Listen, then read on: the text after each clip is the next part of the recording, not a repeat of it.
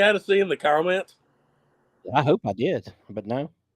And can you not use the F word while we're live? That'd be great. Oh, I forgot we just went live. You idiot.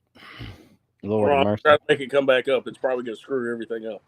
Oh my God, please don't screw nothing up here. It's bad. We've had a time getting on here. Do a little Chat. watch along. Oh, here we go. We're in the chat.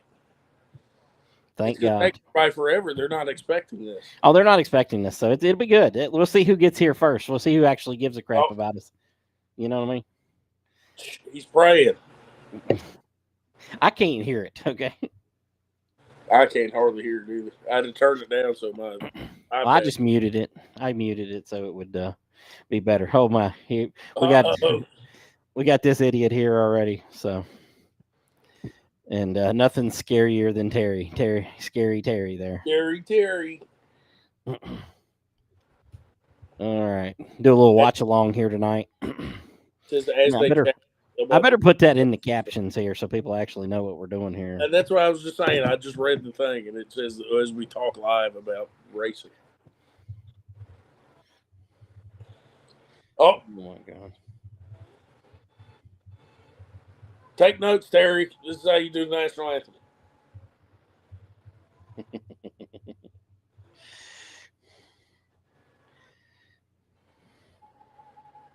Do we get a flyover for the late model race?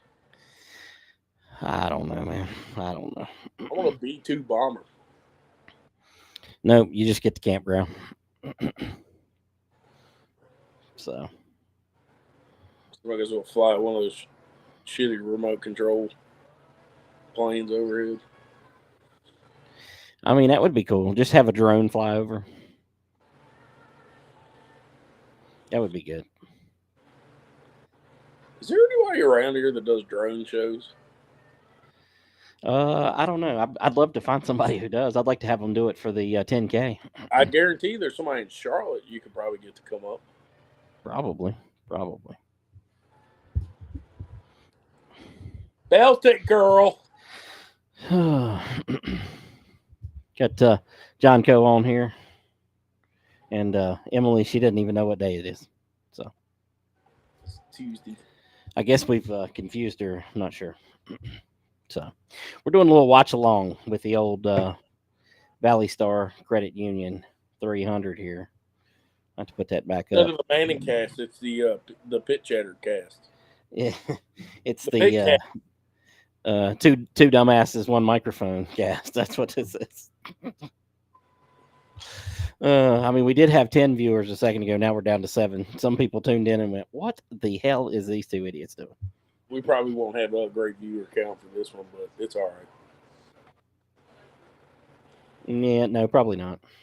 I mean, I'm trying to see if I come on. recognize anybody. They've zoomed out too much. Oh, I know all those people. They're about to find out how delayed this podcast really is. yeah, no kidding. If they were trying to watch along as we watch They're along, gonna it's be not gonna be watching. good unless. It's already gonna be under commercial, and we're gonna be like, "Oh!" Yeah, it's gonna be bad. Gonna be bad. You know, me and old Doc Love, we talked about doing this probably, I don't know, 5 or 6 years ago. I don't know what he's doing tonight. I just thought of this yesterday when me and you were talking. uh, Terry with a bad idea here. I had the same idea. Okay, That's a great Terry, idea. you could put the race in the third box with you guys talking about it. You're 100% right. If Flo would approve that, and obviously we'd have to ask them. What if they put us as an alternate broadcast, just like Manning cast? I don't listen. I don't think they're putting us two idiots as any type of alternate broadcast. I'm just letting you know. I'm just saying on Monday Night Football, I do not watch the regular broadcast. I only watch Manning cast. Listen, I don't even watch the football game on the weeks that they don't have the Manning cast.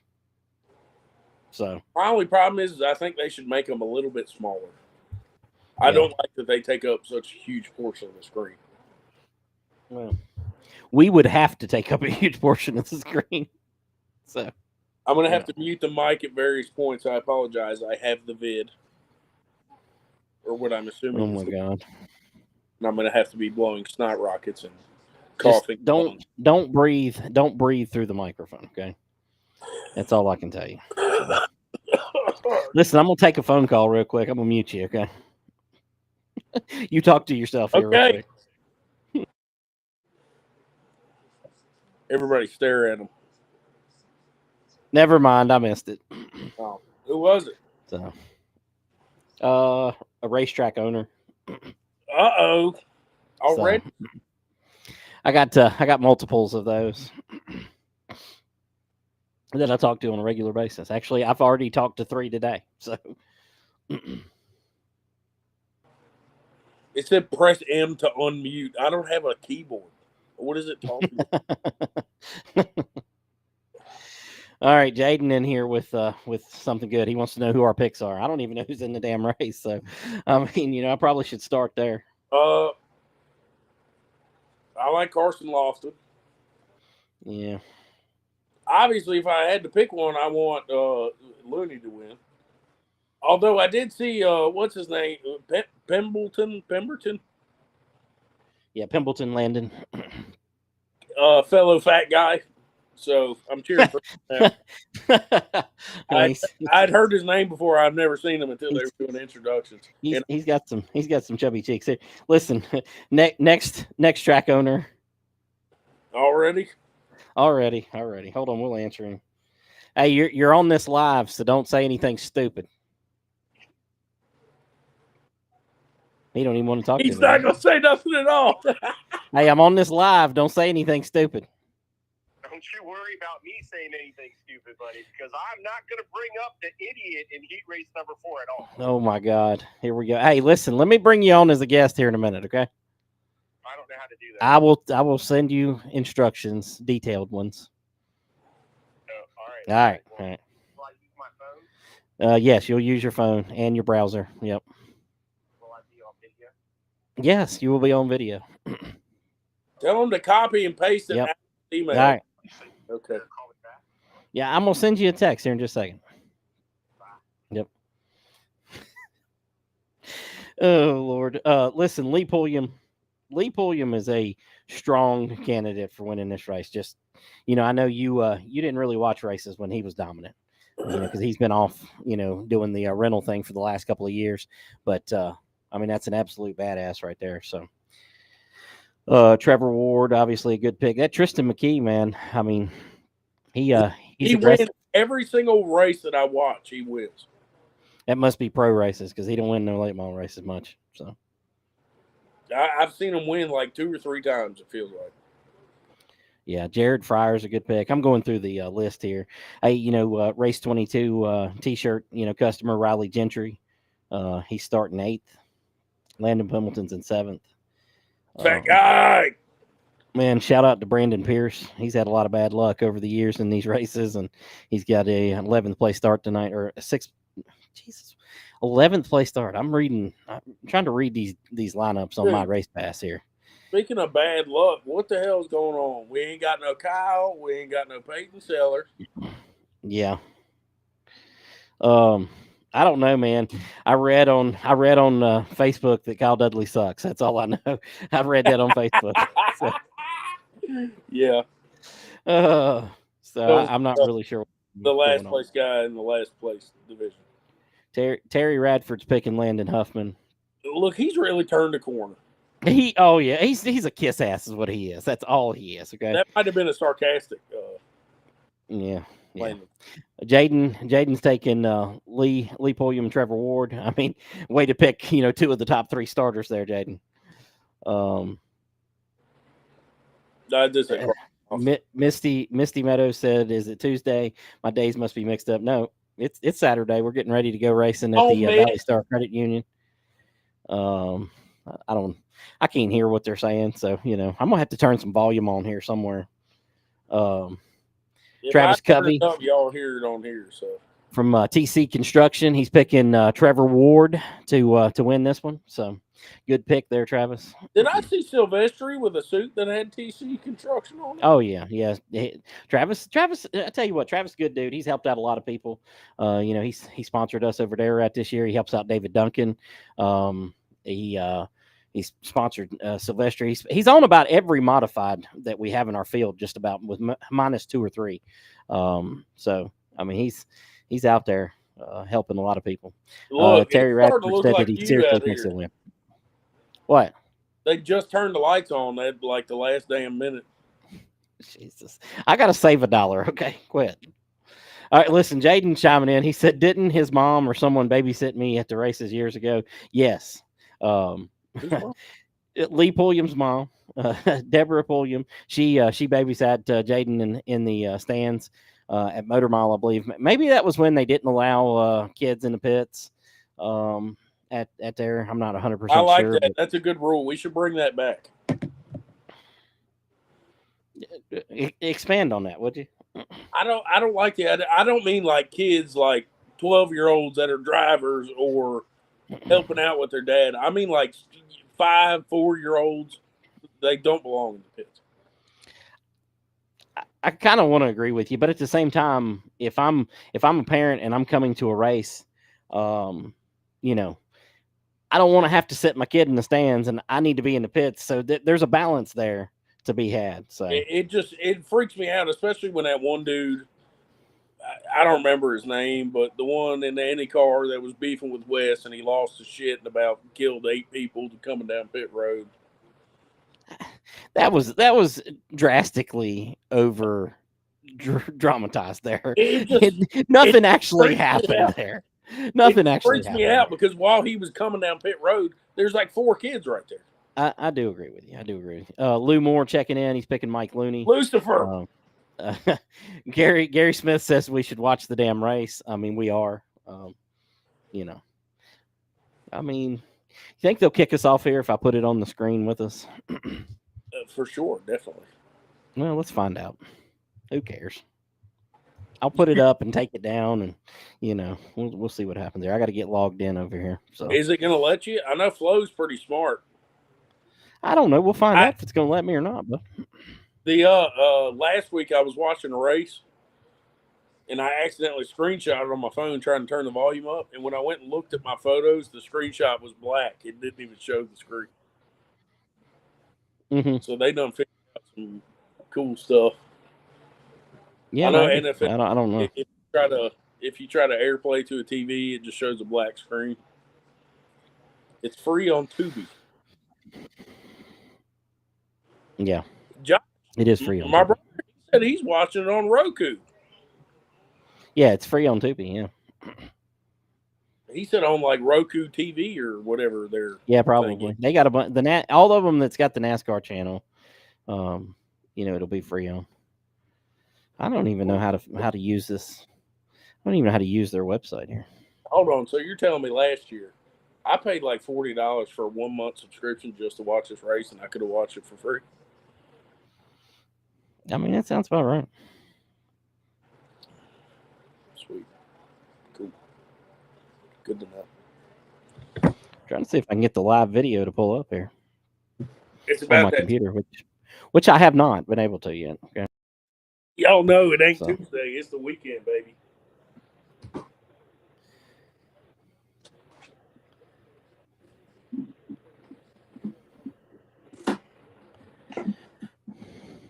All right. Let's click back over here.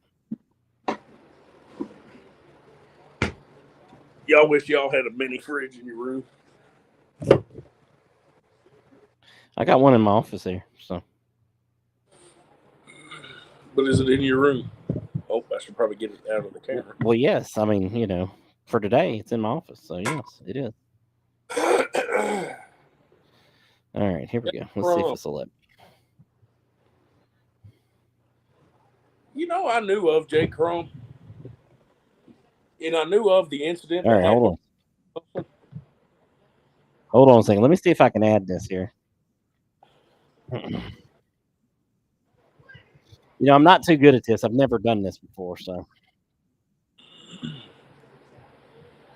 What are we gonna do if we get kicked off the air?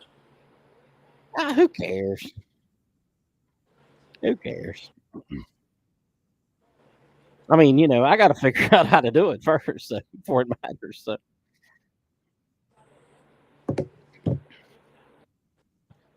It'd be funny. You should have played last year's the replay and just see how long it would take before people realize. All right, let's see how that looks. Can they see us? Can they hear us? I don't know. And my screen's still just showing us two.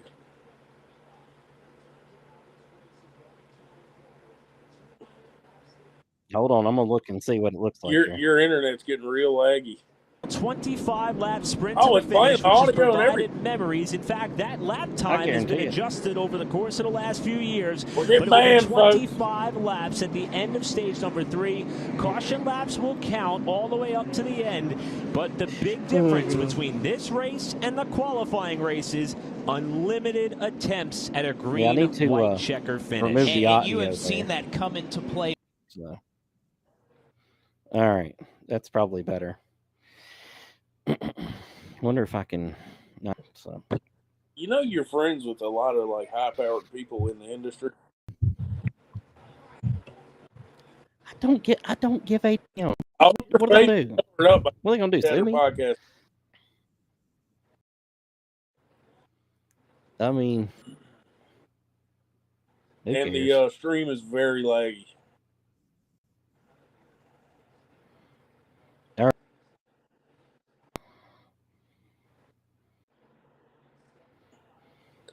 Yeah, buddy, you might want to just take it off because it's making this unwatchable.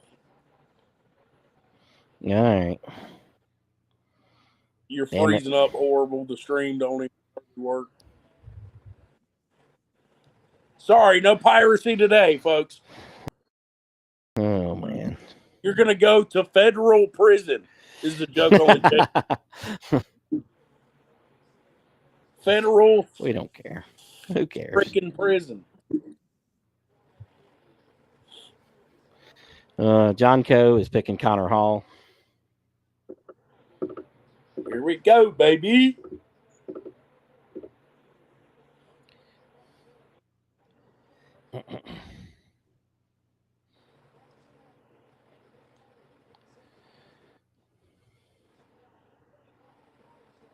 Green flag. Okay, folks, that'll do it for the show. Have a good evening.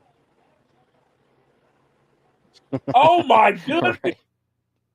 What the hell? Wow. Jesus, man. What a way to, that's a Mike Looney right there in the wreck, too. Looks like. Oh, my God. Back there. Yep. That thing's destroyed. McCarty looks like he didn't get much damage. Lord of mercy. What on earth happened? I was looking at the screen over here trying to watch these comments. I was looking right at that. Yeah. Oh my God. Hopefully we'll see a replay here in a second. That's a tough break for Mike Looney, man. He's they've had a tough year not being able to race. My Billy Martin, his car owner, has had some health issues, so they haven't raced as much. Sad to see. There we go.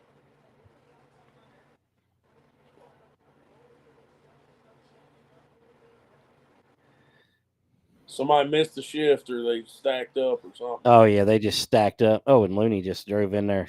So I think he thought they were going. Holy crap, man. Yeah, Corey Pack making it through without any damage there. Well, why are they letting this lady throw the green flag? Look what you did. Holy smokes. Look at her. She's like, oh, shit. Yeah, she's like, oh, what do we do now? Hate that for Silvestri. Oh, my there's God. There's the TC Construction we were talking about right there. Yep, he's out of the show. At least TC Construction's getting some... Yeah, getting a little TV time for the old TC Construction there. Hey, Lou, you still think Looney's got this one? Yeah. He said that Looney was out, so...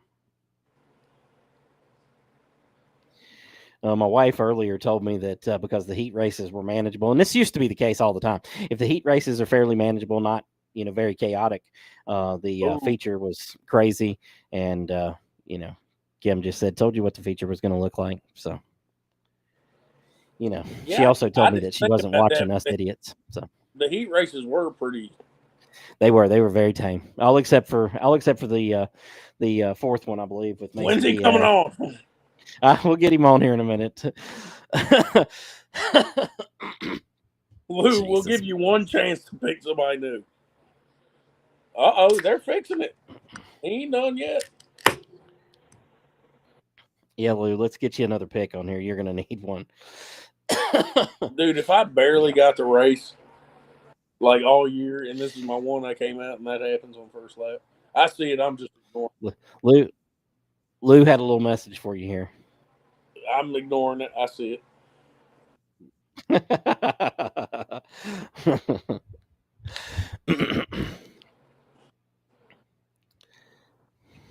Get to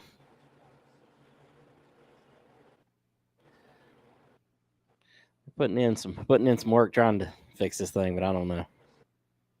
It's not looking real good. Guess we're under red flag, so they really can't do anything but look at the moment. See, this is where you need a fat guy on the team, so he can just run up and just body slam that hood back flat again.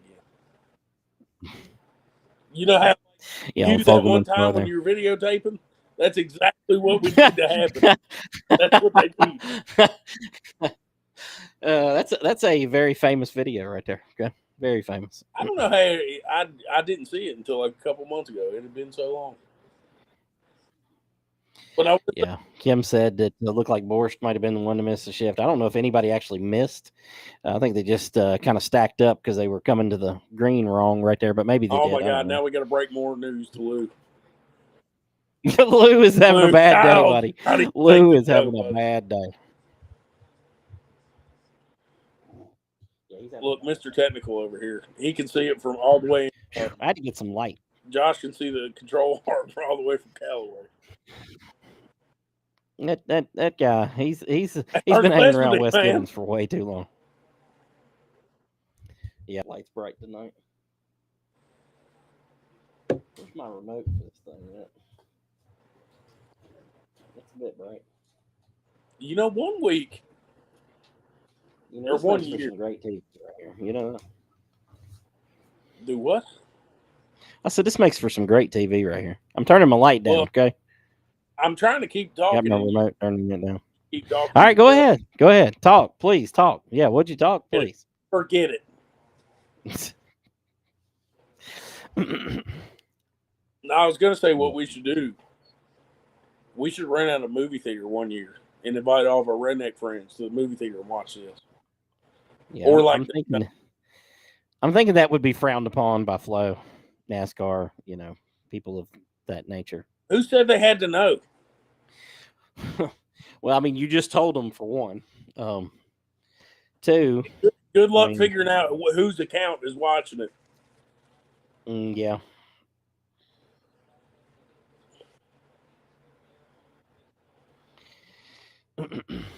Kimberly said, you know, I said I wasn't going to watch you two. I was just going to watch the race. I couldn't miss out on just listening to y'all's intake of the race. I'm sure it'll be a good one. I mean, about as good as the night that Blake Stallings is having right here. Okay. Superman's not having a good time. I mean, you've done made Lou lose it over here. I mean, now that Looney's out and Kyle didn't even make it in, I mean, he says he's don't make me go Democrat and dye my hair. He turned radical. That's all it took. Dude's going to have purple hair. I mean, he's ready to go, bud. He's protesting next week. He already done planned it out. Holy smokes. Back under yellow over here. Brandon Willard, one of my favorite flagmen of all time.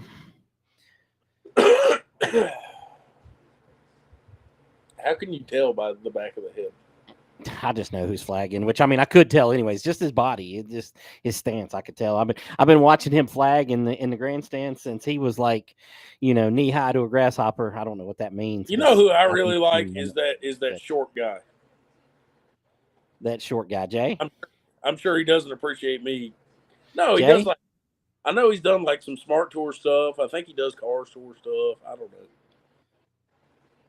He's a real short guy. That's the best way I know how to describe it. But he's like real professional at it. You mean the guy who's flagging Brandon Willard?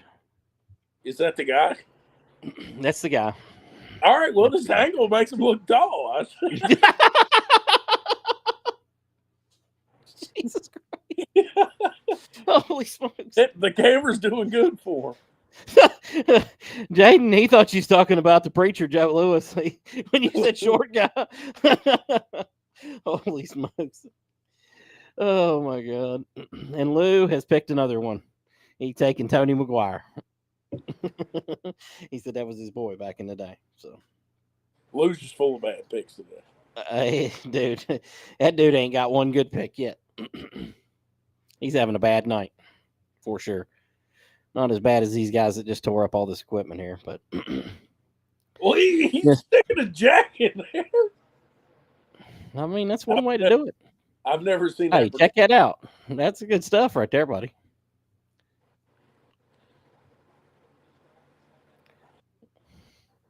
I mean, y'all might should have, put a hood pin or one. Yeah, that right there. That's that Wes Gibbons stuff right there, buddy.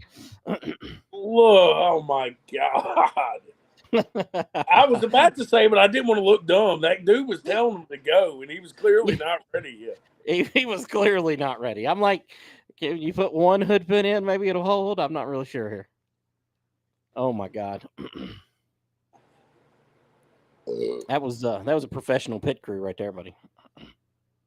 Imagine how mad you'd be. I mean, these guys are all from like out of town. They probably got a hotel. They done paid thousands. The majority of them do, yeah. And then they just junk their shit before they even hit the starting line. Well, I mean, let's be honest. I mean, if you're in this race, I mean, very few teams there don't have, a ton of money. Even the quote unquote, small teams are loaded. So, I mean, your brother said they jammed the Jack Plum. Jesus, dude, jammed the Jack Plum in the radio. Jeez, I can't even speak. He can't type and I can't speak. Lou Moore said, "Hold up, I feel my pressure from my diabetes numbers are up now." Well, now you get your diabetes up, but all right. Yeah, put a hood pin in it. Just one. At least put one. He's drilling a new hole. Are they taping it? Well, yeah, they'll tape that thing down. That's that 200-mile-an-hour duct tape right there, bud. I hope so. Oh my God! Wrong race. God. Hey man, we're not in here to talk about the 10K race, Justin. I appreciate your comment and appreciate you listening here, but we're watching the 30,000 to win late model stock race already. Let me put this back up so y'all know what we're watching here. But probably a good pick, Justin. He'll probably have a chance, obviously. Going to be some really good cars in that race. I mean, the dude that we put up as an entry yesterday for the race, I mean, he's as good as they come. So, Chris Meadows got 58 entries for the old 10K Stock 4 race, Noah. So, and Noah Hinchee is not one of them. Technically, I am. I mean, technically. I put the entry in. It's not me, but I put it in. Yeah. Who's going to drive? Who's going to drive that car? I don't know if he wants it known yet. Oh, okay. You're putting Terry Radford in there. All right. Let's break it now. Terry Radford in it. They're going back, checking out the heat races here. Our driver that we're going to put in it has to ask his dad if it's okay if he does it first.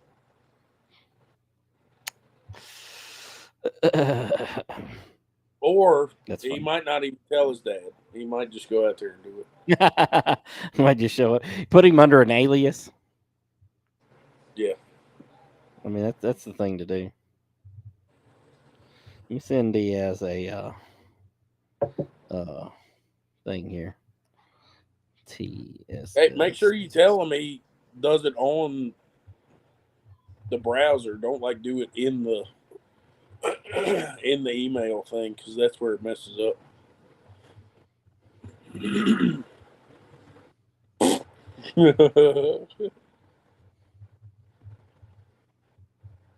hope you know what I'm talking about. I tried to describe it. I do. I knew what was going on in my head. I don't. Yeah. Well, let's see if he can read. I mean, Oh yeah, that's him. I can tell by his aggressive flag waving. He's Yeah. so aggressive. Oh, he's awesome, man. He's the best. I think somebody ought to give old Jacob Gerald a shot.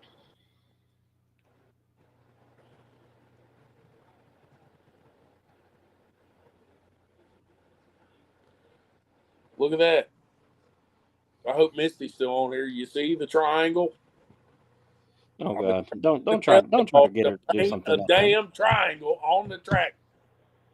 That's the dumbest thing ever. Don't get her to do. We got Dwayne as the cone man. He's out there playing in traffic, which is the number one thing he shouldn't be doing, given his previous experiences. This is the first one, buddy. Langley won't pull the comments up, so I'm just going to look myself. Oh my God! I'm working over here, man. This is a work in progress here. So. Oh, I can't wait to hear this interview. All right, here we go. Can y'all get through a straightaway? Watch it happen again. Look, they're bunching up again. They're not starting this race right, man. This is horrible starts here. Absolute garbage. Whoever that. Jason Weber wants to know how many Pepsis you've had today, Noah. That's what I was replying to a second ago. One. Just the one. Not even a full one. I've gotten a quarter of the way through this one.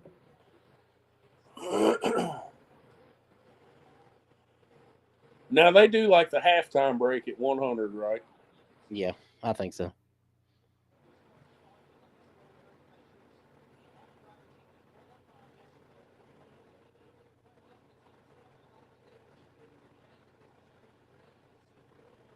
Whoa. A little 3-wide action. I can't believe they let that start go the way that it was. That was horrible. Well, they let that lady flag to start. Hey, that's the last time they ever do that again. Probably a good idea.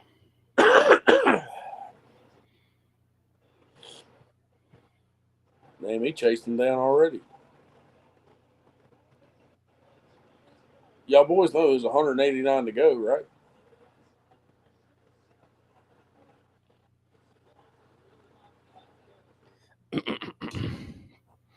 That's okay. They gotta race the crap out of them, man. You know, these tires they have on there now, and the way they do their tire deal there ain't much saving tires at Martinsville anymore. So they just race, qualifying laps the whole race through. So to quote the old Daryl Chrisley, these boys think they can win on the first lap. Well, they certainly wadded a few up that will not win on that first lap. So. What's going on with the junior cars today, man? Not a good performance so far. They're hit or miss, man. They have not had the season that they normally have either. So.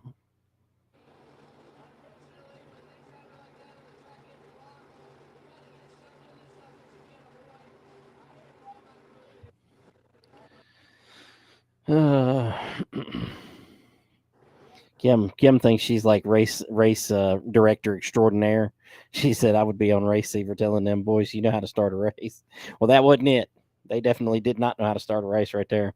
And she's listening to the race, so maybe she'll give us some details here. I can't listen and do this at the same time. I really need to put my AirPod in my other ear and try to listen to it some, but I'll get distracted, so I better not. She said Looney broke a spindle. So broke his spindle. There's that. Wonder he didn't break more than that. Broke his heart. Yeah. He's had a few of those, man, where in the beginning, stages of the race that he doesn't really make it out very well. Beginning stages? We hadn't even got to the beginning stage. Okay, but that's included in the beginning stages, Landon Huffman's car is on the screen here where I'm looking. What do you think of that Sheets car, man? Ugly. I'm glad you said it because everybody's all like, man, that's such a slick looking race car. And I'm like, man, Landon Huffman usually has really good looking race cars. This one is not it. With Sheets being the premier sponsor there, they had so much potential when they could have gone so many different ways. And then they come up with this turd.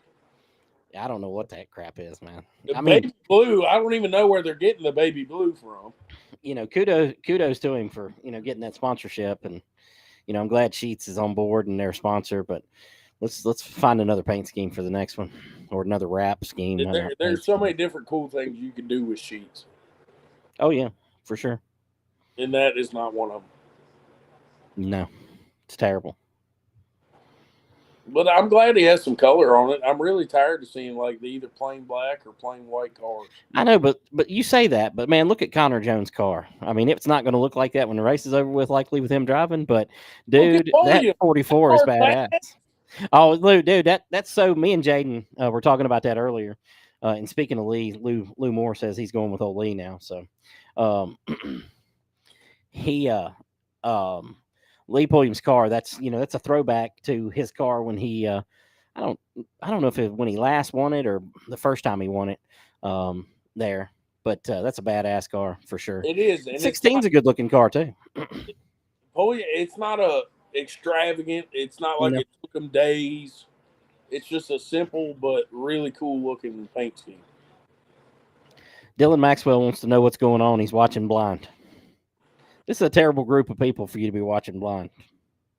Well, actually, if you were blind, that would probably be better than watching us, seeing us. But we're watching the old Valley Star race. Trevor Ward's leading Carson Lofton and Lee Pulliam at the moment. Kyle Dudley didn't even make the race. Kyle Dudley didn't make the race. Jimmy Mullins missed the race. But hey, listen, local boy did make the race. Corey Pack, man. Corey Pack put her in the show. Mike Looney had a great lap. Do what? I said Mike Looney made the race too. Well, Mike Looney, I mean, if he didn't make the race, that would have been a shock. I mean, which Peyton Sellers didn't make the race. But, I guess he got caught yesterday with a little too much skew in the old car there. He took that just skew it seriously. So had a 1/4 inch too much, I believe. So Kim says the 16 looks like limited. That 16's a beautiful car. So is the 2 car, man. Brandon Pierce always has some of the best looking cars.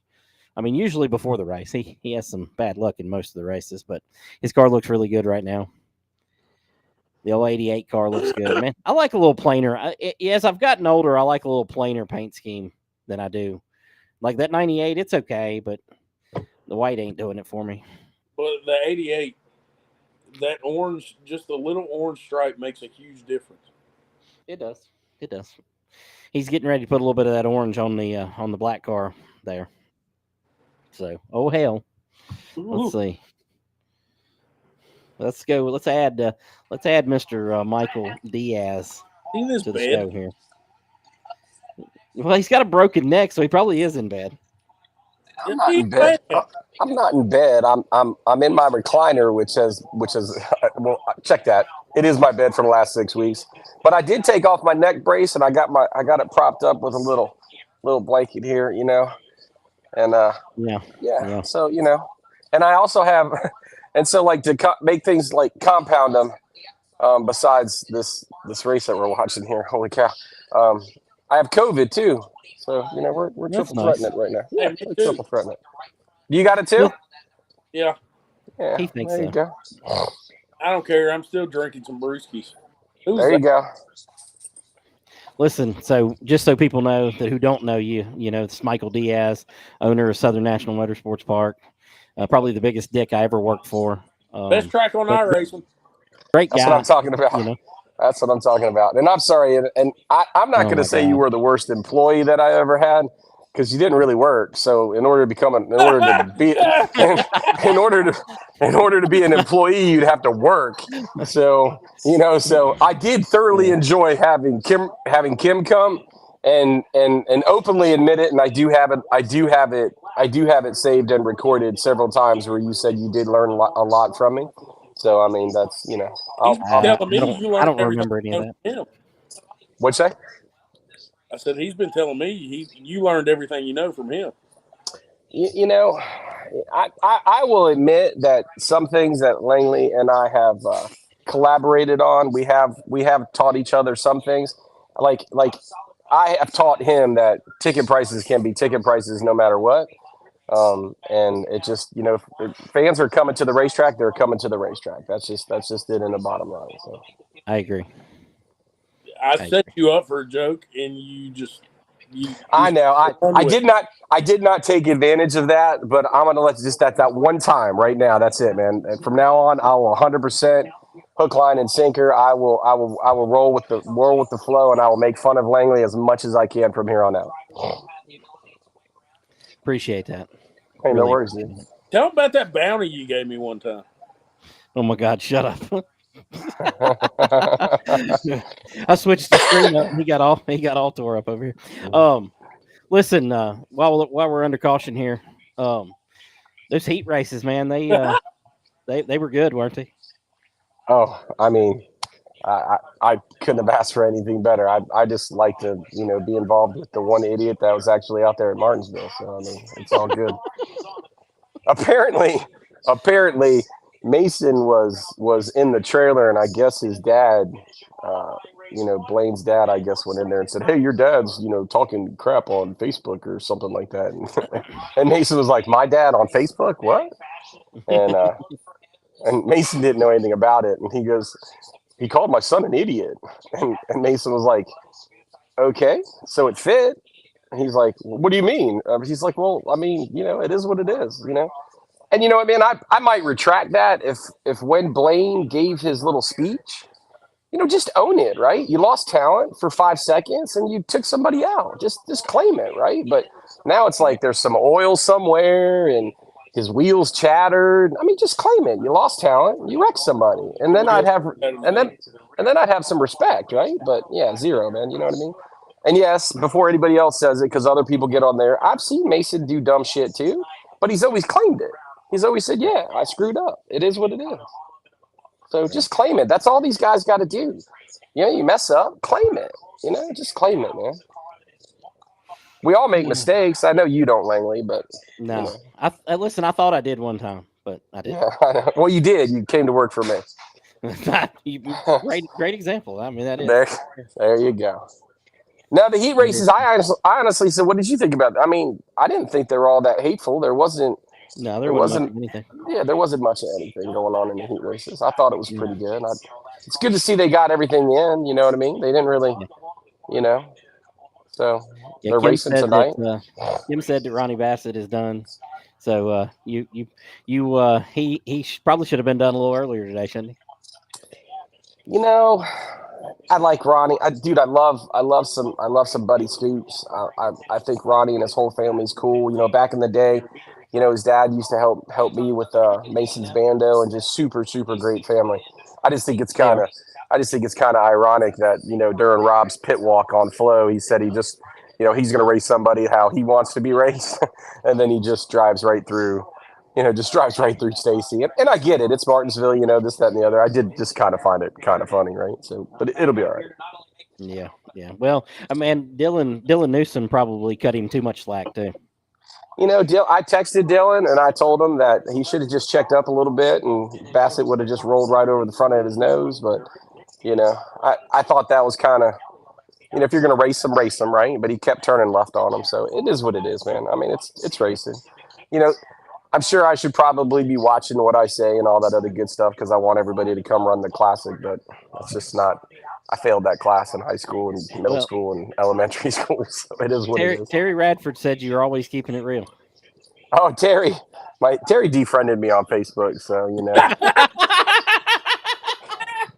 I can't really keep it that real because I don't get to follow him anymore, right?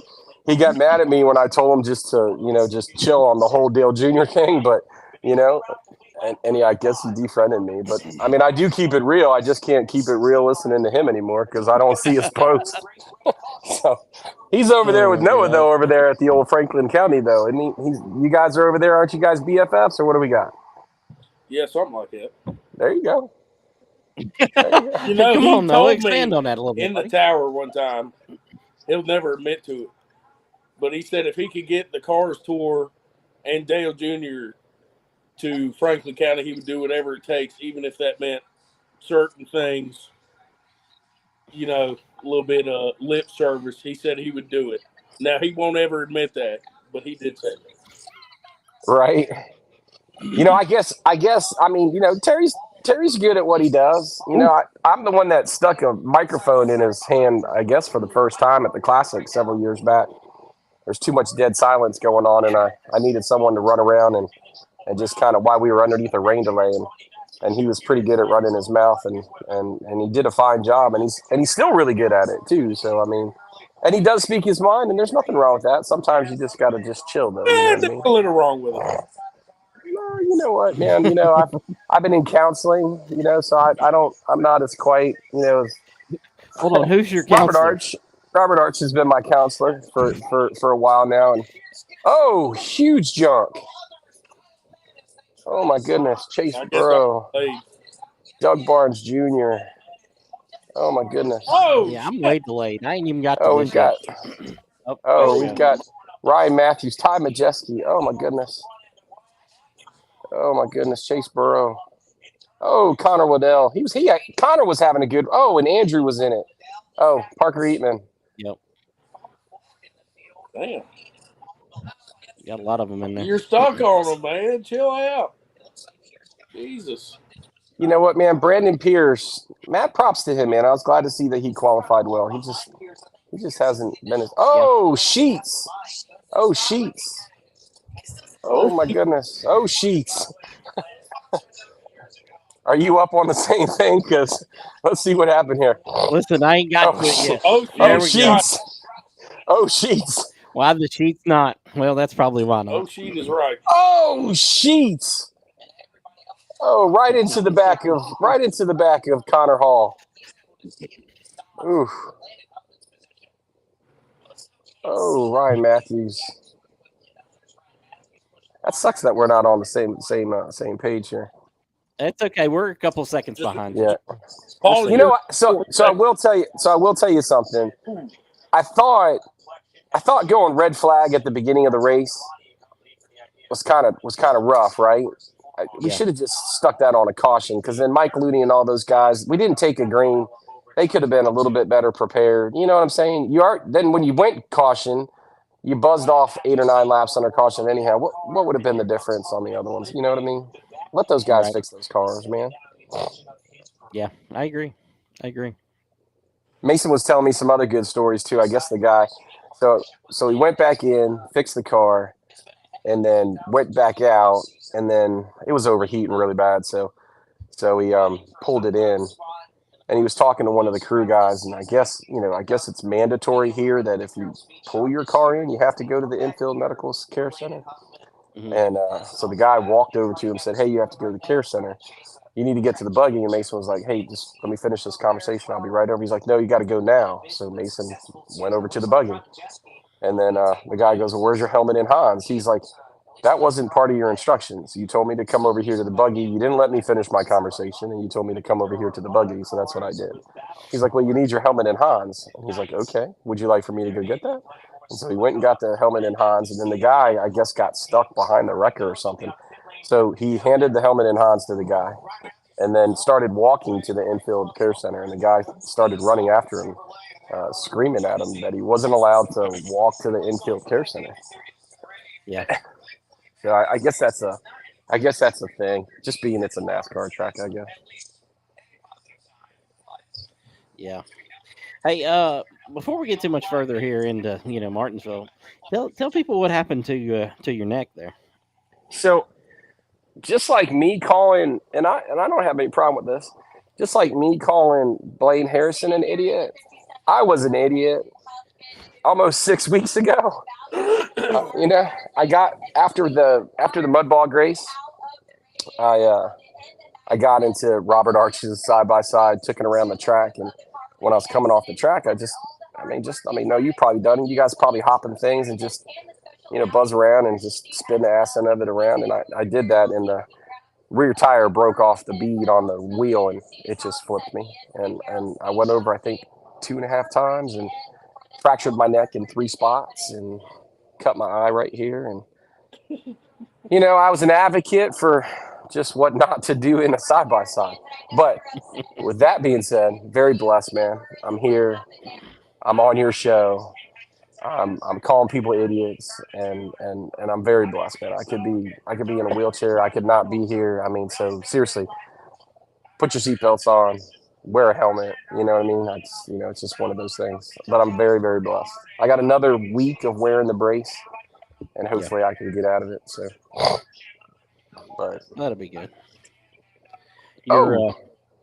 So he spun. So he spun Brandon Pierce, which kind of made everything check out. That's what happened. Brandon Pierce went around, which started that thing. Yeah. Strauss is a little aggressive. A little, sure. Yeah. Yeah. Your boy Terry Radford giving you a little love here. He said you were the first to believe in him. He'll never dislike you, but he will unfriend you. Oh, he unfriended the shit out of me. There's no question about it. No question. And I don't know what I did. I just told him to be quiet, right? I said, dude, chill, But I mean, it's all good. It's okay. Yeah. I mean, I can't say that I believed in him. I just thought that he would. I just thought that he'd go around the track and run his mouth, which clearly he did. So, and you know what? And since then, I mean, he was doing some good things, and then it's just like everybody else that gets into the motorsports world, man. Once they start to do it for a while, those of us that have been doing it for a long while, they now know more than us, and we should just retire, I guess. Move on to the dirt world, I guess. That's what we all need to do, right? I agree. Is that what we all need to do? The future is not old, man. That's what I'm talking about. What we need to do is, I'm trying to follow the footsteps of Langley Austin. I'm gonna go. Well, I don't know about that, but I'm gonna try and go run a dirt track and find me a sugar daddy, and that can just go around buying racetracks and paying purses. And then I'm just gonna sit back and just be Langley, I guess. Wow. You go with Whitey's idea and try to rename the track Trump International Speedway, and then hopefully Trump will come and give you money or something. I guess that's what he was hoping for. Yeah, I don't think that's gonna happen, but I mean, we can try it. We can definitely try it. Yeah. Hey, so I'm just kind of curious to know why we're on the subject of just dirt tracks and everything else like that. Have you looked at the logos for both Oak Level and ARAT? Do they look similar? Well, of course they look similar. I would hope they look like similar. The same guy made them.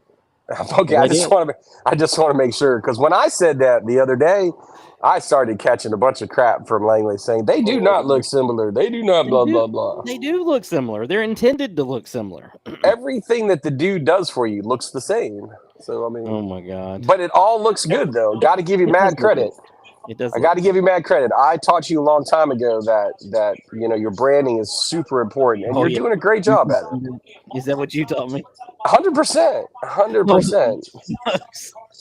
I mean. No, have you ever seen all his like Race 22 bags and boxes and things he ships out all his T-shirts and stuff in that Kim does? Not him. Let me just get it straight. Have you ever seen all the work that Kim does? She does a really good job. No, I've never gotten anything from them. Yeah. You never will. You never will. That's okay. I haven't either, and I don't know how long you guys have known each other, but I don't own a Race 22. I've never gotten anything for free, so I mean, I'm sure I could buy it. Listen, Kim chimed in. The only thing I learned from you was spreadsheets. Okay? Spreadsheets. Oh, and I don't use them now. So. I got you. Spreadsheets, but you do. It's okay. I don't. I use Chat GPT now. I don't even bother. Oh, I know you use Chat. I know you use Chat GPT for sure. I do. I use it a lot. I know you do. I mean, Kim's just glad that she said, "Hell yeah!" Someone notices. I guess she's talking about how hard I work. Someone notices, and I appreciate it. Y'all looking out for me. Oh my God, you're nuts. Yeah, well, And we've already buzzed 48 laps out of this race. Good. So what are the brake situations in this race that we're waiting on? I hope you're not asking us. Well, I mean, that's the one thing I like about my classic is we don't do these little breaks and potty breaks and everything else like that all these other racetracks do. Well, you've got the whole format thing of the Thanksgiving Classic figured out. I mean, you've actually found a way to make that race a good race again. I see what you did there, and I appreciate it. But I mean, it's always been a pretty decent race, however we raced it. But now it's definitely better for sure. Can we get some good front wheel drive racing at Southern National? He hates front wheel drives. I don't hate front wheel drives. Front wheel drives are the future of racing. They don't show up, and then when rear wheel drives, want to race with them, then it just ends up being bad. Although back in the day, those Celicas used to rip it around there for sure. Oh yeah. I mean, I think my whole entire U-Car class was Celicas. I think at one point there's at least 7 or 8 of them. Just about.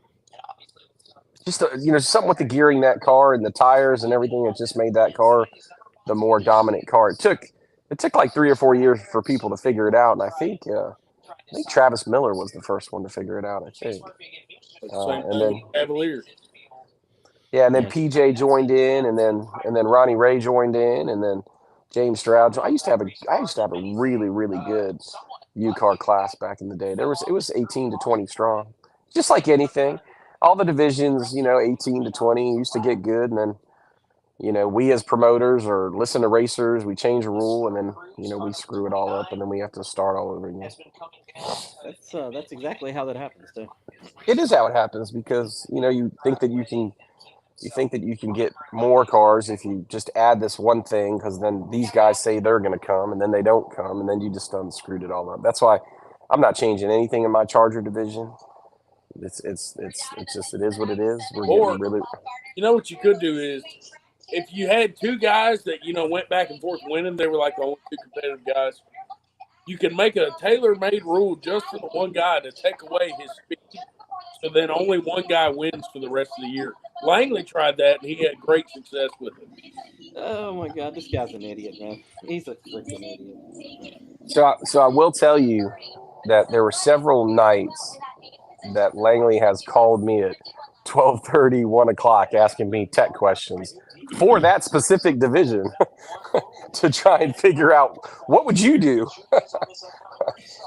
Listen, don't go feeling special. There was multiple people I called those nights. Okay. Oh, I understand that I wasn't the only one. It's just I'm sure I was the only one at like the 1:30, 2 a.m. But my favorite one was when a guy protested one time, and they were arguing whether the strut definition included the spring. And so Langley's on Googling the definition of a strut to see if it includes the spring in it. And back in the day, if you could have chat GPT'd it, he would have done that too. No, 100%. We'd have been done in a couple seconds. He probably wrote his rules. Wow. By the way, I tested that out because a couple times when Timmy was unsure about something, I would plug it in and I would say, make a rule with absolutely no loopholes. Yeah. And of course, there's still going to be some in there because it's just a robot, but it does pretty good at cutting out all the bull crap. Sounds about right. It's good, man. It's really good. Really good.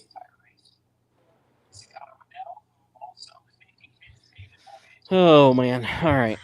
So coming down to this broadcast during the heat races, what did you think about Flo's camera director, the director for it? I was so glad you said that on Facebook because I typed it out and I deleted it. I was like, you know what? I'm going to be a nice guy. And then I look on Facebook 2 seconds later, and here's Robert Arch. I mean, Mike Diaz, posting this. I'm like, what in the world does this guy do? I texted, so Paul Burnham, he's doing the graphics for this out of Charlotte. Yeah. And he told me Tim Derone is the producer, because I had to ask him, who's the producer, man? And can someone please tell him that what we want to see is not what he's showing, and then the camera views that he's doing and switching to right when things are about to get good? I said he clearly doesn't watch late model stock racing and know, like we can watch a race and we know that, we need to pay attention to 3 and 4 because it's about to go down, because we know these guys and we can understand what they're going to do. We can almost predict it, right? Yeah. And are they is the people that's running it, are they race people or are they production people? You know, I'm not 100% sure who Tim is or anything else like that, but it's just, you know, why go to a split view on the leaders when they have like a 4-second lead? They're not even close, and yet the transition spot is about to get really good, and we could be watching it in full screen instead of this, like, you know, little small screen. Or, you know, take the ticker, put, you know, why, you know, like what they're doing right now, the ticker's across the top instead of across the side. And I'm like, you know, we just needed a. But again, that's just me being a critic. But it really was pissing me off. I think that, you know, they just didn't have any understanding that the winner of the heat race, if there was no battle, really didn't matter. Yeah, nobody Zero. cares. Yeah. Only that battle for 10th place mattered. That was the only thing that mattered. And I don't think they had a good understanding of that. You know, you also see a lot of comments about this particular race kind of going back to the old format where 20 was locked in, then you had a couple of heat races, then you had a last chance race. Yeah. You know, I don't necessarily think we should go back to locking in 20. I think you should lock in some. Just, you know, that's like a reward for these guys doing their homework and unloading, right, at this racetrack to be that damn good, right, and doing their stuff. So you got to give. That's what I feel. You got to give some of these guys a lock in, right, because they did their job and they did it well, right. It's the biggest late model stock race that there is.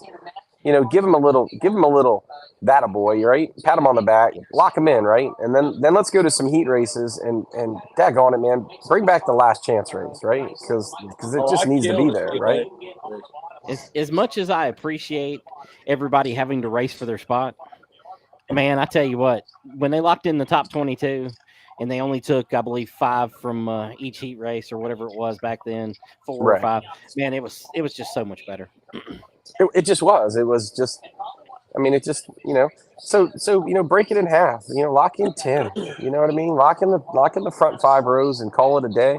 And then let's do some heat races. Cut it to 3 heat races and 1 last chance race, and let's have some fun, right? You know. Yeah, that's exactly what Kim said. She said lock in the top 10 here. So see, she's in the comments. Great minds think alike. You know what I mean? Yeah. You know, you do understand that when great minds think alike, terrible minds also think alike. No, I understand, and here we are watching this race. You know what I'm saying? So clearly. Oh Lord. So I think there's halfway tires, right? I'm sure we got to sell as many tires as possible. So I'm sure. Well, I mean, you can't go 200 you know, laps and not that's do the it. bad. Can you not? I mean, why not? Oh man, because then it would really get to be. So you'd have a tremendous amount of follow the leader, you know. But I mean, I've done a lot of things to try and avoid that, right? By massive lap money, you know, pretty decent lap money, and it doesn't really, you know, you have to have those drivers that are in the mindset that says, you know what, I hate to say it, but I don't think I can win this race, so I'm going to go after all the lap money that I can. You know, that same year that I paid $50,000, you know, thanks to Solid Rock and Kurt Ipock, you know, I gave $25,000 in lap money, and people didn't even really pay attention to it, right? But you know, those that didn't think that, you know, there were some drivers that didn't think that they were going to win the race, and they went after laps. You know, who was it? Johnson. I think he took home like $14,000. That was a pretty good little payday just for some lap money and just his finishing spot, right? So, yeah. You know, I don't remember this 50,000 to win race you talk about you had. I know, it's been so many I seen years that ago. like the biggest race ever was yeah, this it was. year. I know. It sure was not, but that's okay. Was it a regular race? That was my classic. He's rubbing that salt because Flo advertised, you know, the Cars Tour race at Hickory as being the biggest, you know, late model stock race, most money, this, that, and the other, and Langley knows for a fact that that's not the case. It is my Thanksgiving Classic that year because I know what the total purse was, and it did outweigh the total purse paid for that weekend's events. Now, what was said that they were going to pay to start, they didn't.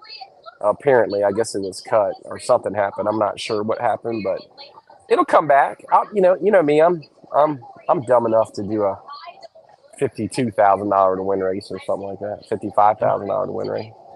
I mean, go big or go home. Let's do 100,000. If Barry Braun can do it, you can do it too. But the bad thing is there's just not enough late model stops. So I mean, you can get at least 50 of them. I've done it both ways now. So I mean, I've paid a lot and only gotten a handful, and I've given away everything and only gotten a handful. So it just, racers just are going to race wherever they want to race. Yes, what they spend or how much they win does have a little bit to do with it, but it doesn't have a lot. If they don't want to race at your racetrack, they're not going to go race just because you're giving them something or that they have an opportunity to win a whole bunch, right? So look at Connor Hall getting aggressive with Yarborough. Yeah, I see it. He's always aggressive though. Connor Hall? Connor is never not aggressive. No, he's not riding much. Listen, your Thanksgiving Classic, your 50,000. That was a big one.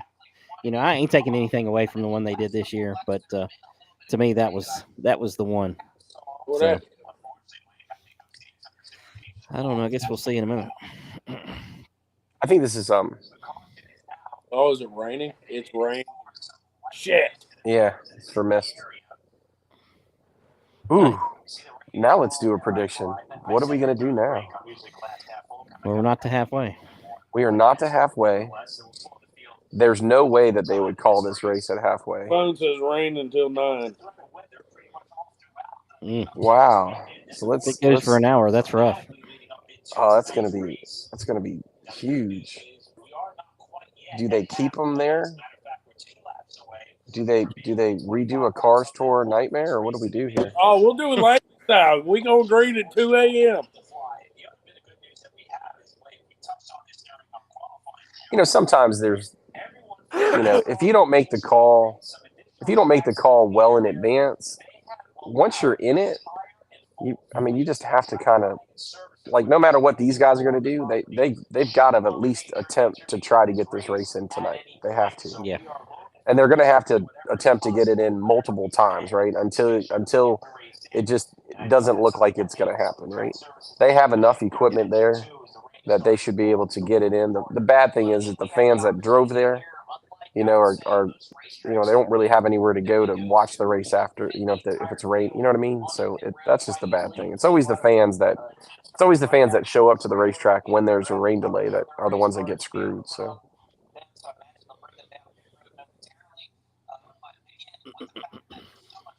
Hey, have you seen any photos or anything? I saw Tri-County was doing some clearing to put in some bleachers. I'm assuming they were putting the bleachers in to capitalize on Dale being there next weekend. But yeah, I haven't seen any photos of the new bleachers. Did they get them up? Are they there? Are they permanent, or are they taking them away? I'm asking Dirt. I'm asking, maybe Terry's listening and he can chime in. Terry stopped listening when you threw him under the bus for unfriending you. He stopped listening. Okay. Oh, I just figured he would, because I was talking about his favorite race car driver racing next weekend at Tri-County. So I figured he was the first person to buy tickets online, is what I thought. So he'll bounce back in the comments now. Now he will, for sure. Oh, that's a little bit more than a mist. Oh, it's yeah. Raining. Yeah, it's raining there. No, it's raining now. Damn. So there are some positives. There are some positives that Mason can take. From unfortunately not making this race is that he's actually driving home right now and he's not there stuck in the rain. So there are some positives, right? Yeah, Peyton Sellers may be at home by now. Yeah, so that was like a shocker, right? Yeah, it was. I texted you a nice little comment. I still haven't seen it. You haven't Talk to her. No, I haven't seen the graphic. I was just kind of curious what it was going to look like. You know what I'm saying? Oh man, You know what? I'm looking at the radar. It don't look bad. It's one little spot that's going to be gone. got Weatherman Noah over here. I know. Look, he's really looking at it too. He's like, "No, I think we're good. I'm rolling it through like for a half hour too. I think we're good."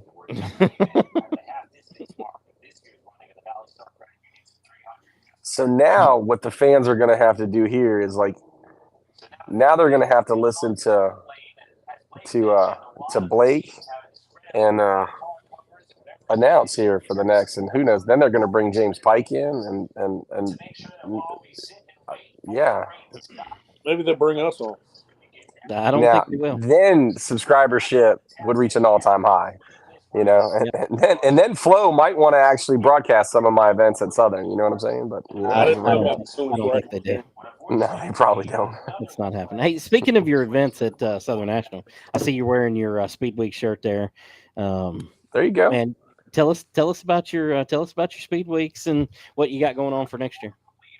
Dude, Speed Weeks next year is going to be a blast, man. You know, it's really grabbing hold. I had more people ask me about Speed Weeks, especially now that I posted it. Got a couple of announcements to make for the first Saturday and Sunday, trying to make some things happen. They're not 100% concrete. Chargers and Southern Ground Pounders have already committed to those days, so that'll be their openers. And then typical Monday off, Tuesdays all day practice for divisions racing throughout the week if they want to come practice. And then Wednesday and Thursday is Legends, Bandos, and late model stocks, all $5,000 to win late model stock races. And then Friday is Legends, Bandos, late model stocks, and Charger, $5,000 to win late model stock race. And then Saturday is the Speed Weeks champion. All the Speed Weeks get champion. You know, the Chargers get the previous Saturday, the Friday and Saturday, those three races, which determine their championship. The mini stocks, the same thing. Every car, the Legends get 4 races, late model stocks gets 4 races, Bandos get 4 races. All the other divisions get 3 races to become the Speed Week champion. Got some really cool things that might be happening. Been talking to a guy. I think we're going to have some type of battle of the bands out there as well. The guy that did my PA system, I've been talking with him. He'd like to try and do something. He came out to one of the races and he loved the environment and loved it and said, "Man, we could really." So we're going to build a stage over there by the bar, and I'm going to put a new awning out, a new canopy, and just put a stage over there. We'll have some type of, bands every night, this, that, and the other. Trying to do some things, trying to get some things going with some of the outdoor centers that are there to maybe bring some, some of their side-by-sides, their lawnmowers, just some of their equipment and stuff like that, just because I do have that dirt track and I have the 2 miles of trails. So just trying to really incorporate everything just to make it kind of bigger, right? And then, just like I said before you say it, Langley, back in 2015, I should really just focus on special events. I think this special event's one that'll really just I think it's already got its grips and its hooks in, and I think people like it. And if I can just figure out how to keep it growing, it'll be good. I've already got some sponsors for the $5,000 for the late model stock events. And if I can find some more, I mean, I'll bump Saturdays up to a 10 grand to win, and then I'll put the rest of it in the championship. So within those 4 days, as of right now, within the 4 days, late model stock, if he comes and he wins all 4 nights, he can roll home with $30,000, which is the same amount of money that you can race all year at Sobo and win, right? So you can do it in 4 nights, right? So I think it makes a difference. We had 22 cars on the last Wednesday for the I-95 challenge, and we averaged 18 to 22 cars all for those 4 nights. And I mean, that's a higher average than, any local short track got for a weekly race, right? So, right. That's right. Yeah. The Speed Weeks thing's really taken off, man. I No, wasn't it's really good. sure how it was going to go when you started it. Neither was I. I didn't. And then originally I was mainly starting it just for Legends and Bandos. And when I added the late model stocks, the guys just really gravitated. I was kind of hoping, I did ask South Boston and see if they could move their late model stock race from being on the Kings of Modified race. I just felt if I had one more week that the guys could have between the last race of Speed Weeks and the first race at Sobo, maybe I could get, a Peyton Sellers or Trevor Ward or, somebody who's going to be highly, and they need to go race at Sobo for that kind of money. But one more week, I think some guys would feel more comfortable coming just in case they were to get into a wreck at Southern, right? So, right. Yeah, I agree. They, I don't know why they run the late model stocks with the modifieds. They don't need them. They don't. I mean, I think it kind of really kind of deteriorates. I'm turning my volume down to the race. I think it kind of really deteriorates a little bit from the modifieds, honestly, right? A same amount of fans are going to come. I mean, I think you could add something to that race to make it all about, maybe bring the 602s or make that a big race. Just make it all about open wheels. Do a big Legends race or something with it. But Sobo's got something good going on right now, right? I mean, their car count dropped like we all knew it was going to do, just because of what it does now. But man, their fans definitely show up. You know what I mean? They do. They had and ever since they put that 2-tier, got rid of that go-kart track out there, and try to be more like me and add some trackside spots. And then they added that bar, which which kind of looks like mine a little bit. And let's just understand here, like why I'm just just kind of just shooting the shit here. Let's just understand, the Triple Crown, okay? The Triple Crown was a direct reaction to the Dirty Dozen. So you gotta love the politics of short track racing. But it is. I mean, and it is just that way. When I first bought the racetrack, I tried to work with the other racetrack. Hey, let's do something very similar. Let's do this, and no one wanted to do anything. And Randy Merriman over there at Motor Miles, like, yeah, let's do something. What do you want to do? And I was like, let's do 6 races. And he goes, well, you do 6, I'll do 6. We'll call it a Dirty Dozen. And everybody kind of, I guess, Southern was coming back, so. That was the year the Triple Crown kind of came into play. Kathy Rice has a great relationship with Clay and a good relationship with Bill, and that was the year that the Triple Crown kind of came into fruition. The Dirty Dozen only last for 3 years, but the Triple Crown is definitely, and now with this insertion of money, that's really, really cool. That Flo actually did. How hopefully they continue to do that, because it is really neat. It's made those 3 races kind of. This race you can't even really. This race is always this race, but it made the other 2 races definitely mean more, right? So, yeah, that's the slogan, right? It means more. Yeah, it does. It rains more there. A lot of different things happen out there more at South Boston than I mean, there's a lot of different things happen out there more than anything else. So, that's been my whole thing. I think it sparked a T-shirt or two too. I think I'm not quite sure. Might have. Sure. Yeah, it might have. Well, just to update, the race. If you're watching us and not watching the race for some reason, I don't know why you'd watch us. Yeah, I have no idea either. Race. But of course, we're about 25 laps away from halfway. Trevor Ward's leading the race. We're under a rain delay. It doesn't look like it's raining very much there. At my house, which is probably 40 minutes away, 50 minutes away from there, it is hammering the rain right now. But it is not raining that much down there. So. They definitely lost the track, though. Yeah, they definitely lost the track. But it looked like they had 5 or 6 Air Titans there, if that's what they're called now. Yeah, they come called prepared. Something different right now.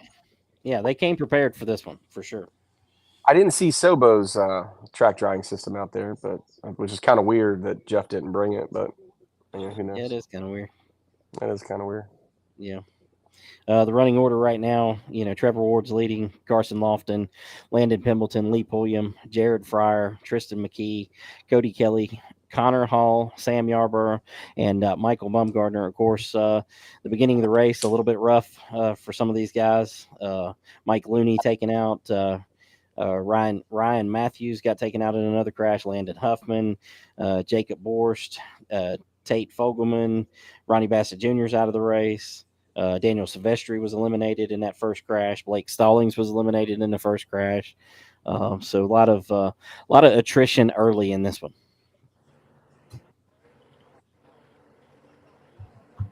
Let's see.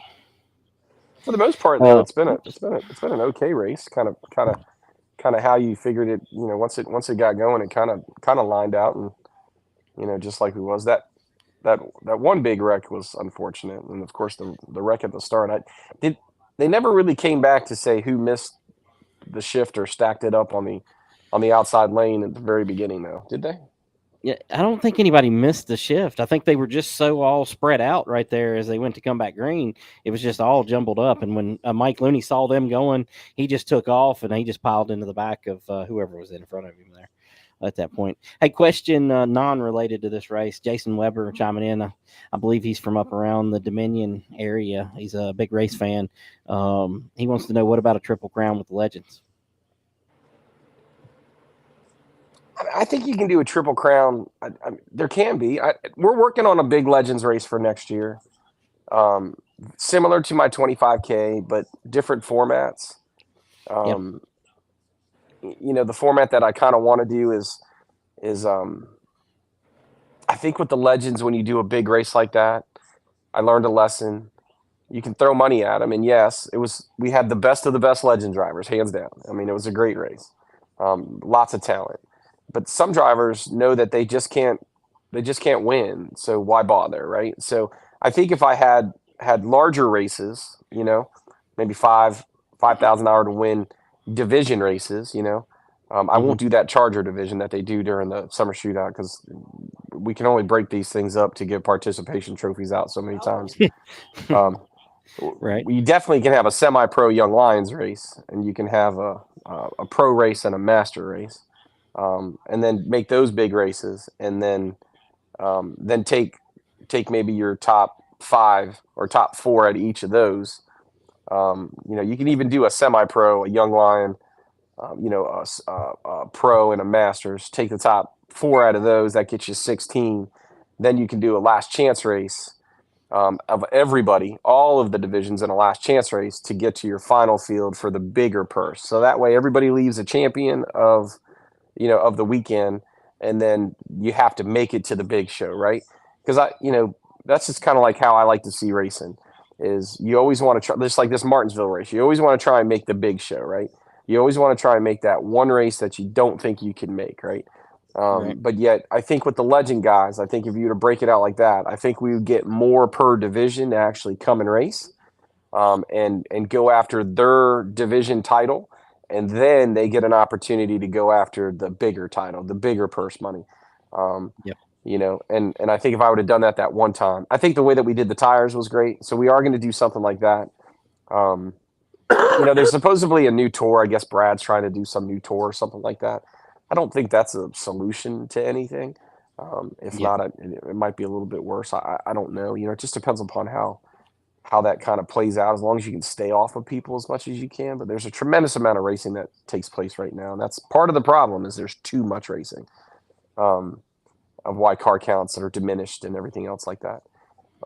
But I think I can tell you this, if you look at the entry list, if I texted Matt Weaver actually to get an entry list for this, there are more North Carolina drivers participating in Martinsville than there is of Virginia, and there needs to be some type of North Carolina. And Langley, I've tried to do this, and I've tried to orchestrate a North Carolina. Just the thing with the Virginia Triple Crown is that Martinsville is the final leg of it, and it's Martinsville, so you're going to get all of these cars. So what do you make? I guess there could have been an opportunity to do a North Carolina Triple Crown but then guys would have to go participate in the last Cars Tour race, right? Because then it would be at, North Wilkesboro. And does that, is that worthy of being a North Carolina Triple Crown? Or, I think Rockingham's way too fast. I don't think that would make for a good, final leg of the Triple Crown. And then, do you make a North Carolina Triple Crown that just has, short tracks in it, a Tri-County, a Southern, and then a Florence, Florence is in South Carolina, but do you include them? You know what I mean? Do you just call it a Southern Crown or something, or a Southern Clash? Carolina Clash, I think, is what we talked about the one time. Yeah. I mean, I've been trying to figure that out for years, right? Just where could we do it? How could we do it? And I think that I even think that there's some sponsors out there that would help us out with it, right? But I think that's the ticket, is to try and figure out some type of Triple Crown for North Carolina, right? And then, if we could figure out a North Carolina Triple Crown, and then you could have the Virginia Triple Crown, and then you could have border war, right? You could have, North Carolina racers all team up and Virginia racers, and so you know what I mean. And then you tally up the North Carolina drivers' finishes, and and then just the state gets to keep the trophy, right? You tally up the finishing positions from Virginia drivers, you tally up the finishing positions from North Carolina's, and that's the state that wins that trophy for that year, right? I don't know. That's kind of cool too, I guess. I think it'd be cool also as a different name, maybe from Border Wars, since it is racing and it's a race car. Maybe you could call it Race Wars. I think that there is something to be said that, just like I said, we could have a late model stock race and all North Carolina drivers, all Virginia drivers. Yeah. Terry Radford says needs to start at New River and go to the South Carolina 400 and then the Classic. So Terry's still listening? Yeah. Yes. Yeah. All right. So I was just checking. So Terry's still listening. Okay. I just want to make sure. Yeah, he's here. I got you. Oh man, are we ignoring Bowman Gray? Bowman Gray, they race late model stocks. No, but I feel like if you're doing a big Triple Crown event, I feel like you got to put the stadium on the list. So I talked to Gray years ago about renting Bowman Gray, and he gave me a price. He said, Mike, because Gray and I would hang out during the NASCAR meetings, and I said, man, let me rent Bowman Gray out, and he gave me a price, and I told him he was nuts, and he was just like, why would I rent you? He goes, I can only operate X amount of Saturdays. Why am I going to rent you one when I can hold my own race? And that's what I would make. So I was like, oh, you got a point. But I wanted to rent Bowman Gray to have a late model stock race. And the first person who has a late model stock race at Bowman Gray, I'm sure it will be packed. I'm sure that cars will show up. There's no question about it. According to our on the scene reporter, Mr. Isaac Carroll, it's barely drizzling there now. Yeah. It doesn't look like it's raining much there for sure at Martinsville. I would have thought that they already would have had the Titans out. But. Well, they're setting on the track, but they're not moving. So they're setting. I said the last angle that they showed, they were setting against the backside wall, but they weren't moving. Right. I don't know if it has to completely stop raining for them to move them or what. And Brandon Pierce is he still in it? I thought he was involved in that wreck. He just got spun around. Yeah, he just got spun. They all wrecked behind him. Yeah, everybody else got damaged, not him. So I was glad to see him qualify well for this. Yeah, it's always good to see him have a good run. Good dude. Has a lot of bad luck. Extreme amount of bad luck. I think the last time he won a race was at Southern. That place ruined him. Damn. So, needless to say, so we race next weekend. That means you race at ARAD next weekend, don't you? I do. Next weekend. Can you imagine that? Yep. I don't even have to look at your schedule to know when you're racing. Whenever I race, you race. Yeah. I don't know why you made your schedule that way. I mean, why you want to step on top of me? I mean, there's no real crossover, so it doesn't really matter, but I don't know why you need to step on me. Last time I checked, mine was out before yours, I guess, but But, then we bring back the Spooktacular this year, too, which the Spooktacular was always a good race. I don't know why I stopped doing that one. That was another good idea I had years ago. So that's a big limited race at the end of the month, October 25th. And then we get into the Classic, and we're changing some things at the Classic this year, I believe. Just on how we're going to do some things.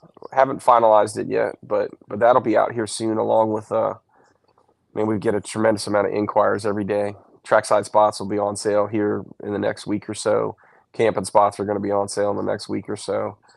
I haven't heard back from two of the suites. I haven't heard back from, but as of right now, there's just 2 suites available because I haven't heard back from them. That's that they're already sold. So hopefully that kind of works out and plays out. Trackside spots are always sold out pretty quick. So but I think we're going to limit the legends like we did last year, just because there's so many that show up, and I'm not quite positive what that limit's going to be, and we might move it up, just bump it a little bit, but that's just become I hate that there's so many big late model stock races now in November, that I do fear that my car count for the late model stock race will just kind of stay where it's at. I always feel that we're going to have between 26 and 34 cars, but it'd be nice to get up into the 40s, but with so many options, I get it. I mean, it's Thanksgiving weekend, late model stocks are already tapped out, you just have the guys that like to come down to the late model stock, one, because they're close.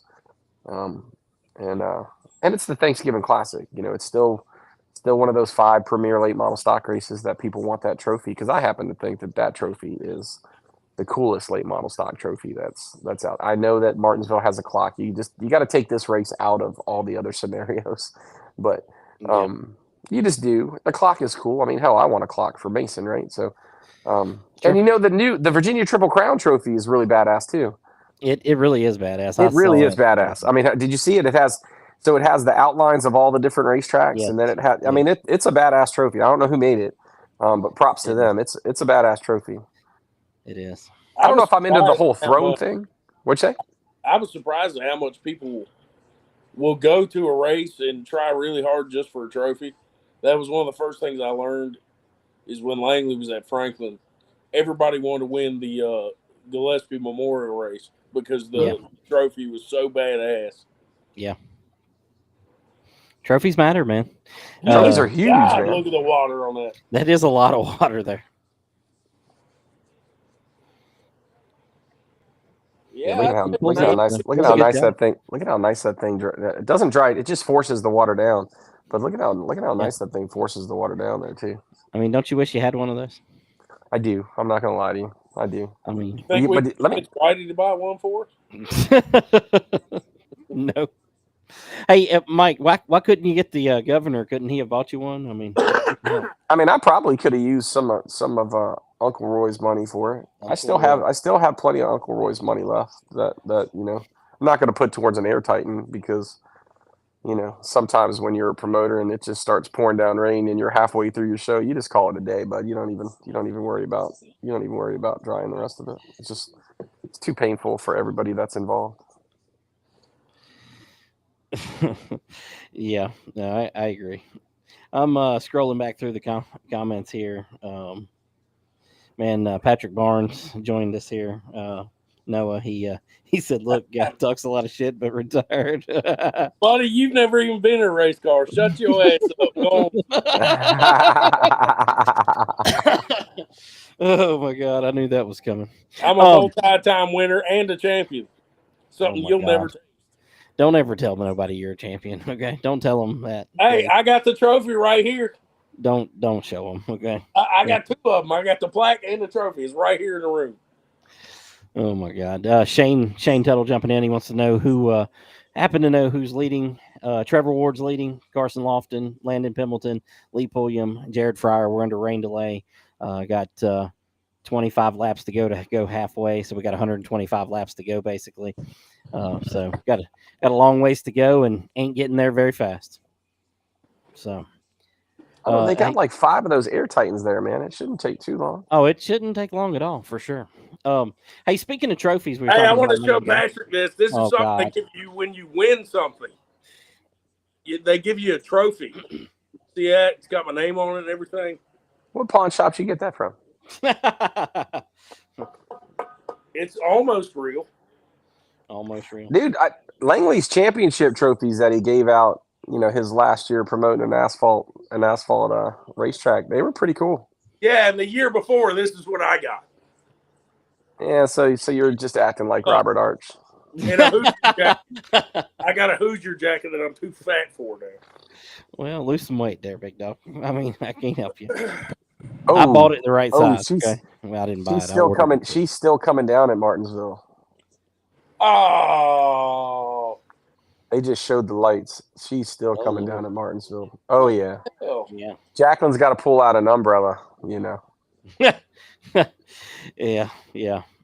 But speaking of trophies, the I Dig Pigs race, that was a cool trophy back in the day. Me and you collaborated on that one. So I've talked to Haley, and and it'll be back next year. So that may be, yeah, it'll be back next year. And I think, hey Janet, we still have some pigs in boxes, don't we? The pigs for the I Dig Pig trophy. Yeah, we still have some. Gotcha. It was badass, man. That was one. It That's was one of really my cool. favorite trophies of all time. Yeah, it was really cool. I've And done I some can cool ones in change Franklin it. County, but that one's the coolest, I think. I could change it now a little bit just because I have the water jet and we can do some, I can do some cooler things, but I don't think I want to, right? Because everybody just, that was really kind of one of the first premier race trophies that was of that nature. Does Yeah. that make sense? Besides being, you know what so you know who I think messed up? I think Hickory messed up starting to allow other people to use his championship trophy, right? Yeah. Yeah. You know what I'm saying? So like the Fall Brawl trophy is always just been a badass trophy, and Hickory's championship trophies. But now it's like now other people have like, you know what I mean? He's passed that name of who makes those trophies over to some other guys, and like other people are doing that same thing, and it kind of takes away because those are the trophies that you want to win, right? I mean, you want to win that Fall Brawl trophy, you want to win that Bobby, you know what I mean? You want to win that trophy. I know. Now, granted, they occupy a lot of space because, like Janet said, oh, yeah, we really want those because they're just occupying so much space downstairs right now.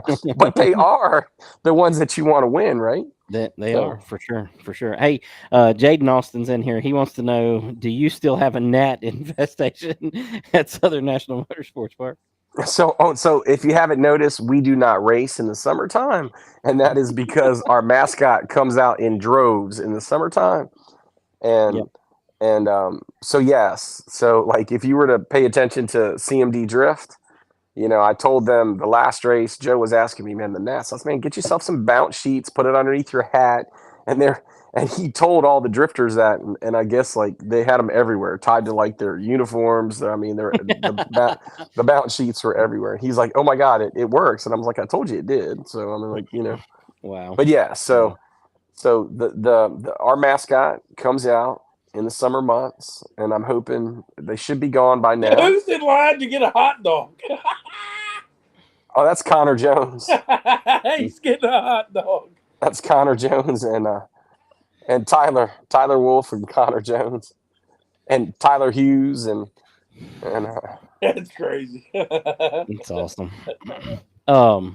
Classic. Speaking of your gnats, I thought you were doing a mascot. So check it out. So I guess the Wilson, so the baseball team is gone, and they had a gnat as a mascot. So I'm going to try and get in touch with them. But yes, so you just can't find for lack of a better term, a cute gnat, because gnats are ugly.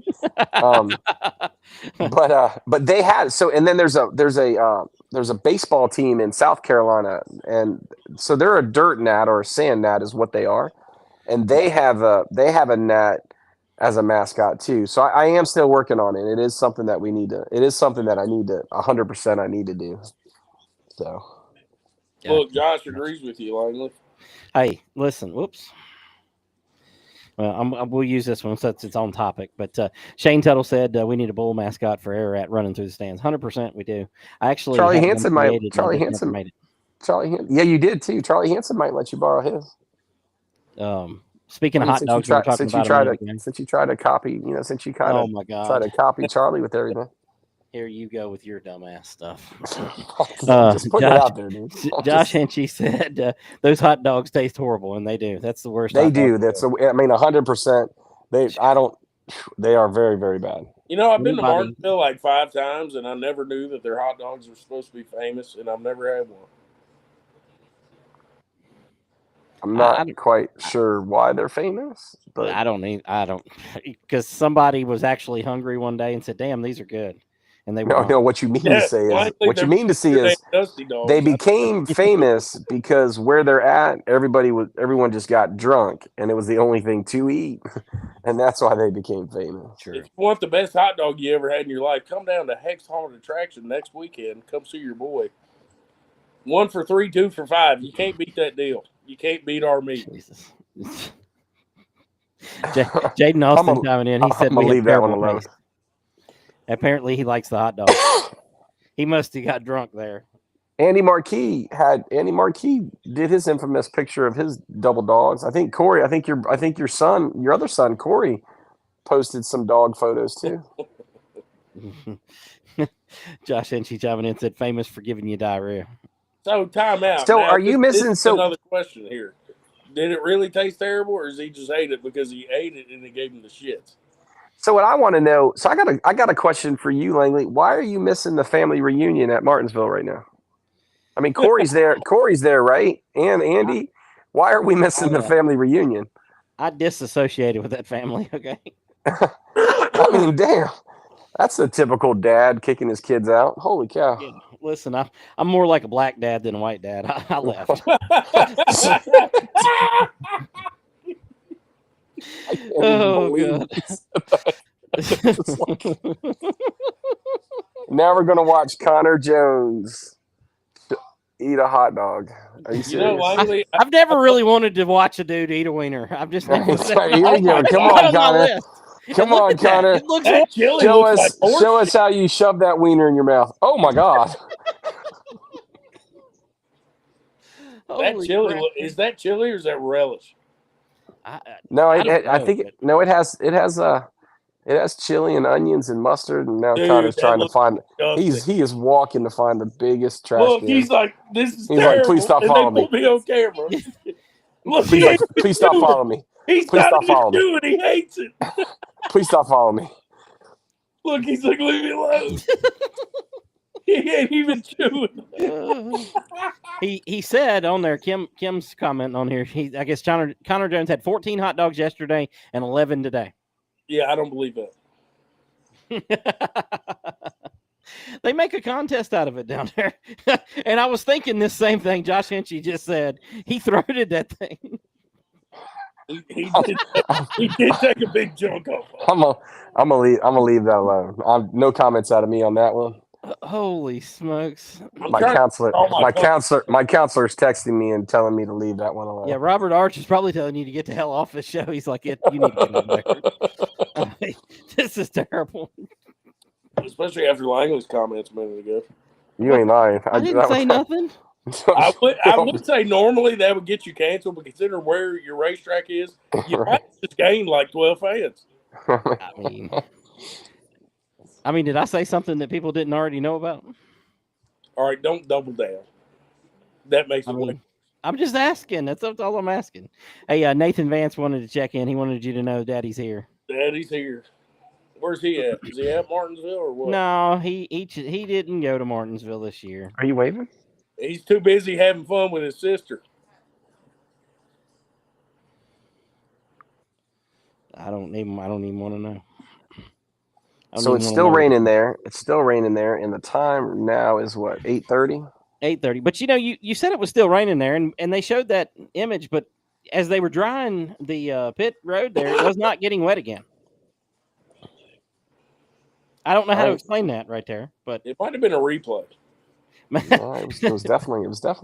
So my last race that I had, it was weird rainstorms. It legitimately rained on the back stretch and not on the front stretch, and then we dried it, and then it rained in 3 and 4, but not yet 1 and 2, and we dried it.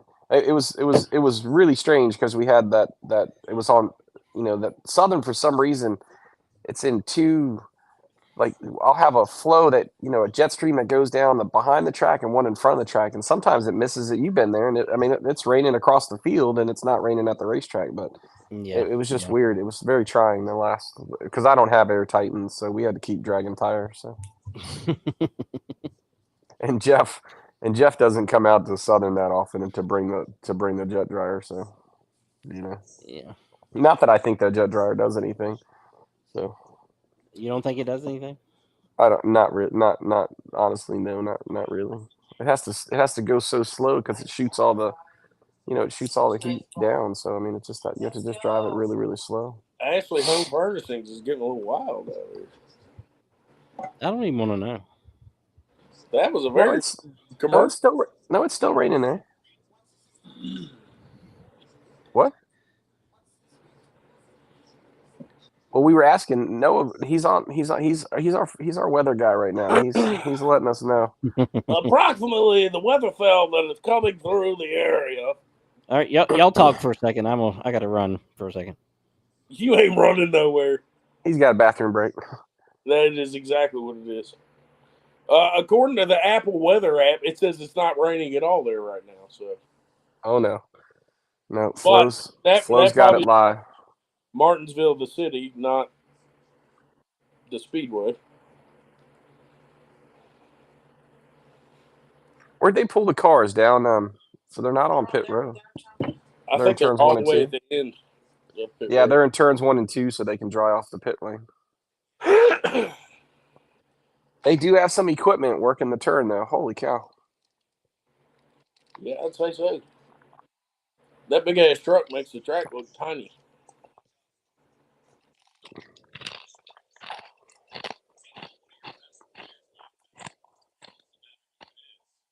I wish we had some stuff like this.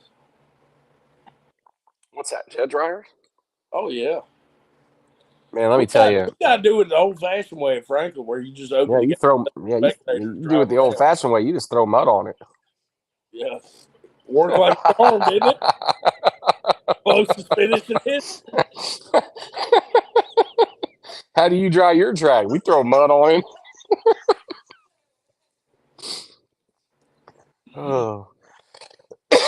Man, I felt bad for Franklin and the new promoter at that last Smart Tour race. It didn't look like there was a ton of people there. Well, I guess granted that race was kind of thrown on there, and people probably just didn't know about it. Is probably what occurred. A lot of people did know about it, but they didn't. I guess they didn't know that it was a 3 o'clock, not a 7. Because me and him went. We had to go to a wedding, so we left right after the Smart Mods. And the whole way there, his phone was ringing off the hook of people being like, "How much are tickets tonight? Well, what's this? What's that?" So it was clear that a ton of people had no idea that it started at 3 and not 7. I thought that was weird too. Why was that? Why was it at 3? I don't know.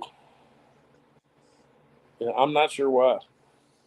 I don't know if that was the track, if that was Timmy, if it was the Smart Mom, Chris. I don't know. I know they had to be down there. They wanted the gates open at 7 a.m. Afternoon races unfortunately, only really can take place early spring or late fall. After the clocks. Before the clocks and after the clocks. Other than that, racers and race fans are just they're 7 o'clock. And it's just that norm. You can try and change it, but it doesn't work.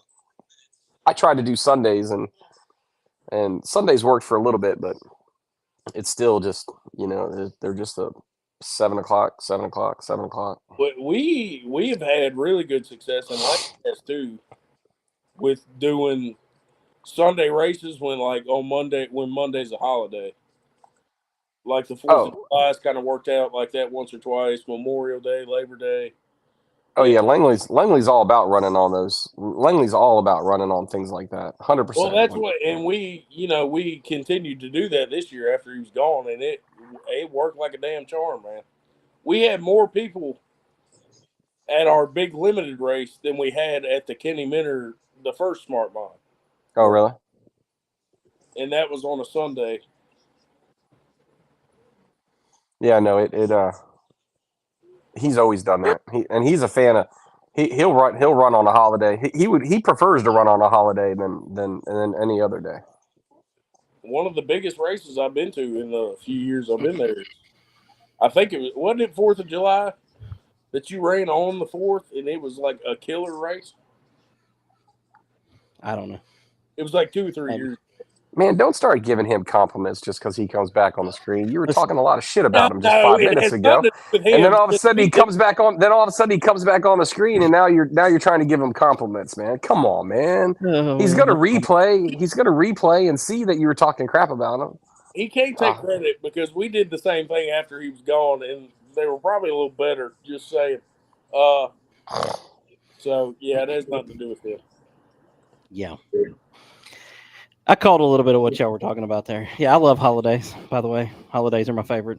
They always Holidays are the best time to race at every racetrack in the country. Just most of them are scared to death to do it or want to go do something else, and none of that makes any sense to me. I will tell you that I did throw it on the table for next year to run a 4th of July race, and I was shot down. But since next year it falls on the 4th of July, it could probably be a pretty decent show. What is the 4th on next year? Saturday? Saturday, yeah. Oh hell, that's gonna be a good night. Yeah, I mean, I think we'll probably That's going to be a double header. probably run races on the 2nd, 3rd, and 4th. So Oak Level and Ararat. So see, now I thought you'd be the 3rd, 4th, and 5th. yes, 5th is a Sunday though, and people go back to work on Monday, and it may be hot, so I don't want to do a day race. So and dirt's not a place to do any daytime. That means I'm gonna get off Friday. It's gonna be a good day. Y'all must have been talking about the start time for the Smart Tour race. I'm just reading through comments here. Yeah, we were. Well, I'm going to share this comment and I'm going to share an opinion here. Misty Meadows said the Smart Tour wanted to start at that time because their racers needing to race on Sunday at other tracks. I don't know of any race that they were going to. 1, 2, it don't make a damn what they want. If you're going to pay the purse, you make the decisions. You got to take charge of them or they'll take charge of you, and you don't ever want that because that'll end up not very good. So we should or not coming back to you.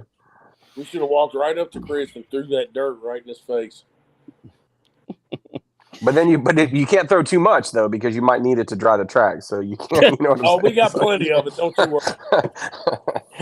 Oh, that's right. You got a tractor. You can just go scoop some more up. We had a couple guys that came and they had just been an air rat the week before. So we went up to the fenders and bumpers and we were beating the dirt out of it.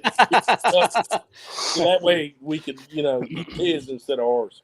Listen, if they were at Ararat the week before that race for the 20th, all they had was dust on their car. They didn't have any dirt because it was all dust that night, buddy. Let me tell you. You can always tell because the cars show up with a slight orange tint.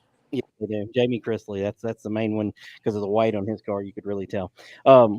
Mike, Nathan Vance jumped in here. He said, no joke. I told the old lady that since we fortunately missed Martinsville this year, we could always make up for it at the Thanksgiving Classic. Mike, you give any West Virginia discounts? Listen, don't give any discounts for family inbreeding because he'll end up taking money home with him. Okay. Mike's over there laughing, and he's like, what the hell was that? I guess the Fackler Motorsports team is having a good time at Martinsville.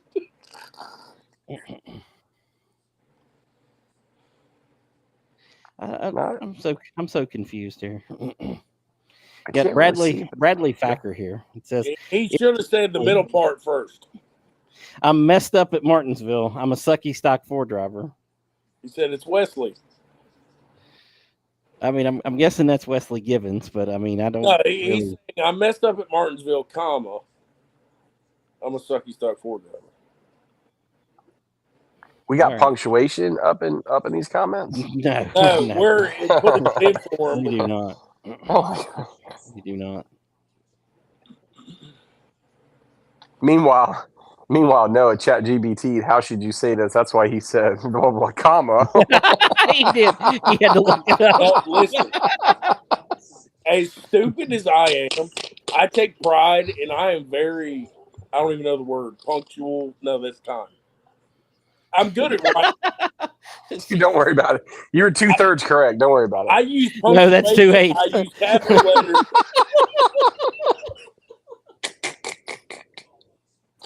Oh my God! No, you don't even know. You don't even know.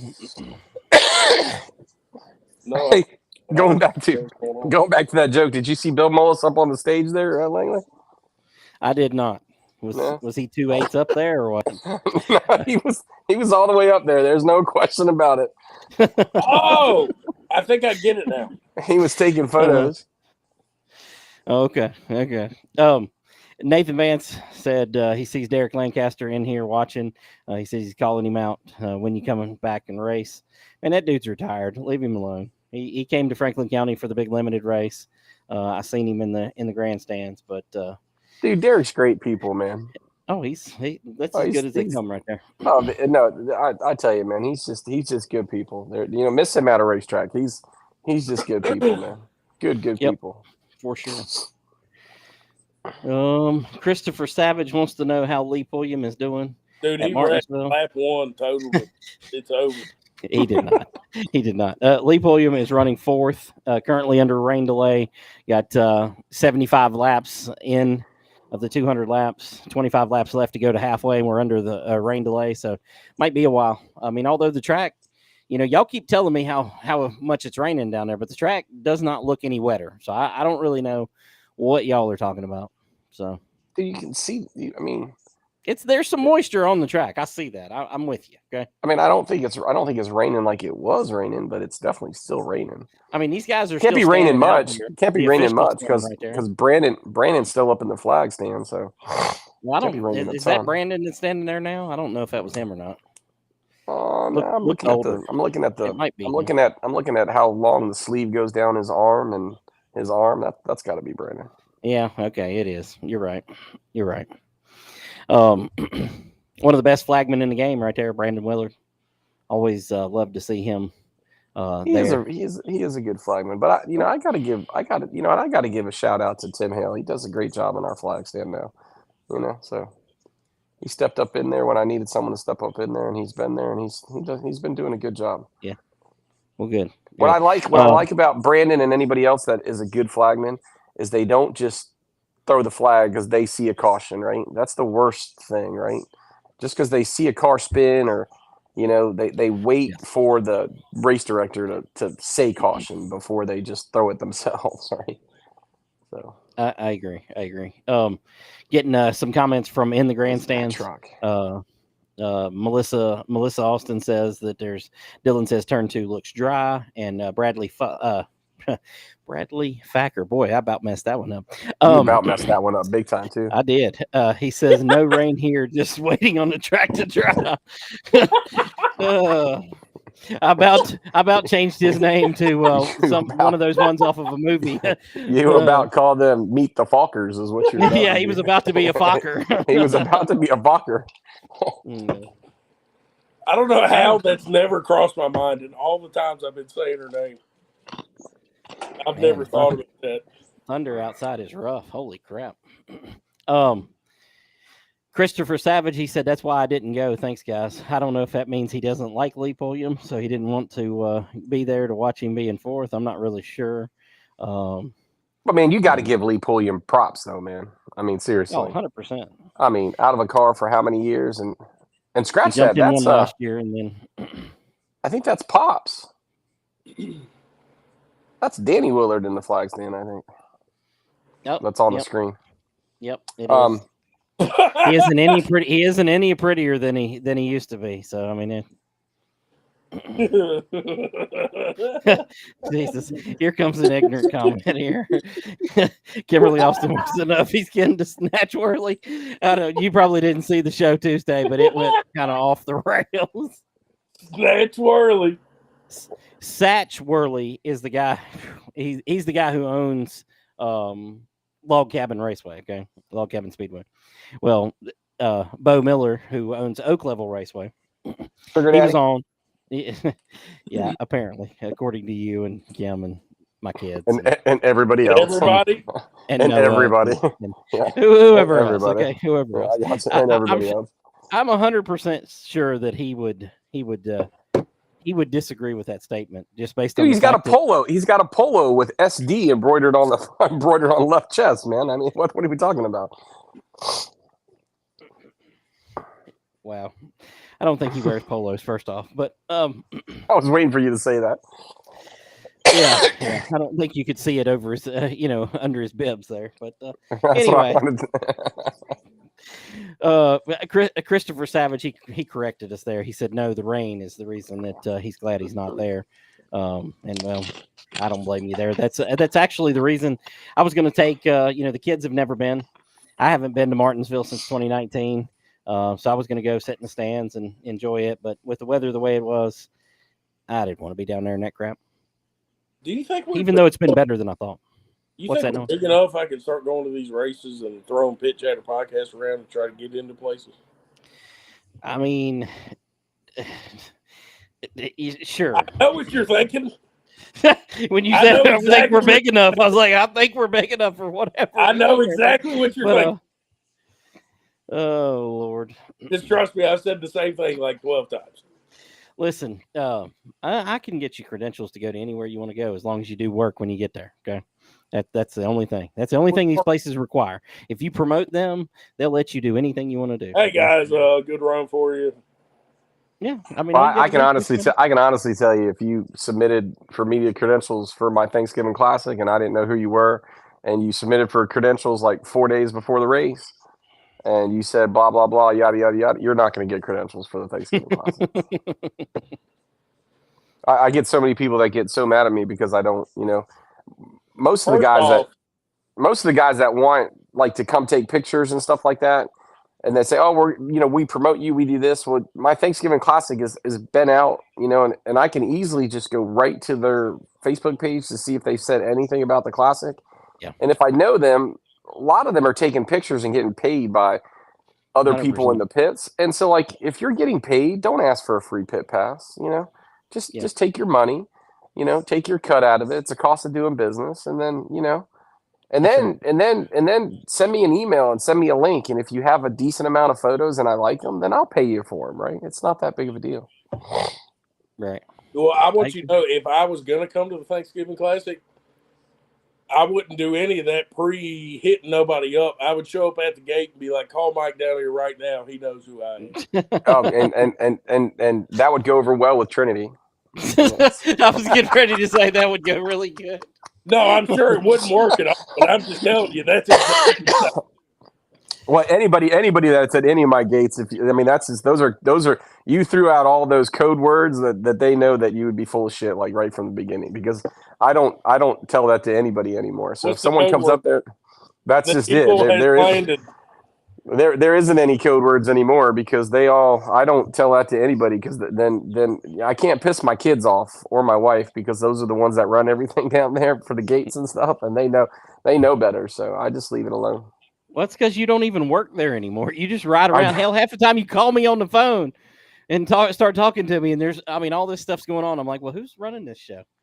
And and just like we've said over the last couple of years, you don't really see anything negative about Southern. You don't see anything negative about me. Because you've shut your mouth. That's why. So that's just the how only it goes, negative stuff I hear about Southern National is from Langley. It is because like I said, because he's just got this thing against Southern. I don't know what it is. I love Southern National. I mean, the people are so nice down there. He loves the Southern area National. is so nice. He doesn't love you. Oh no, there's a lot of hatred there. There is, for sure. All right, I'm gonna take a break for a minute. All right. Any new news? Just a race here. Dylan Maxwell wants to know, is there any new news? I mean, I don't know if he's talking about the race. I don't know what he's talking about here. So, yeah, I don't know. I don't know how that's just a regular race here at Martinsville. Yeah, they're going fast. They're turning left. Yeah. We're still under a rain delay. We're 75 laps of 200 in, 125 laps to go, 25 laps to go to halfway before anything could be made official. Trevor Ward's leading the race. Carson Lofton second, and Landon Pendleton third. Lee Pulliam fourth. Jared Fryer fifth. Let's go through here a little bit. Tristan McKee is sixth. Cody Kelly, Connor Hall Sam Yarborough, Michael Bumgardner, Cade Brown, Connor Jones, who we just seen deep throat a hot dog a few minutes ago, Riley Gentry. Yeah, I mean, that was a lot. I mean, that would have took a little bite off the end. I wouldn't have went for all that. But, Jake Crumbs 15th, Donovan Strauss 16th, Matt Waltz, Ryan Millington, Camden Gully, Brandon Pierce, Bobby McCarty, Parker Eatman, Chase Burrow, Andrew Grady, Landon S. Huffman, Doug Barnes, Caden Quapple, Ty Majeski, Stuart Cruz, Corey Pack is in 30th, Chase Murphy. Both of those two guys are some feel-good stories, both small, and I know that's a relative term in racing, but both small-time guys. Don't get Terry going. Yeah, I know. I already know. But both of those guys are small-time guys there, and they made the show. They're still out there, I believe. Connor Waddell is 32nd. Mike Looney's still showing that he's run every one of the laps, 75 laps in. 1 lap down is Ryan Matthews, and then 34 laps down is Landon Huffman, Jacob Borst, Tate Fogelman, Ronnie Bassett Jr., Daniel Silvestri, and Blake Stallings will be the 40th finisher. So that's where we're at right now. All right, here we go. All right, looks dry, baby. Looks like it's drying up. All right, Noah, here's the comment, obviously, for you. So Dylan Maxwell said, I heard there's more races this year at FCR. I don't know. Have you heard anything about that? Diaz, have you heard anything about the more races at FCR?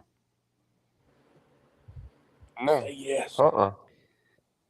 I mean, that's Franklin County Raceway, by the way. That's on Speedway Lane in Callaway, Virginia. I don't know why it's called Raceway, but that's a whole nother thing.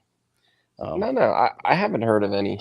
I haven't heard of any other races over there. Have you? Next year, we're going to call it Franklin County Motorsports Park. Oh, yeah. Yeah. You can, if you want to. You're just going to have to, at some point in time, you're just going to have to add some other features out there that are motorsports so you can have motorsports, right? We're going to copy the Southern National logo so that we can, have exactly the same logo, maybe change the colors up just a little bit. So you're going to use your guy? Oh, my guy's going to do it for sure. My guy is going to do it for sure. So you're going to use your guy? I got you. No worries. We got you down. Yeah. We're good. For sure. Oh my God, Nathan Vance! I can't even believe I'm going to share this comment, but Nathan Vance chiming in about Connor Jones. He said he could probably fit 100 down at one time. God. Lord have mercy. Finish the rest of it. This show went off the rails about the time the rain started, and it may never come back. So that's the time people started talking shit. Jaden Austin chiming in said that Corey Pack looked good in the heat race. He did. He looked good in qualifying too. He stayed up top there for a long time. Corey Pack, of course, from Ridgeway, Virginia, there next to the track. So local boy getting an opportunity. I think it's the first time they've even tried. Race 22 apparel made them some nice shirts they had on in the pit area, so they look good down there and made the show. So that's the key to it. If you want to make the show, you got to get Race 22 to do your shirts. So that's all I know. But basically, you have to get Kim to make the shirts for me. Hold on, I gotta get my guy to make the design. Piss me off. Okay? I gotta get my guy to make the design, and I gotta get them printed, and then Kim will get it done. Okay. Also in the comments here, got Timmy Meadows, of course, promoter, Franklin County Raceway on Speedway Lane. Nice. Anyone want to run a food booth at the Hext? My guy didn't show today to get it ready. I think he might be talking about a guy on this show. No, be quiet. First off, there ain't nothing more to get ready other than to get the guy who owns it, get his shit out of there. That's one step. Step 2, everything's ready. It's far more ready than it was last year. Step 3, the guy that didn't show, his partner, wasn't able to secure the stuff with him today. So there's nothing to even do down there. I think Noah took that one personally. Also, I'm on call. I'm thinking that he did, and I don't know much about this, but I feel that Noah's probably the guy, and I'm like clearly. I'm like, at the rate he's been talking about eating hot dogs, I'm not sure. I mean, not quite positive. Man. Everybody down there bumping them damn gums. Maybe Connor Jones will stop by and get a hot dog this year. So Hex, is that the haunted? Is that whatever that he does wherever he makes Yeah, money? Hex haunted the track. Ellis Yeah, where they actually Virginia, make money, baby. not Hex necessarily haunted at the track. racetrack. Where he actually makes money, and then he decided he Yep. wanted to run a racetrack and lose Yeah. money. Yeah, Yeah, he takes And all I- the profits and dumps it into the racetrack and just loses it right back again. terrible idea. Terrible If he idea. wants to open up like a Hex, southeast or anything else like that, I mean, I got plenty of property. Don't get him started. I got 2 miles. Don't get him started because that's a dream he's had. 2 miles of trails that go through the woods. You could do like a haunted wagon. I mean, Southern National would be a great spot for. It would. I mean, it would. And if I knew he was coming, I'd plant some corn, and we could do an actual corn maze. And man, it would be a great spot. I'm not doing it. But I mean, I've tried to find some people. I tried to reach out to some fire departments to run it, to do it. If I lived closer, it would probably definitely be happening. But I don't live closer. He has forever been talking about opening a Hex South at Myrtle Beach. I honestly think that Southern Nashville would be a prime spot for a haunted venue. Oh, look here, he's already going. He's going to be calling you by the end of the night. I'm telling you, man, it's 5 minutes off of 95. You can get Richmond. You can get Richmond within 45 minutes. You can get South Carolina within what is that, like an hour or so? It's only 100 miles to the South Carolina line. Did you just say Richmond is 45 minutes away? Yeah, you can get to Richmond. You can get to Are Richmond. You no, you can't. You can't get to Richmond, but you can get to Virginia. I was getting ready to say. I was like, "Are you high? Yeah. What have you been driving?" No, Richmond's 2 hours, but yes, but you can still. I still think for a good haunted house. I mean, hell, you and Kim went driving several years ago when you wanted to do one. Oh yeah, 100%. Yeah, for sure. Look, I don't know if you were serious or not, but you got both the owners in the comments. They're real. I'm 1000% dead serious about it. I think I've got a guy who wants to do Christmas lights. He doesn't want to do a haunted house. And I think you could, I think now that I've got the 2 miles of trails, and now that I've got all the ditches, and now the farmer doesn't plant anything down there. Now I've got more parking. I think it would be a huge attraction. Huge attraction. That'd be good for sure. Great place for it, for sure. Hey, our time traveler here, John Campbell. He's actually a time traveler. I don't know if you know this or not, Mike. If you paid attention to the show, you may know it. I know you usually just find out that the show's on and call me over and over. Call in, sure, absolutely. Yeah, I do sometimes. But John Campbell, he's a time traveler, and he says that Carson Lofton is in second place, looking good for the win. So I'm telling you what, I don't know if there's a betting app out there that will take bets on this, but I'm in. I'm in for Carson Lofton right now. Based on what this man says, it's a sure thing. Just telling you, sure thing. I think there's a lot of experience that's back in that 4th to 8th position. Well, they weren't that idea. Yeah, well, you got Kim interested. She said, I seriously still want to build a haunt one day.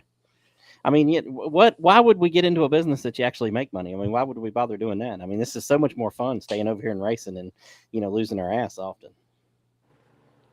I'm slowly but surely getting my season down to the right length of time, the number of races that I do to the right number of races, the people involved. I mean, there's a lot of good stuff There's a lot of good stuff happening in Wilson County right now. They care about the racetrack. The government is involved with me at the racetrack.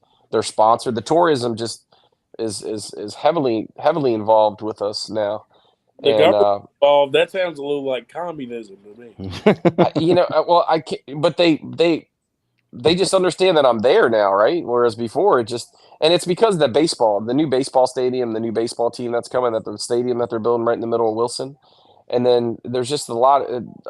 It's the largest growing. I think it's it has the most hotel stays of. Gosh, I don't know if he said. I don't want to quote it wrong. I think it has the most hotel stays. They're scrambling. A lot of cities that are around there. All I know is that the Wilson County Tourism gave me a really nice size grant and sponsorship for the remainder of the year, and already talking about next year. And it's just we've got the Mud Girl race back next year for 2 dates, not just 1 date, which is great. Starts the season off pretty good. So we got speed weeks that moves into a couple races, then it moves into that mud girl race, and then I mean it's just we got a lot of cool stuff. Our drifting stuff is really kind of taking shape. Joe does a great job with the drifting stuff he does there. Our first Friday car shows are killing it, you know. Today actually there's an event going on at Southern National right now in the rain. It's the North Carolina Tar Heel Sports Club. It's an autocross. Lights are on right now at the park. That's awesome. Yeah. Awesome. So there's an event 3 out of the 4 weekends, if not every weekend at Southern. People just don't know everything that goes on over there. That's what's making it. I mean, that's what you need to do in order to make it survive, right? So Langley and had then about 50 Porsches show up one time in the middle of practice. Yeah, we had the Porsche Club from Raleigh. I can't remember their name, but they came, Franklin County. sure, That was sure. a cool event. Yeah. Cool event. I made some money, so it was good. That's an unusual thing to have happen. So There's at least 2 car shows a month at Southern, and they're pretty. That's stable income that helps maintain the place. I mean, you've been there. There's a lot of grass out there that you got to mow and maintain, and oh yeah, and thank God I have Caroline and Bobby Joe that do a great job at taking care of the track. Oh, wait a second. Is that South Boston's rig right there? It is there. There it is. Jeff did bring it. God damn. He just pulled it in there. South Boston's rig Good is for there. Jeff. What a great Good for job Jeff. it is. Jesus. It doesn't come out to. I mean, what? I said he's a great guy. I mean, you've had the rig at Franklin, right? Oh, cars are back on the track. Here we go. Just in time for 25 laps and then a 15-minute break. We've had everything from South Boston at Franklin, just not their limited late models. Jesus. Yeah, that was a horrible idea. It's a good idea in theory. Yeah, in theory, it was a great idea to run opposite of them, and Well, that's what happens when you get a racetrack that thinks they're better than everybody, and oh god, here we go. they Oh, don't. wow. They don't have to help anybody out. Look at that. Connor Hall's got a little damage on the old Bass Pro Shops car. I think somehow he's gotten delayed over there, and we're back on time with him. Are you guys watching it? Yeah, they're showing Connor Hall on our screen right now. It seems like you're back up. Oh, no, you're delayed. Mine sped up, I guess. I'm on time with Mike now. I'm seeing the Connor Hall spotlight here. I got the restart zone with Jared Fryers in it and Tristan McKee. Connor's in it right now as we speak. Yeah, that's yeah. Yeah, I'm right there with you. We're on time with one another now. I'm not really sure how that happened. I'm about a second behind. Boy, I will tell you, of all the drivers that have been in that car, I have seen that car wrecked more times this year than any other year. Oh yeah, and that's unusual for him. It's unusual for Connor too. Exactly. But Yeah. look, it looks like, is that track just that rough, or what do we got going on there? That thing is bouncing. Oh, he's bouncing like hell. That looks like something's wrong. Hey, Sam Yarborough is still up front, huh? Yep. Yeah, that thing's hopping. Sam Yarborough's running 9th right now. Terry, get that negative shit out of here. Well, they're all bouncing. Yeah, we get him in here. That's terrible. Is Terry talking about his car? Yeah, no, he said it was a huge sale heading toward Martinsville right now. So, Timmy Meadows wants us to go ahead and end the show. He said, "Can y'all end the show? All my peeps are not working on the hunt, so they can watch." Watching us? I guess apparently. Or what? I don't know. I don't know why anybody would want to watch us. It's got to be Mike. Mike's got him on here. That's all I can figure. Actually, I'm kind of enjoying not wearing the neck brace, so it's all good. I was hoping you were going to be full in the neck brace on here. Yeah, and then I was like, you know what? And I wore it, so it's actually drying. I got to wash the pads because I mowed the lawn today, and so. I mean, is that brace approved? What is the brace For lawn approved to care? mow the lawn? To mow Yes. the lawn? Yes. I figure it's a brace. It's stable, and my grass need to be mowed. Ain't no one. I mean, Mason came and mowed it a couple weeks ago for me, but it hasn't been mowed since because he's got his own grass to mow. Yeah. No, it looks relatively dry. I think we should be able to go back racing here in a couple of laps. Got a bunch of weepers there, don't they? Yeah, that's okay. Everybody's got those though. It's short track racing. Yeah, that's right. About the only track that really needs to stop because of weepers is Dominion. Dominion's got creeks. They don't have weepers. They got really bad ones over there. I don't know why, but they really do. They were running the road course finals today. They ran in the rain. Yeah, I seen that Chris Lilly was there. I seen that's the only reason I knew that they were running was Chris Lilly was there. So how did he do at Shenandoah this year? Well, is he doing it again next year? I think he is doing it again next year, and I think he made some strides to try to build some car counts, and it's a tough business, and that's a tough place to try to bring back. That's a tough place. Yeah, I mean, I raced it when it opened, and Jeff's good people. It's just I don't know. It's a little bit of a hike, so it is. It's an awesome racetrack, though. I love that place. It is really cool. They say I've never seen a figure. Though. I've never seen a figure eight race there. I've never seen a figure eight race there though. Oh man, a figure eight race there would be good, but I don't think you can do it now because I think he's put permanent concessions in the infield. I don't think you can do it. Oh really? Originally, it had a figure eight track. Yeah, it did. Cool place though. I'm glad Connor made it. He's a good kid. Yeah. I don't know much about him other than just having seen him in I believe Legends cars and then this. So we're going back green. Oh, we're going back green. Lights are out. Doubling them up. Oh, go outside, Connor. There you go. Inside. Oh wow, we're uneven. There you go. Back to even.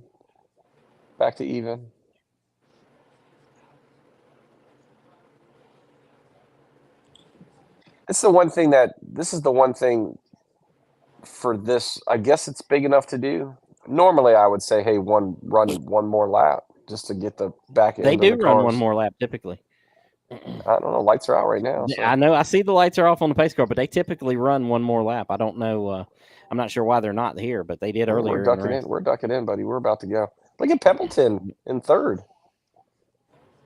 Maybe what Terry said is true, and they're scared and they're trying to hurry up. Yeah, they probably are. I mean, there's so much accordion right there that's about to happen. Look at that. You still got guys coming into turn 3. According to Dylan Maxwell, they should just turn this race into any car. No. Oh, we got shoved. Look at that cleanest start of the day. Yeah. It's about time they had a good race. We have 25 laps, right, to go to half? Well, 20 now. No, left 20 now. Yeah. Once we get to half, if it rains again, you think they'll call this? Yeah, the 100%. They're done with it. Really? Yep. They call it on this race? Yeah, I believe they would definitely call it. Since they've dried it once already, probably. Dylan Maxwell, he wants a updated lineup. Let's see.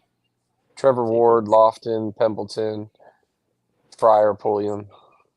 My race pass. I need everybody to cheer for Pembleton, fellow fat guy. Come on. Oh, back under caution here. Somebody stopped on the back straight. Look like Chase Murphy, maybe. That's Marcus Richmond taking care of that. I don't know if he has a 750 or not.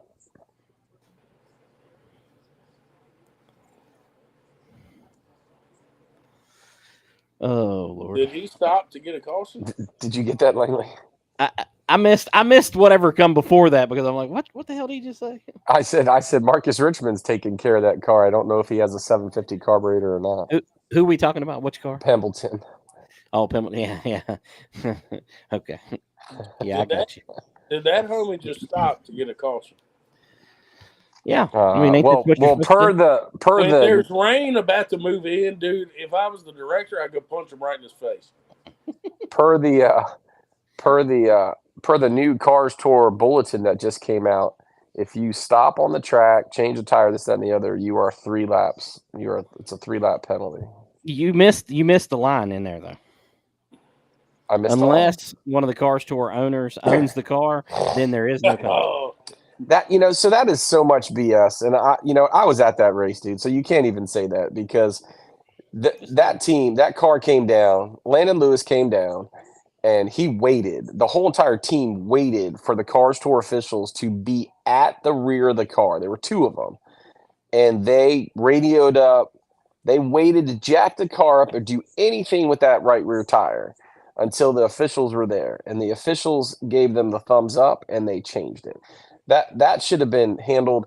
So coming from someone who could have got a lot of crap because his kid raced at a racetrack, they did what they needed to do, and what the Cars Tour failed to do was come out and just say, "Hey, we said he could change it, right?"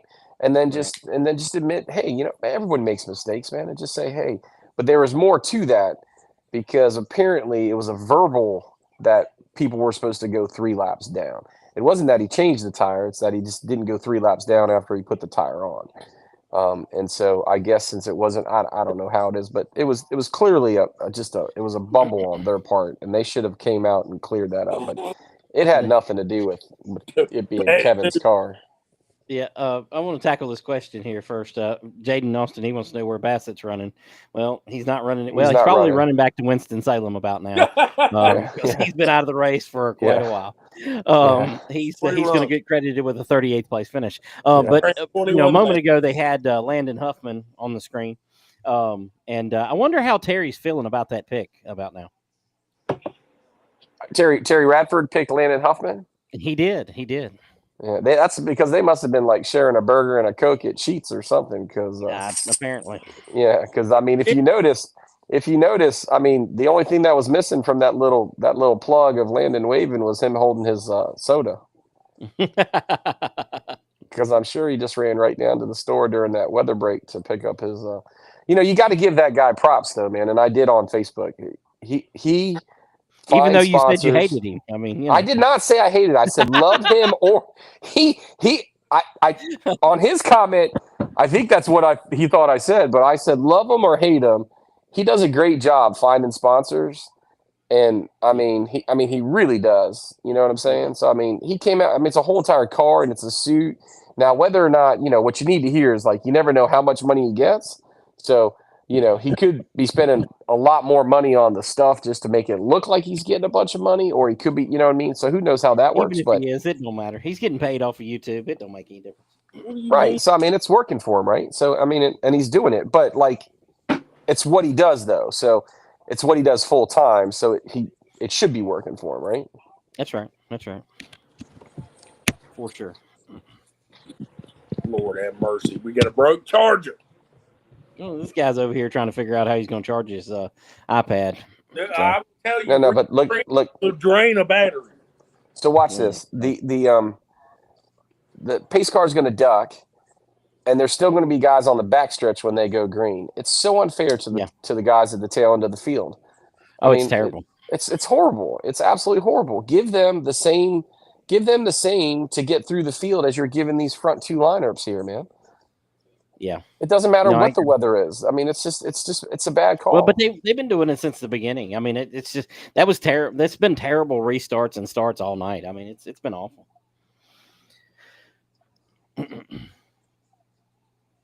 What you muted me for? I muted you. This guy gonna start screaming at his thing here. I figured you were fumble farting around over there. I figured I'd just mute you. I knew what the hell I was doing. Look at Fryer. It'll be the first time you ever knew what the hell you were doing. Man, Jared Fryer is a man. He's a wheel man. That is an absolute wheel. He's a stealth driver, dude. He is. And I got to give props to Carson Lofton. I really didn't think he was going to do very good in late model stock, and he hasn't been great. But he's been really good tonight. But you know what, man? Nelson's always good here.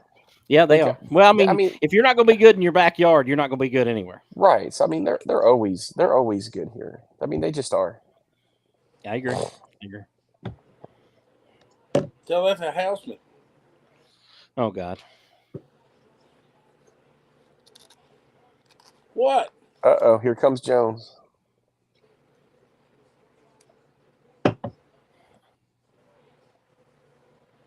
What was that supposed to mean, Mike? Well, I mean, just because he was bobbing a little bit. He ate too many hot dogs during the break. His stomach's rumbling right about now. Good Lord, what is Cade Brown doing? Only Cade Brown knows. Well, that's true too. Oh, we got a caution. Come on, can we get to the caution? And a black flag. Probably not. I would have let that piece of debris just go. Now we're gonna burn up 4 laps and we're gonna call it a break. Well, while they're under this caution, Jason Weber wants to know, Mike, have you ever thought about bringing the American Big Rig Racing to Southern National Motorsports Park? I've called them several times. They've never called me back. But yes, I have. Is that the ones that also run on dirt? They do, and they also, like, when they hit your wall, they destroy your wall. That's what Piercy told me at Hickory. He goes, man, just make sure if you get them, you get in your contract that they will repair whatever they destroy. Because he said when they hit the wall, they destroy your wall. So. Yeah, I talked to him earlier this year about bringing them to Ararat. They're $2,500 a truck, minimum of 6 trucks. So it's a costly show. It is. And Kevin did tell me that too. It is pretty pricey. He said it brings a crowd though. Oh, I guarantee it brings a crowd. No doubt in my mind. You know what else brings a crowd is that must-see sprints. I had them one time. They bring a crowd. Yeah. And then Pete 410 sprints. They're the big boys. Yeah, Pete. What is Pete's last name? I had them on a 4th of July weekend, and that they did really well. You know, I really want to bring back the IMSA modifieds, the winged modifieds. But when Darren told me what they cost to bring to the North-South Shootout, I was like, yeah, you can have them over at the North-South Shootout. They were expensive. Yeah, I'm sure they are. Those are badass, though. They are badass. The Outlaw late model, the guys with the billboards on the side of their damn car. I've always wanted to see them guys in person. Who are they? They're like Outlaw, not any specific tour, but like Outlaw late model. I think they run them in Florida a lot. You're talking about the one that set the speed record? Probably. I don't think that's a class that actually races. I think they do that just to set speed records. Or I don't know, but racing circuit track. That'd be badass. They put huge wings on them. Yeah, they're like on one side of the car. Yeah. Yeah. Yeah. And those things, it generates so much side force that they don't even really have to let off. When I had the 410 sprints there, they ran a 12-second lap. No one got into the 11s, but a 12.0 was the fastest I've ever seen there. I've been told that the IMSA modifieds broke into an 11-second lap, but I've yet to have them down. I've seen a video of, I think it's a sprint car at Bristol. Absolutely shitting and getting around that place. Did you just say they had to turn 11 seconds at Southern National? IMSA modifieds, I have been told. IMSA modifieds, I have been told, broke into the 11-second laps. Yes. Listen, Noah, that 11-second lap at Southern National, that's like a 4.5-second lap at Franklin County. Okay, holy shit. Yeah. Jim Bushy's the one who told me about that. He said you see vapor trails off of their wings. That's how fast they go. Yeah. I've heard that. That's incredible.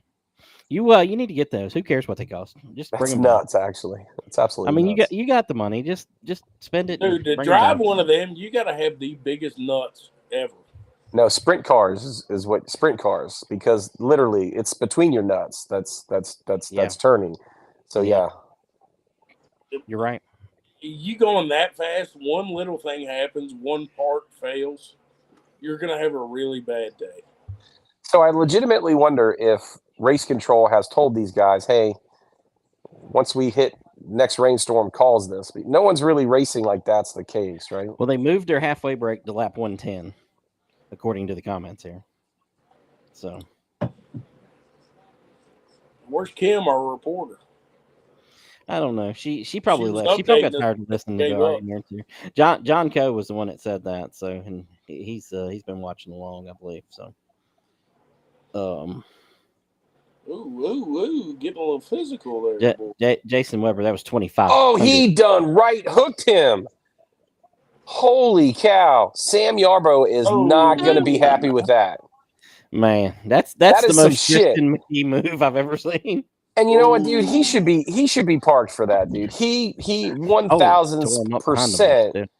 Look at the bullshit that he legitimately just did that, dude. I agree. Yeah, that was a bad one. That was a typical. I mean, he legitimate, but still, you don't do that down the front. Look at how much money you just cost people. Oh, look at him! You can see him throwing shit around the car. Oh, dude, Sam Yarbrough is not going to be a happy camper, bud. He is pissed. Oh yeah. Don't go to commercial now. Oh no, we're not a commercial. We're on my boy. Oh, look at his junk. Holy cow! They got rid of the ticker. I thought they were going to commercial. I was about to be mad as hell. Look at. Oh, it's about to fall off. Watch this. He just literally there were. I mean, he just that is a right hook. Oh yeah, he turned left on him. I mean, you think he just misjudged there, Mike? Are you serious? Oh my God! Yeah, he just misjudged that. I don't think that was intentional. So hold on one second. Who does Hocevar drive for? Spire. Yeah. So they must be talking. Must be a driver coach or something. I don't know. Sam's gonna have a comment here. Watch. Don't throw the Hans. It's expensive. Oh no, he dropped it. The Hans, get the helmet. No, he's not. Oh, come on, Sam. You can do better than that. You dumped my kid. Come on.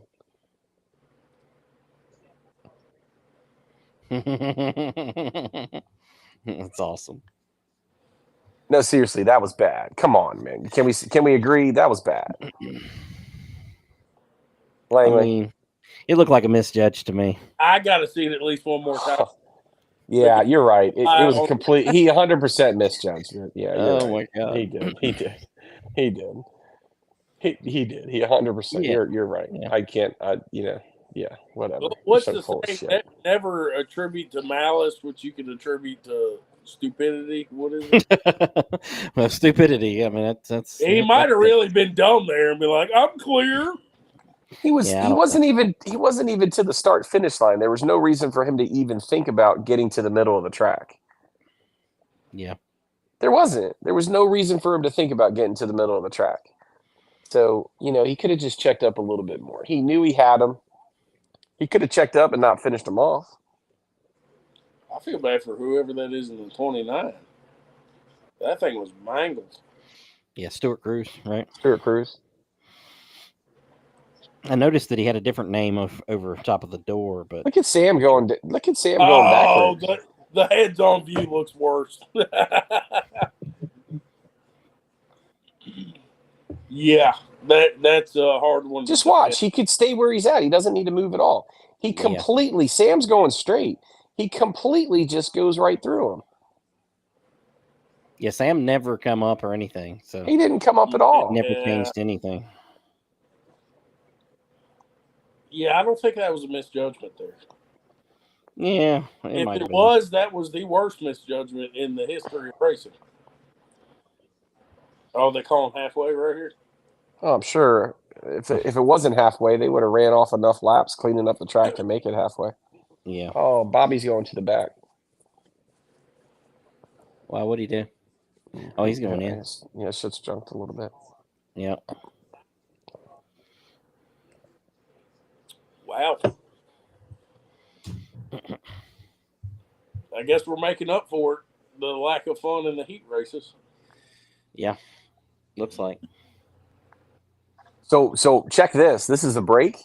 Where is Sam is going to be walking out of that building that's right there. That is like 50 feet. He's right there.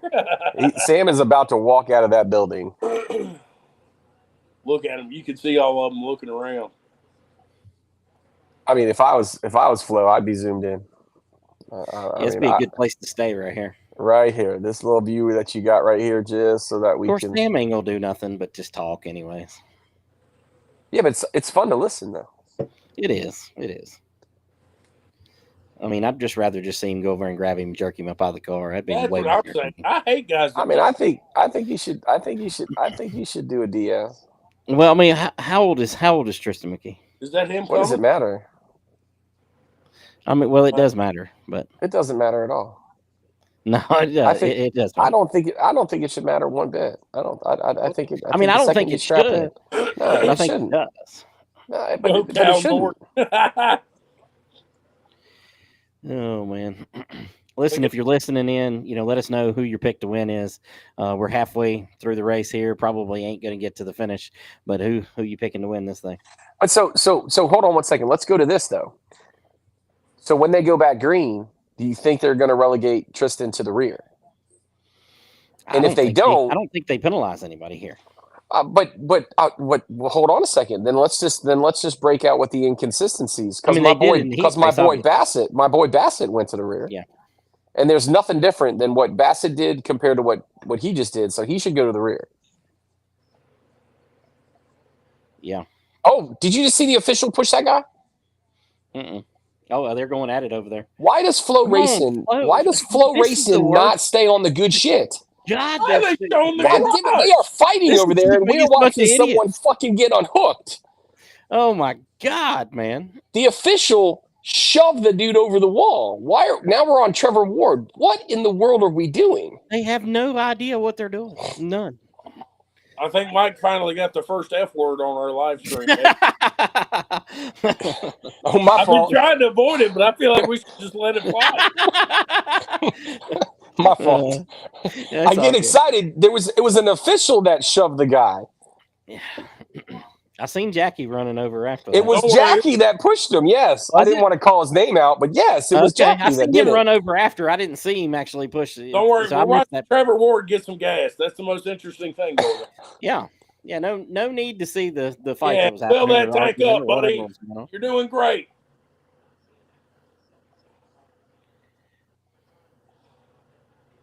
Oh, there we go. We go back to it now that there's nobody over there. Hold on, let's show you what is happening over here. Seriously, there was a fight, right? There was something going on right there. Obviously, there was about to be something hot going on over there, and we definitely didn't get it live. Do you think they were telling the people not to? No. I hope not, man. They just have They couldn't even see what was going on their own screen. I mean, Lord. Yeah, see, I was trying to be nice because, I respect Flo and everything, but I'm starting to agree with Mike more and more. Whoever's producing this thing is a tard. Hey, whoa. We don't use that type of language here. That's you went one step too far here. Okay? Did you? I mean, God, dude, you didn't get the memo. That word was highlighted, man. No, I didn't say the full word. It don't matter. That word was highlighted there, buddy. Yeah, he should be going. Oh, Langley can say racial jokes, but tard is where we. I ain't told no racial jokes. Oh, I don't know what you're talking about.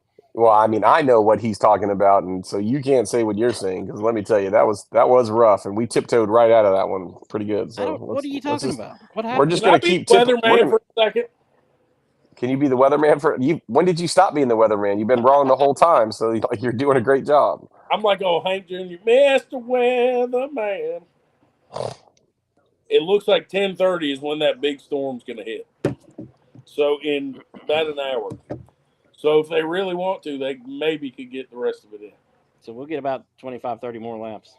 Well, based on the way it's going so far, yeah, probably. I'm gonna go over on. Who I didn't see? Who I didn't see out there? Boo Boo Dalton didn't attempt to make this race this year. Well, he's got two cars in it that attempted to make it though. Riley Neal and Chuck Wall. Oh, okay. Yeah. Let's see. Halfway. What is that? Yeah, I'm trying to look up and see if anybody. Wait, look at this. I'm gonna send it to you. Oh God. The Black Flag podcast. The Yeah, I seen the snow there earlier. Yeah, the way they showed it. Yeah.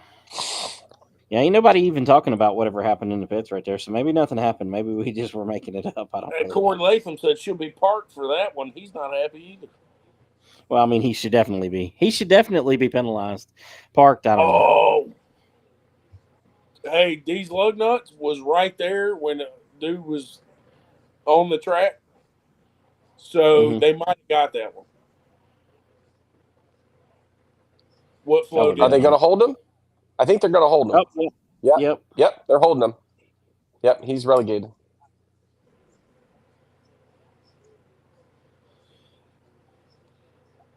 Yeah, not much happened. Sam came over. If you go to D's Lug Nuts, they just posted the video there. McKee is being held for 2 laps for rough driving. So he's getting a 2-lap penalty. What's the 29? Just want to start behind him just so he can turn him and wreck his shit? Or what are we doing there? He might. Oh, yeah, you're right. I would. It wasn't. Still put it on the screen. That's a really nice graphic. If Paul did that graphic with the, that's a nice graphic that they put up there in the corner there. Yeah, he needs to tell these people how to, watch what's going on at the racetrack, though. I've been texting him, and he keeps biting his. He said, "I'm biting my nails. I want to direct." Oh, Lauren thinks that's a good call. What, they will have him, another 2 laps break at for rough driving? 175. What? Yeah. Yeah, there's another break. So that's going to be the end of the race if we make it that far. Dude, Looney is still out there. Oh yeah, he's been.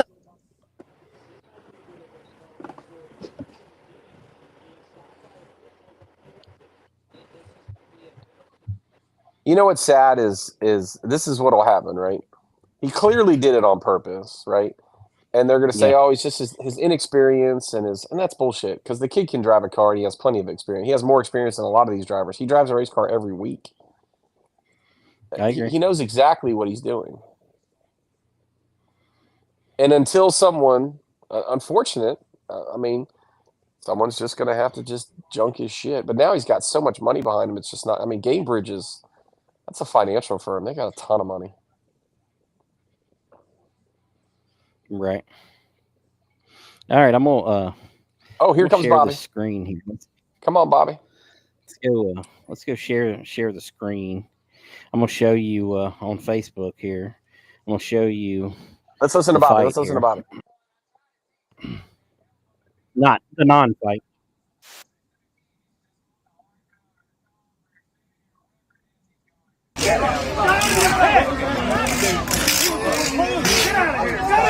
I'm not to blame it on him. Dude, he is I mean, he is, man. He's going to do fucking So not much.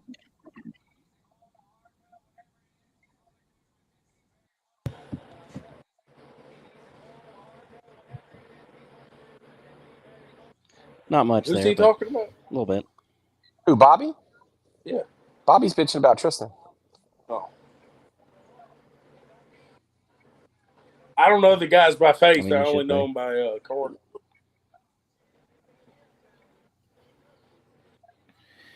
Yeah, we know. I mean, it'd be if you knew Bobby McCarty a couple of years ago, it'd be hard to know him by face today. It'd be hard to know him. It'd be hard to know him right now too. Yeah, because he's like a fence post compared to that. I was like, yeah, no. Who is this guy? Kim said that Pulliam said he feels really good about his car after the break. Minimal changes during the break.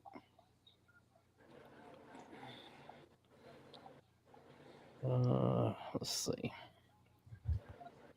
I'm starting to feel like maybe we shouldn't allow NASCAR teams to run late model events.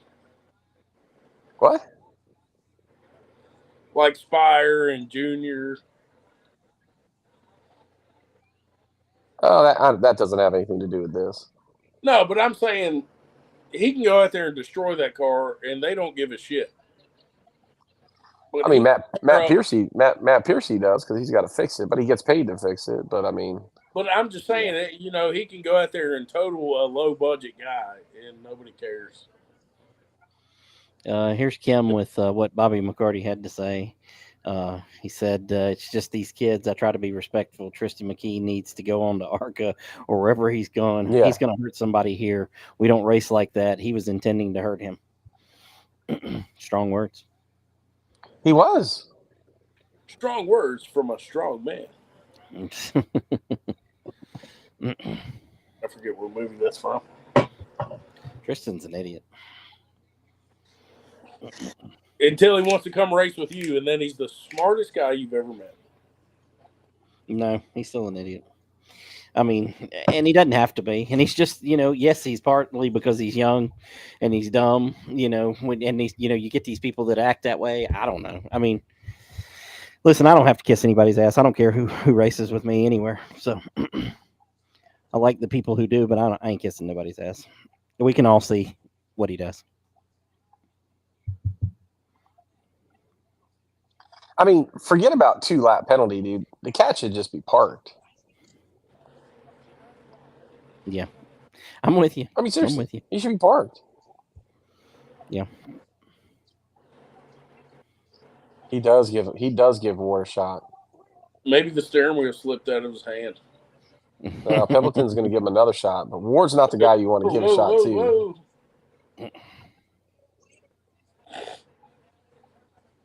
Or maybe the throttle hung. So are we thinking, I mean, the next rain event, we're done, right? Yeah, I'd say. Yeah, we're past halfway. I mean, we're past halfway. There's no coming back from that. Good racing up front, though. I Carson just want Lofton. I picked Carson Lofton.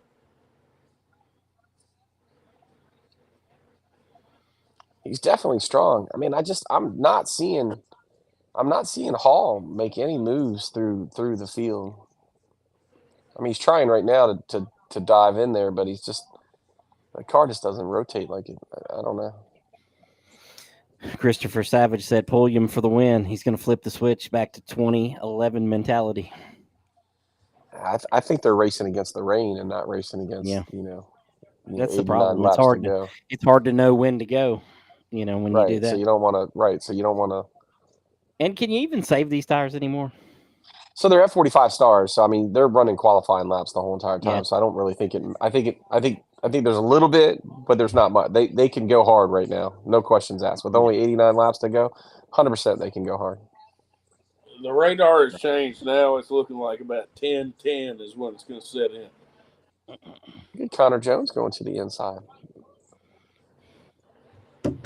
They did not make contact. That's the one thing Blake and them. They don't really. No, he did get a shot there, so that's correct. Now Millington's going to go for his lap stamp. He's like, that's Millington. That is classic Millington. You got to love that too. When someone does that to him, he's like, you know what?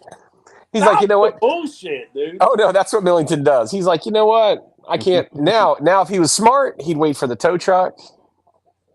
He'd wait for the tow truck and let him push so he doesn't get his laps. So he doesn't get laps, and then he'd push him to his pit box. Give it a minute, start it, and he'll be fine. That's not the stupidest rule, though. So, from a standpoint of trying to operate a smooth event, is it not the dumbest thing in the world to penalize a guy for stopping and getting back going and actually taking care of his business rather than waiting on him? And I know this race counts caution laps, so it's kind of a little bit different. But like if you're having a 30-lap feature at Southern National Motorsports Park, and somebody stops on the track to bring out a caution, why are you going to penalize them for getting things back moving instead of just sitting there waiting on the tow truck or somebody to push him off or whatever? Is that not the dumbest crap ever? I mean, I agree with you, but that's all you have to do to avoid the penalty, right? It's when you pull away. But why is there a penalty for actually helping get the show back going? You mean helping get the show to be a show? But because you're the one that stopped the show to begin with. That's fine. That's fine. Okay. But if you're going to take the time to wait on the tow truck, say it's not counting caution laps, why are we so dumb that we penalize people for that? I did away with it at Franklin County because I thought it was the dumbest rule ever. About penalizing them for bringing out a caution, stopping and bringing out a caution, because so I'm okay with it being a penalty because that was the leader up front, he didn't have anything to do with that, right? And he's just mad that someone pushed him up out of the groove. And you know what I'm saying? He's just mad someone pushed him up out of the groove, and he's gonna crap on the guy who worked really hard to win this race, and now that guy might lose the race. You need to have there's no difference than why did we just penalize Tristan for doing that to, you know what I mean? It's the same thing. No, it's you not. ruined someone else's race. It's not, but no, not really. Not really. I totally disagree. I mean, but you got my wife here who's, plays race director on the weekends, and she said she wants to black flag every one of them when they stop on the track and then start rolling again. So, I'm in the minority over here.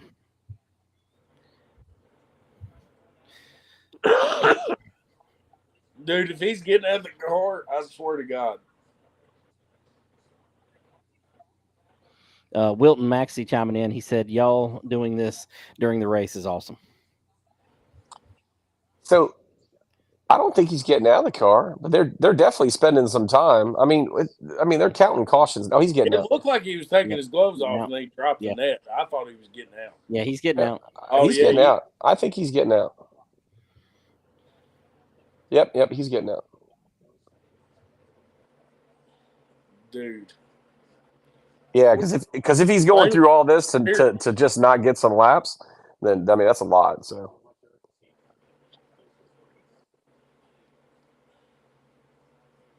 Yeah, he's done.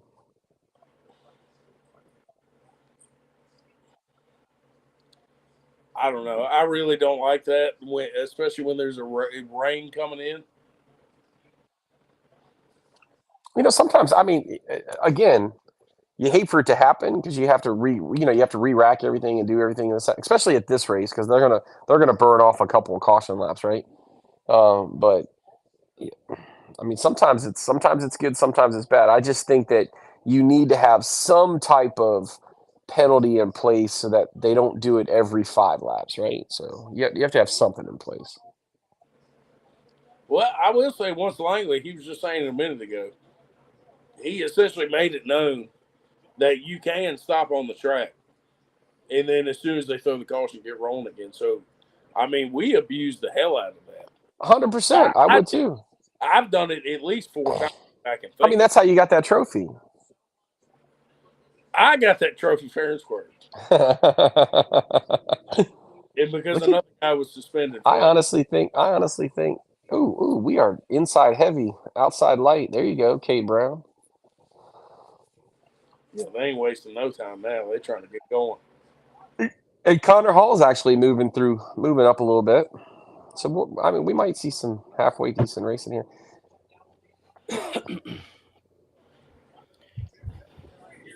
All right, what I miss? Well, I was telling him about how once you made it known that was your rule and that we could stop and then get going as soon as the caution came out, that we abused the hell out of it.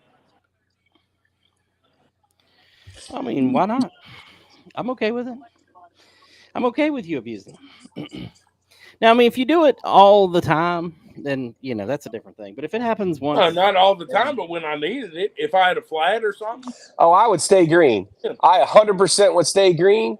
100%. I would not go caution. I would stay green. I would because. That was a little.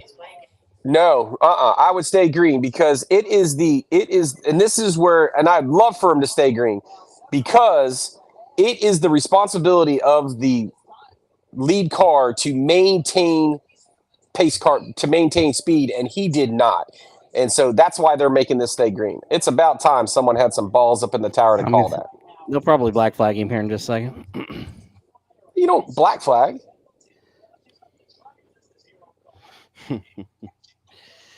Lauren Yoder, another race director, he said, "What was that?" That was one of them Franklin County race right there, bud. 100%. That's.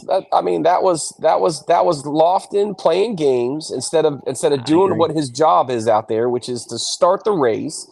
He was playing games to wreck everybody behind him, and he has been playing games all night. I think that's why that initial. Oh, he did start.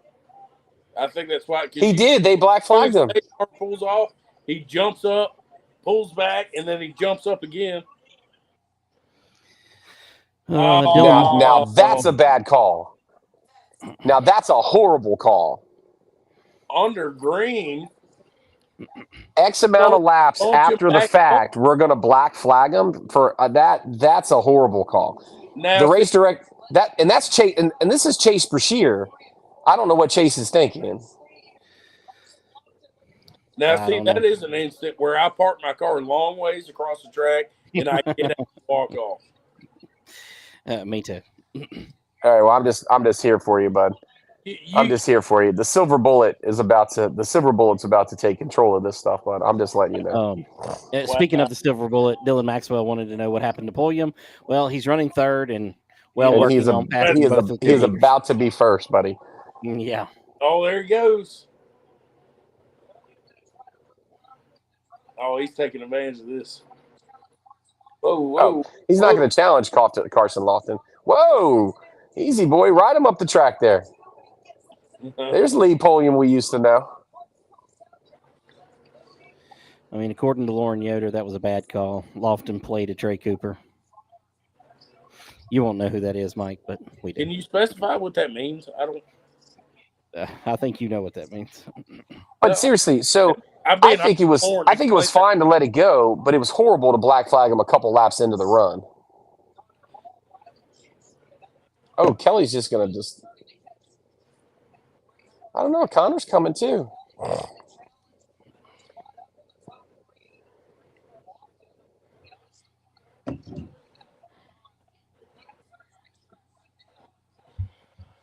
I ain't gonna lie. I hope Fatty gets it. Come on, fat guy. Oh, no. The bullet's going to get it, bud. Oh, my God. I'd right rear him, send him straight in the wall. Okay, Tristan. I think that's a 2-lap penalty, dog. Just saying. Okay, Tristan. All right. Listen. Make it look a little less obvious. Okay, Tristan. About to be 70 laps to go. Landon Pembleton's leading the race. Lee Pulliam second. Carson Lofton has fell back to third. Cody Kelly fourth. Jared Fryer fifth. Connor Hall sixth. Riley Gentry seventh. Jake Crum is eighth. Cade Brown is ninth. And Dylan Harville is 10th. And of course, the leader just a few minutes ago got penalized. He is still on the lead lap. Looks like Trevor Ward. He's in 27th position on the lead lap. So it was a pass. It was a pass through. Yeah. Fryer won the car store race at Franklin a couple years ago, didn't he? Or am I thinking somebody else? Why is Lofton falling? Fryer. I thought Fryer won one of the car store races, maybe in 21, 22. He won at Franklin. You're talking about at Franklin County. He won against Mike Looney this year. He won against Mike Looney in 2020. That's what you're talking about. I remember. I think we were at that one.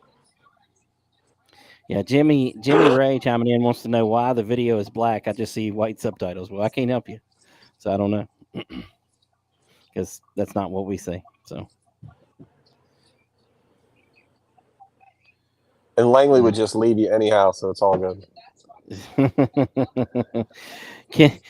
Kimberly says Karma's coming back to Lofton for his restart zone games. He has been playing games all night, but 100% he's been playing games. Yeah, I mean, but that's the name of the game though. At the same time, but it's not though. I mean, it just really isn't. It's not, and that's what needs to be removed. That's why race directors just need to let the shit go, because you're not supposed to play that kind of games on the restart. You're just not. You're supposed to race, man. Dude, Chris Lilly is the king of playing games on restarts. Poor Ethan True. I mean, Chris Lilly dicked his mind so hard he had to switch divisions. Listen, Robert Austin. Where's Eatman running? I know where he's running right now, but what position? I can't see the ticker. I don't know. He is in ninth place. Robert Austin chiming in on here. He said, "This Noah knows about straightening the wall stuff. Worst I've ever seen." Yeah, who is this guy? Because he's been flapping them gums all night.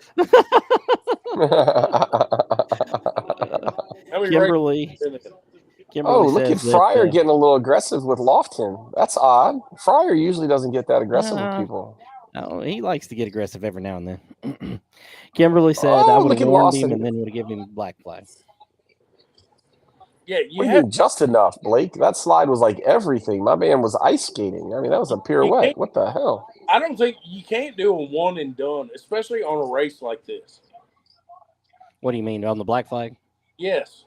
Yeah, no, I mean you can, It's like, obviously. If it's at Franklin or if it's at Southern National, it's a track you run every single week, and you tell them every single week y'all get one chance. That's it. Then it's okay. But on the most prestigious late model event in the country, you can't sit Look at Ty there and go, Majeski. one chance. Ty Majeski, I think, is about to break into. Oh, and Cade Brown. Oh, puts Jones into the wall. Didn't do it on purpose. I don't know. Jones did that to himself. I can't say Jones did it to himself. 100%. You need to watch the replay, dog. We'll watch the replay. You know, hey, I'm the first person to let you know what happens here, and I'll let you know. Yep. Let's get this replay. Connor Jones does what Connor Jones does. Okay. I don't. We're about to throw a helmet though. Thank God something's going to happen. He better leave that helmet on in case he wants to fight. Jeff Gordon. How do you think that's Jones's fault? Watch. I just watched it. He's in his lane. He comes down on top of him. I don't know what you're watching. What are you seeing here, dog? Now that looks like a spotter mistake. I was just, so I'm not going to agree with you by any chance, no. But 100%, that is clearly not the spotter going 3 wide inside, 2 wide inside. Yeah, because Ty Majeski was just sticking his nose in there. You know what that was that you just said? You just said, "I'm not going to tell you you're right, but you are right," and I'll take that. That's a win. I don't think I was talking to you, Langley. 100%. No, you did say I'm not going to tell you you're right, but then proceeded to. I was talking to you, Noah. I wasn't talking to Langley. I was talking to Noah. He was right because he didn't say nothing. No, he did. He said he was talking about it being the spotter's fault, and that's what I'm saying. I agree.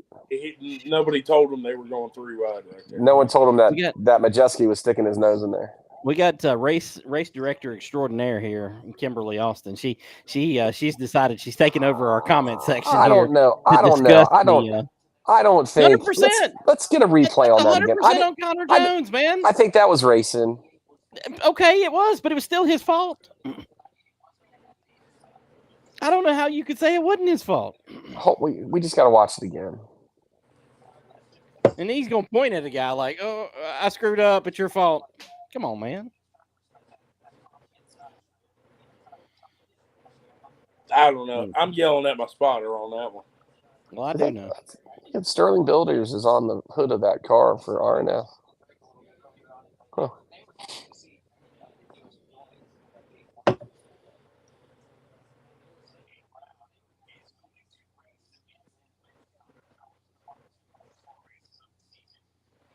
I guess the spotter thought they were going to clear him. I know they haven't showed the replay again.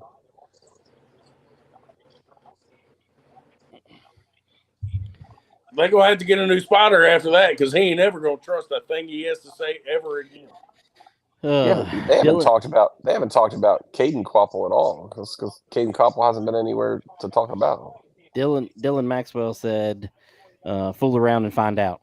That's what he said. I don't think it means fool, but that's what we're going with. Only Mike drops the F-bombs on this show, not me. Okay. I dropped one. I forgot. Oh God. I don't think I dropped anything. We're gonna have to go back and review that.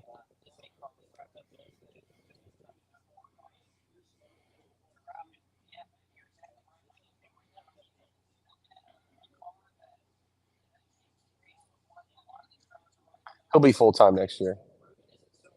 Who's that? Caden Quapple. Oh, I'm sure. Yeah, 100%.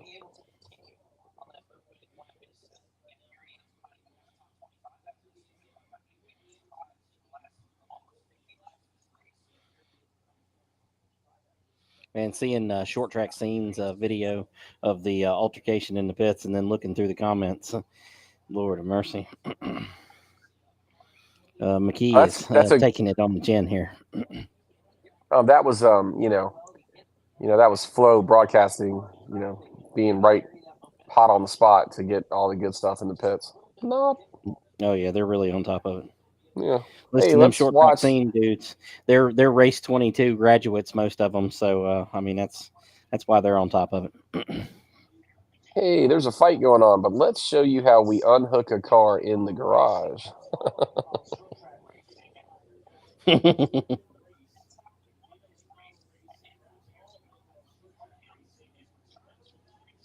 I mean, Pendleton's got to have a good car to be up there. There's no question about it.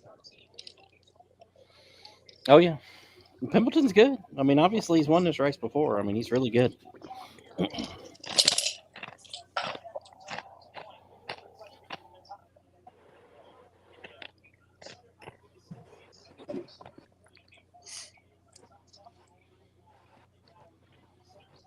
Look at Fryer. I mean, don't put Fryer out of this. No, Or Connor. I'd love to see him win. Well, I'll be Mr. Weatherman again. According to radar, the rain could set in at any moment, so it might start getting fun. Well, you better get going. And the old one car, if he's going to win this thing, he better get going. He's going to get it right here, buddy. Yeah, I'd make a move soon. He's going to get it right here, buddy. All right, we're watching. Well, I'd love to watch, but Flo doesn't think that's important. Well, they got issues. Probably getting ready to have another caution. See ya. Oh, once he's clear. Once he's clear, it's going to be done. Don't let him get clear. Don't let him get clear. Look at him shoving him up. Don't let him get clear. Fryer's there too, though, man. Mm-hmm. You're done. Great racing. Bye. Great racing to the top. He's out. Now Fryer's going to go to the inside of Pimbleton, and Lee's going to say see ya. Come on, fat boy. Look at Fryer. There's no blood. You're done. Yeah, you can't chase the bullet. He gone. Yeah. Bullet's done sailing. And need another restart. Well, there is another restart. There's at 25 to go, right?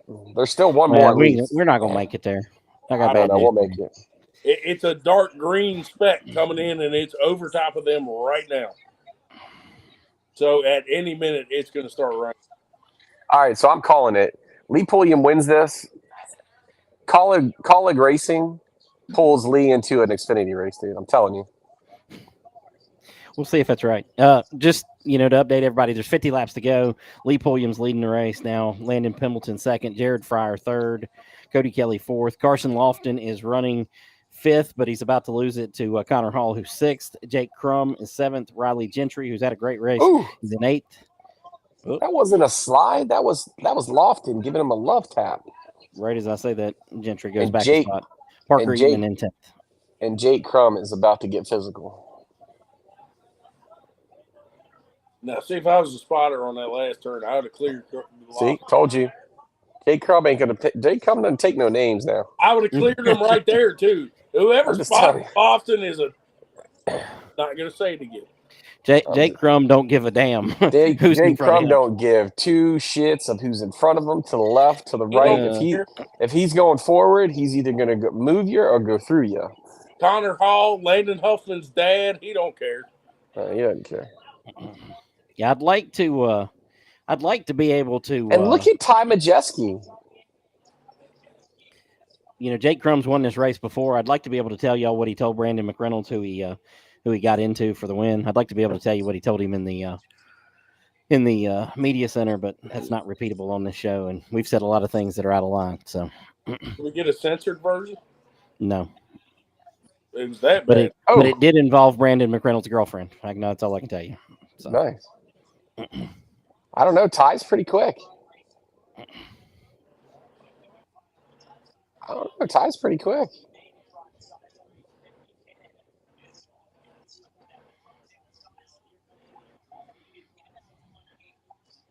Boy, Ty is working the outside to the inside to try and get the. Mm-hmm. Oh, and Crum's just going to come down on him. Yeah, Ty Majeski he doesn't care either. Yeah, that's two of them that do not care. Yeah, that's two guys that just do not care. They know how to send you. But look at Eatman, good for him.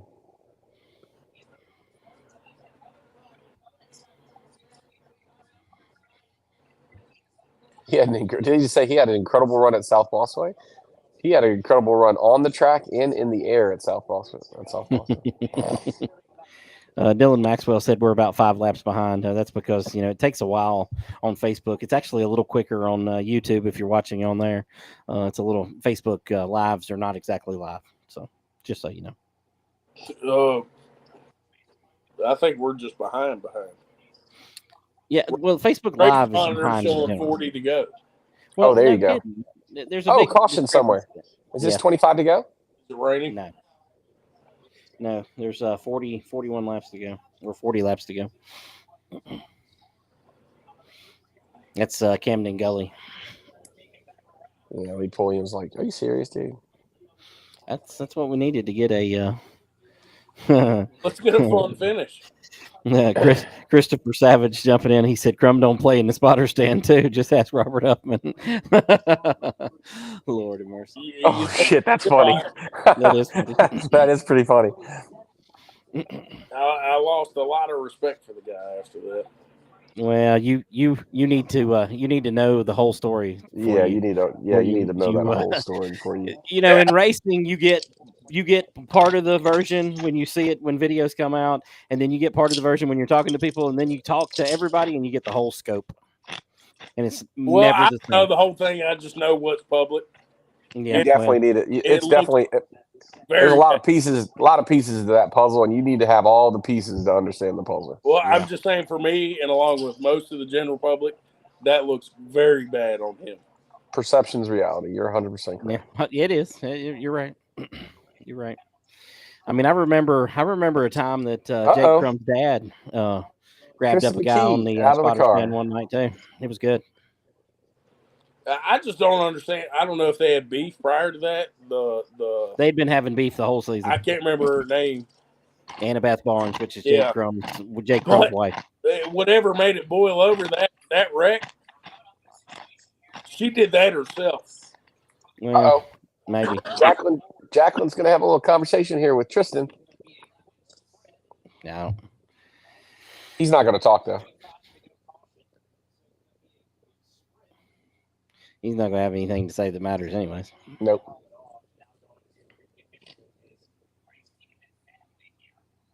How old is that kid? He's 15 or so. Yeah, 15, 16, somewhere in the neighborhood. He's definitely ignoring her. He's not going to have a conversation.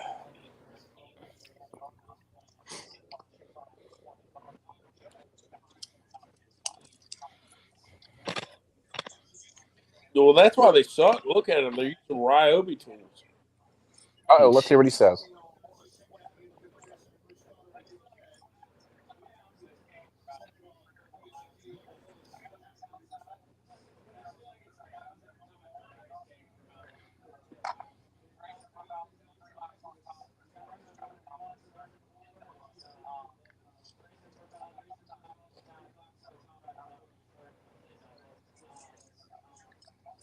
Yeah, I don't think that's what happened.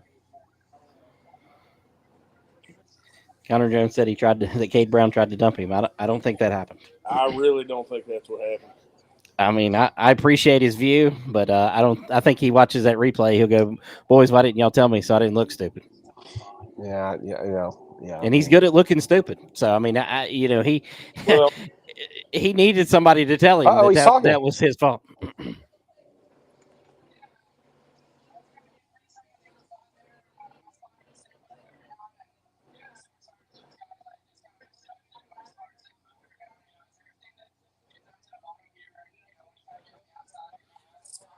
So your spotters tell you that you're clear from in front of you now? But you can't see in front of you. What the fuck? Lord of mercy. Boy, they play as many games as they can in that restart zone, don't they? Oh my God, you ain't lying. It's terrible, but they let them away with it. That's why. That's why they do that. Every restart Templeton tonight's has been got to terrible. get to lead to I have a don't shot. have a problem now that it's Pulliam. Oh no, I mean, I have problems with it because it's horrible. Look at Jay Crum abusing Ty Majeski. Ty's not going to put up with that.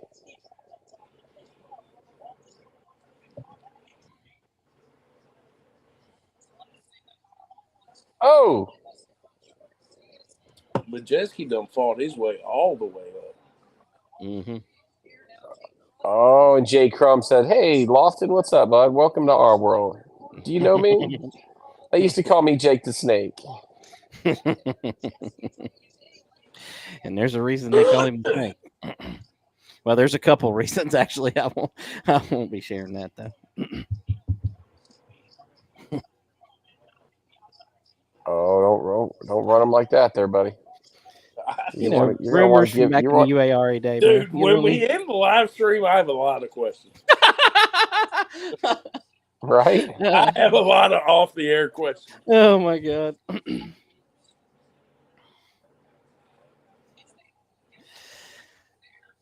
I think Ty's gonna get to Jake. Probably. Oh yeah.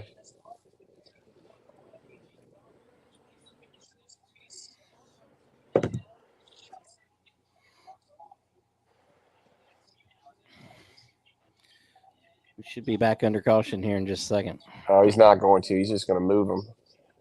But look at Eatman. Oh, Eatman's going to learn about Ty real quick.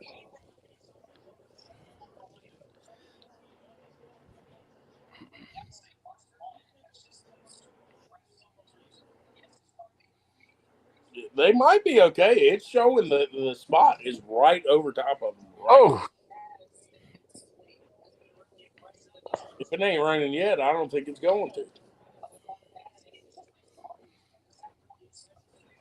look at Doug Barnes is up there now too. What are we at? 25 to go. We're at 30 to go. Caution's out. What's this caution for? I don't know. Is it raining right after I said it Oh, was? it's raining. Fuck. Come on, Noah. That's you're the worst weatherman I've ever seen. And they're always wrong. And you're still worse than they are. Well, No, where were you on that, bud? You said it looks like we're going to get the whole thing in, so I stopped worried about the rain there, bud. oh well, I Oh, my looked at the God. thing and it was right. So you are so let's just so we're clear, you are a damn weatherman because you're wrong, just like every other. I guess so. Now Oh, Lee's man. like, come on, Rain, come on. Lee's like, come on, Rain. That spot has been over top of them for at least 15 minutes, and it didn't rain at all. That's why I said we might be okay. Lauren Yoder chiming in. He said you might be the worst weather forecaster of all time. Hey, but if we go back to my last statement, I said 10-10, and it's 10-12. I mean, you're not wrong about that part, but you did counteract that later, so it doesn't count. You did and said, yeah. So yeah, you can't do that. I counteracted it right when the rain started. You did.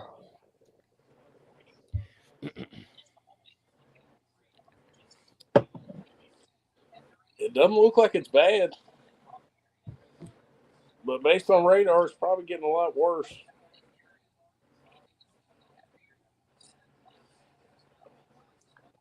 I think we're done here, it's getting wet. I'd say we're a couple minutes from calling this one.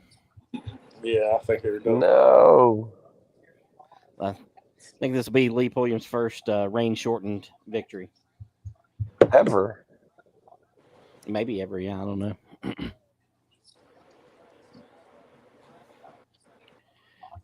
At least they got most of it in. It wasn't looking good all day for like all week. I kept checking the weather. Dylan Maxwell wants to know where's John Campbell when we need to know who wins. Well, he told us earlier that Caution Arson lost him was going to win, so I can't even say his name. Gosh, terrible. But that didn't work out. So. Oh no, she's coming down. Noah, Lauren Yoder said next year we'll just ask you if we should try to race or not and do the opposite. This race is over. Yeah, it's done. 100%. Go ahead and pull that victory lane and then make him sit in his car for 15 minutes. Throw the checkered flag. End this one right now. Let's go. I bet you they do.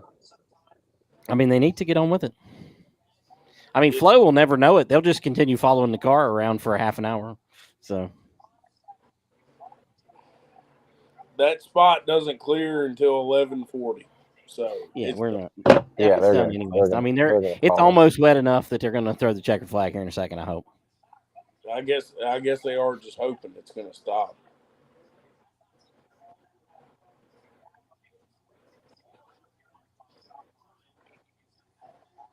Oh my God! You can clearly tell that the announcers have no idea who Lee Pullman. It hasn't taken them long to get acclimated about getting around. Come on, dude. Are you serious? It's frustrating listening to them sometimes. Sometimes it is, right? Especially when And they're they're trying to great tell you guys, and they do a they good are when job. they're trying to tell you what's wrong with the car or why or slight contact or just They come on, try man. too hard. 100%. Jeez. But how many This is old people are a stepping up? spectacular race car. I mean, they, I think they're using ChatGPT too. No, they would be mostly accurate if they were. It's thrilling, spectacular. I mean, geez, holy cow. Listen, just because they know, alternate words to use, and you don't, don't get upset there. Well, at least I know the right words to use at the right time when I'm trying to say something.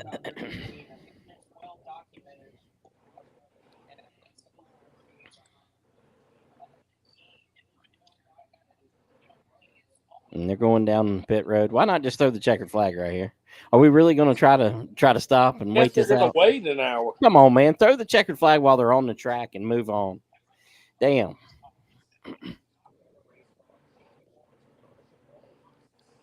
I got to go look at the weather and see what Noah's missing here. He must be missing something. Look at the radar. I'm trying. My phone ain't working. 11:30 exactly is when it's supposed to clear out.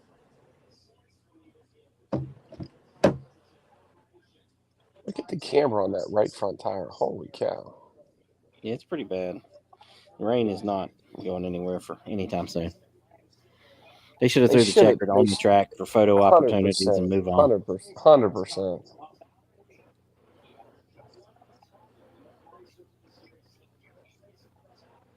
Stop. No shit. He knows. These stop go guys take their job too serious. You'll find that all these NASCAR officials take their jobs too seriously at times. The pace cars come to a complete stop. He's like, stop, stop. I think he gets it.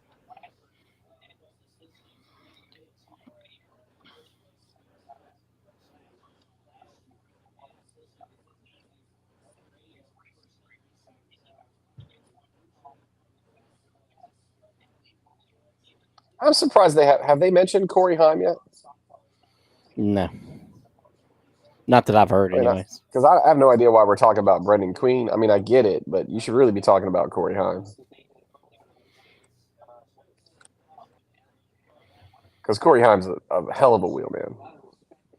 They're for real going to sit here for an hour? Wow. Who knows? We're going to sit around for a few minutes, act like we're going to do something, and then call it. When they could have, thrown the checkered flag, had him come down pit road, do your victory lane, instead of this ignorance. Lauren Yoder wants them to bring them back tomorrow and try again. Yeah, that's probably not going to happen. Look at Corey. There's your son.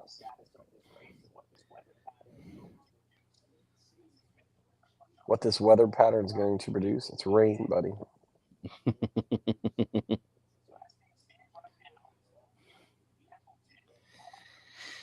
Oh, man. Oh, she's coming down. Look at that. Mm-hmm. Uh-huh. Yeah, I mean, this look. Lee's like, come on. Well, I mean, they should have already called it. It don't make any sense.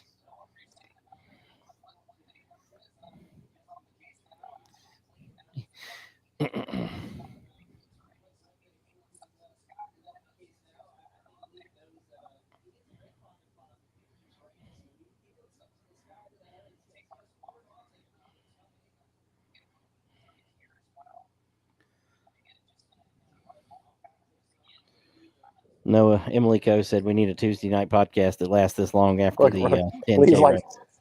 Lee's like doing a rain dance. Come on for fall.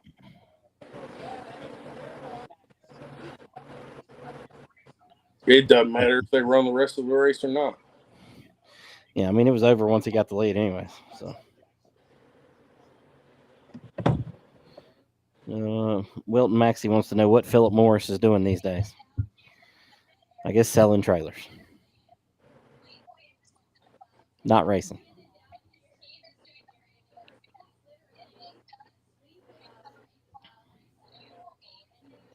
Oh, and she's gonna make it really dramatic too. But she is literally the best pit reporter they have these days. She's become really good.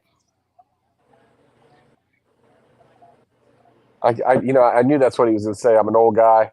I need the break. This is, that's got to be a lot, man. Oh yeah, I'm sure. Christopher Savage reminding us that Corey Haim got screwed out of the race in 2019. I believe that was 2018, maybe. I don't know, but What happened? I didn't care back then. a lot of ignorance. Guy, basically jumped the start and got the win because the caution came out. So.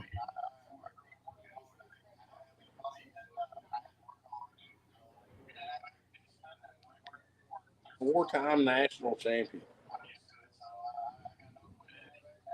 Why the hell is he still running late models? Because no matter what you win, it still costs you money to do anything else. That's the problem with NASCAR.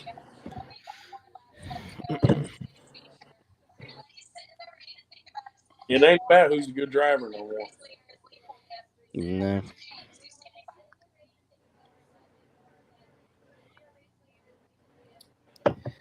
All right, Mike. How long are we gonna wait this out? Me personally, dude, you knew it was coming, so I mean, I just would have. Now it's going to be what kind of victory? What kind of victory is this? You know what I mean? It's like you kind of, it's the biggest race. You know it's coming. You see the radar. I mean, I guess they're trying to give it, but I don't know. Everyone knew it was coming, so they should have known to start racing. So I don't know. I guess they want to wait till 11:30 and then go back green. Well, this is going to be. I mean, if it starts coming down, you got to call it, right? It's been coming down. It's already come down enough. It should be over with. And I'm all for waiting one out, but this one doesn't make any sense.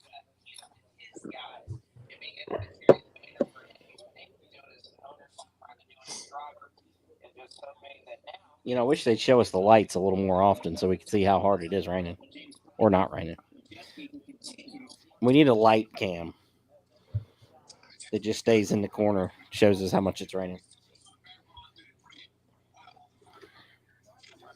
Apple says rain expected to stop in 41 minutes. That's a long time from now. Yeah.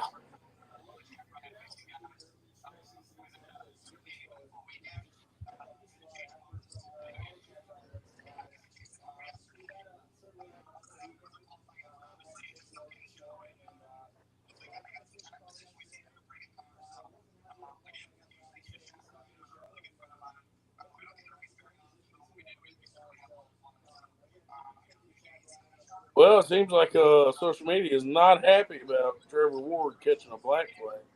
Well, why would they be happy? He should not have been black flagged.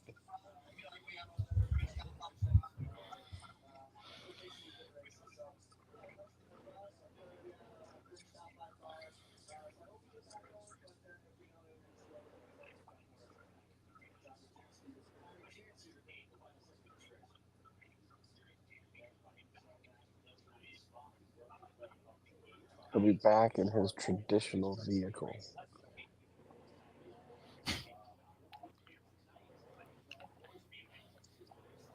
I don't know what that means.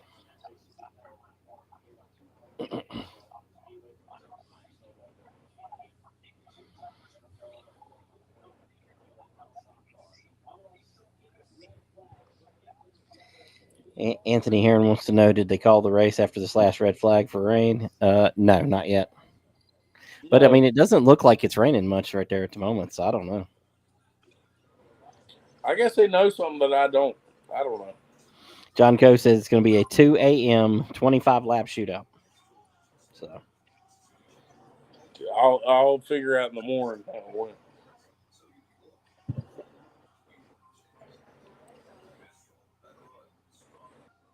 you'll be up. Hell no, I won't. We'll still be live.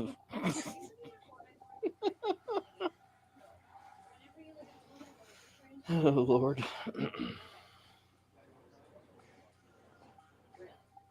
Call Wes. He's our reporter on the scene. Get him on. Yeah, I don't think we want to do that at this point.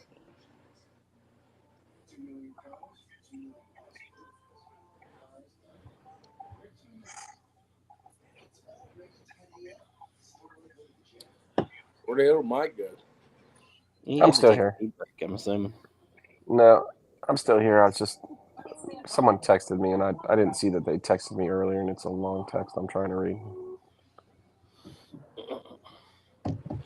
Tell them you're busy. You live on the Pit Chatter podcast, baby. Yeah.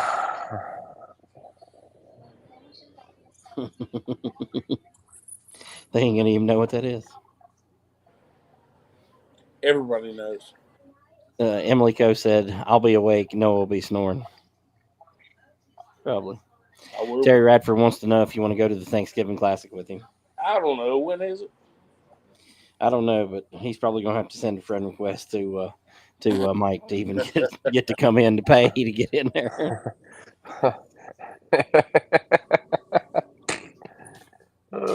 I couldn't help myself there. John Coe said that Wes is busy getting that lock trans in Do Not Disturb. And based on, definitions of trans these days, that's a terrible comment. Okay, just gonna leave that one alone. I'm just saying. Listen, we're raw and real on this thing here tonight. So definitely a bad choice of words considering what we were talking about. Oh Lord. It doesn't look like it's raining. I don't think it is raining. If you look on top of the wall, it doesn't look like there's any rain falling.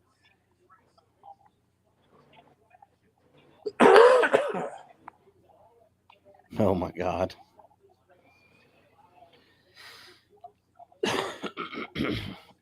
This is going to be a night.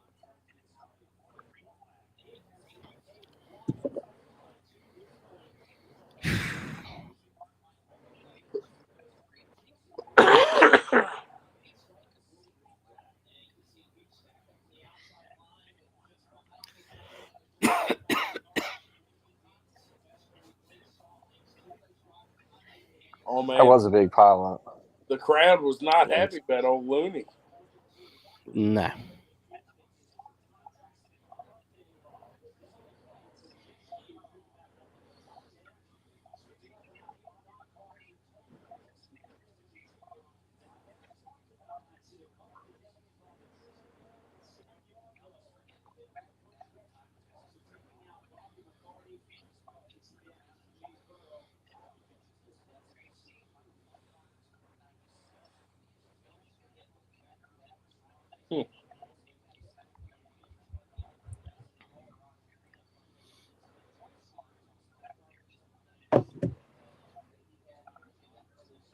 I mean, can we get another light shot? Can we get what? A light shot. Yeah, I told you we need a light cam. Call somebody. That's a pretty good hit to that car. That's a rear clip. Yeah, it's a. Yeah, that's a rear clip for sure.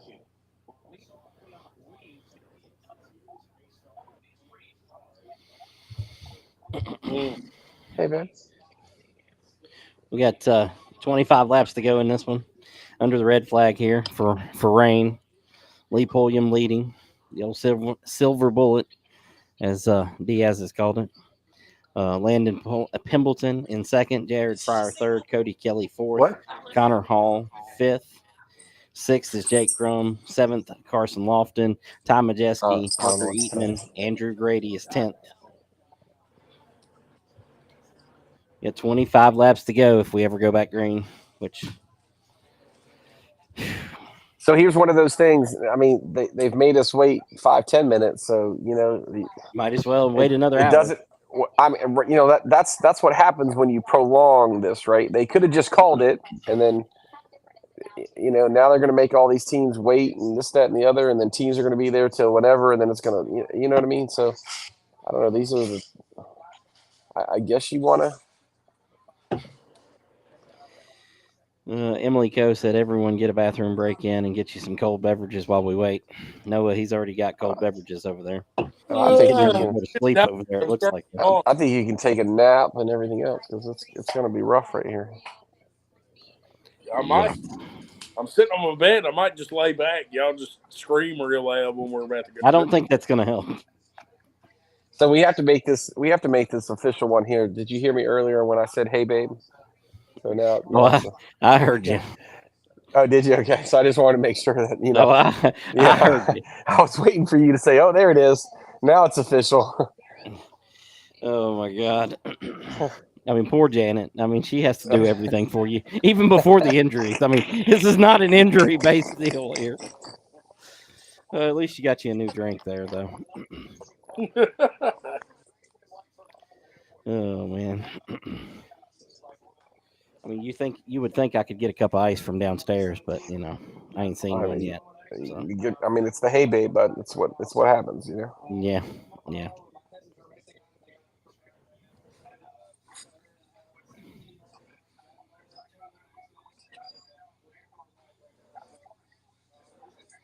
He just said he had a pretty good car. You're not listening to what he's saying?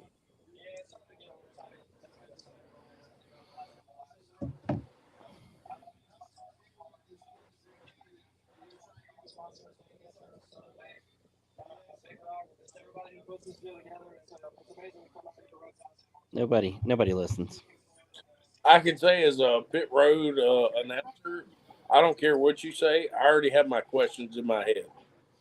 No, you do. See, now I didn't. I would listen to what they said, and I would come up with another question. So, Emily Coe it says Noah's internet is on point tonight. Hasn't glitched at all. My internet has never been the problem. Yeah, okay. It's Daryl's internet that has been a problem. Shout out to Glow Fiber. I got that Glow Fiber. It's fantastic.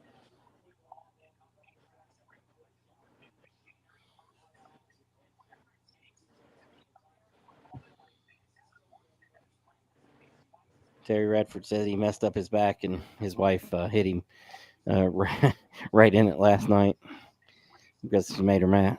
Well, don't make her mad. I mean, Nathan Vance is back. He only joins us during the red flags. So Mike, he's back on text messages over here. That's why he's blank, John Co. He's back on text messages, so we can't see. He's making business deals. Yeah, I got someone that wants to practice at the racetrack tomorrow, and I don't have anybody to sign them in.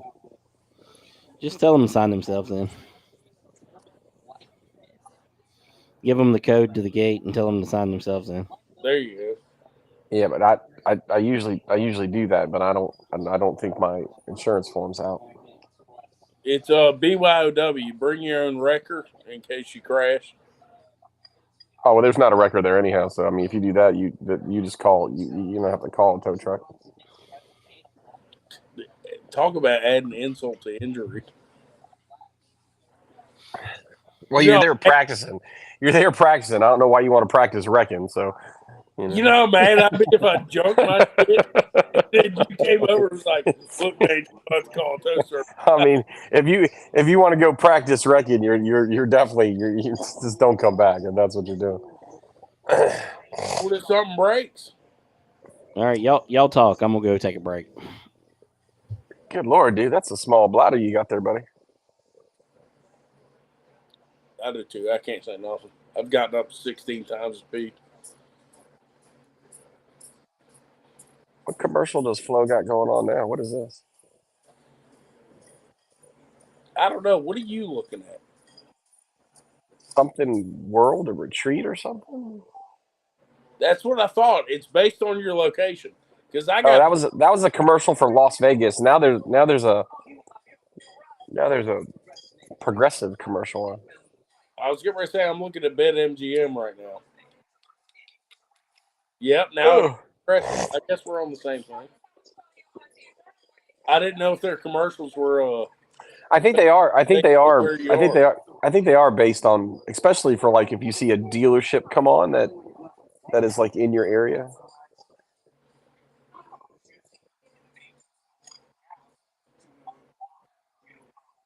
I did see a Wild Furniture commercial earlier.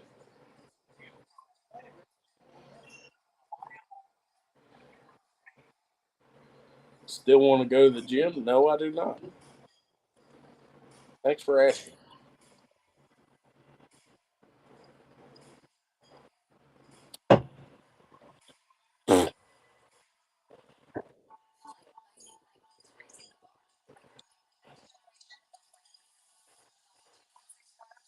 I don't know what Wilt Maxey's talking about, but he said Southern Nationals turn 2 wall. Oh, Lord. Southern Nationals turn 2 wall. Are we still raining? We're raining. Are we drying? What are we doing? He might be talking about me. I've claimed turn 2 walls at many tracks. I don't know the track. They got a front stretch shot of Martinsville on right now. They call the exit of turn 2 Hinchee Ball at Franklin because of where I almost killed myself. Ouch.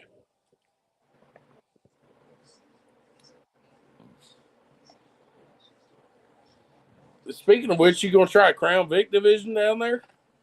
You know, I'd like to, but I'd have to just do a big Crown Vic race, right? If I just say, "Hey guys, I'm going to add Crown Vics," I don't think they'll come. I was thinking about maybe bringing them to the Classic, but then trying to get a division in there where I don't think I'm going to get a lot of cars doesn't make a lot of sense. For some reason, it catches on good at dirt, but not really on asphalt. I mean, Langley tried hard to get he called them the bootleggers going. Right. That's what I have a championship in, just saying. But yeah, he tried hard. But we had like 4 cars, and 3 of them were his. Yeah. I drove one of his cars.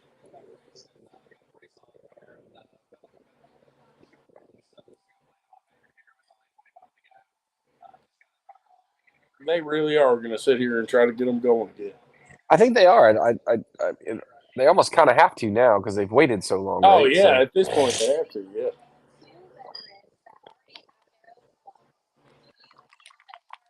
Now, if it starts raining again, they're screwed.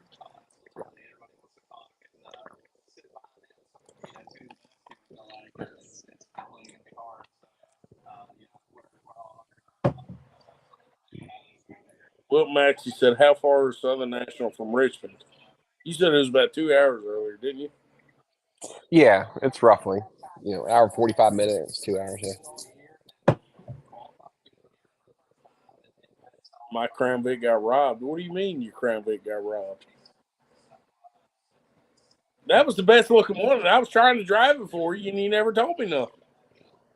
I had to get a car from Langley, and that thing was a turd. Still won the championship in it.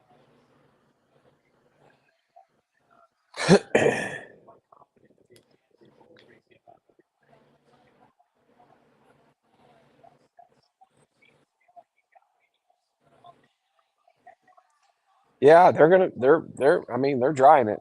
This is gonna go down.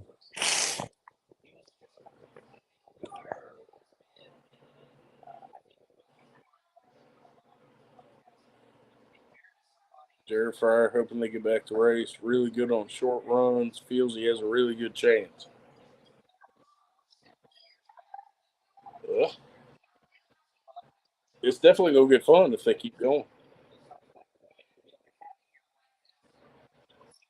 25 lap shootout. 100%. Now, when they get rolling again, are they going to count the caution laps? Oh, yeah. So they'll get going with what, 22 to go? Oh, no. They won't start the laps until it goes green. That's what I was wondering. I didn't know. Yeah. If they get rolling again, they started counting. Now, I don't know. So that brings up a good point. I don't know if if they count the cautions at all in the last 25 laps, to be honest with you. I wouldn't.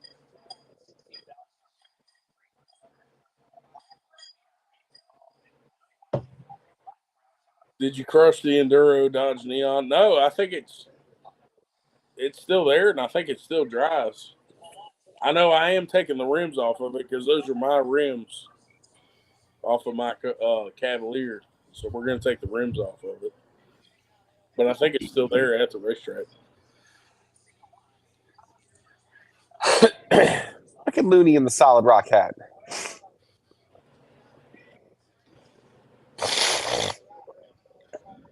Why does he look like he's been crying? He has been. John Coe wants to know if you're going to run the 10K race. I'm not, but we will have a car there. The driver is not made public yet. It's somebody you know. What are you eating? This dude's over here trying to get some food. Yeah, he You is. ain't lying. Hey. Hey, did y'all answer Wilton Maxey's question about how far from Richmond is Southern National? I did. I was talking about it. Ooh. I can't bring him up on the screen like you can, but I can still see him. Why can't you bring him up on the screen? You should be able to.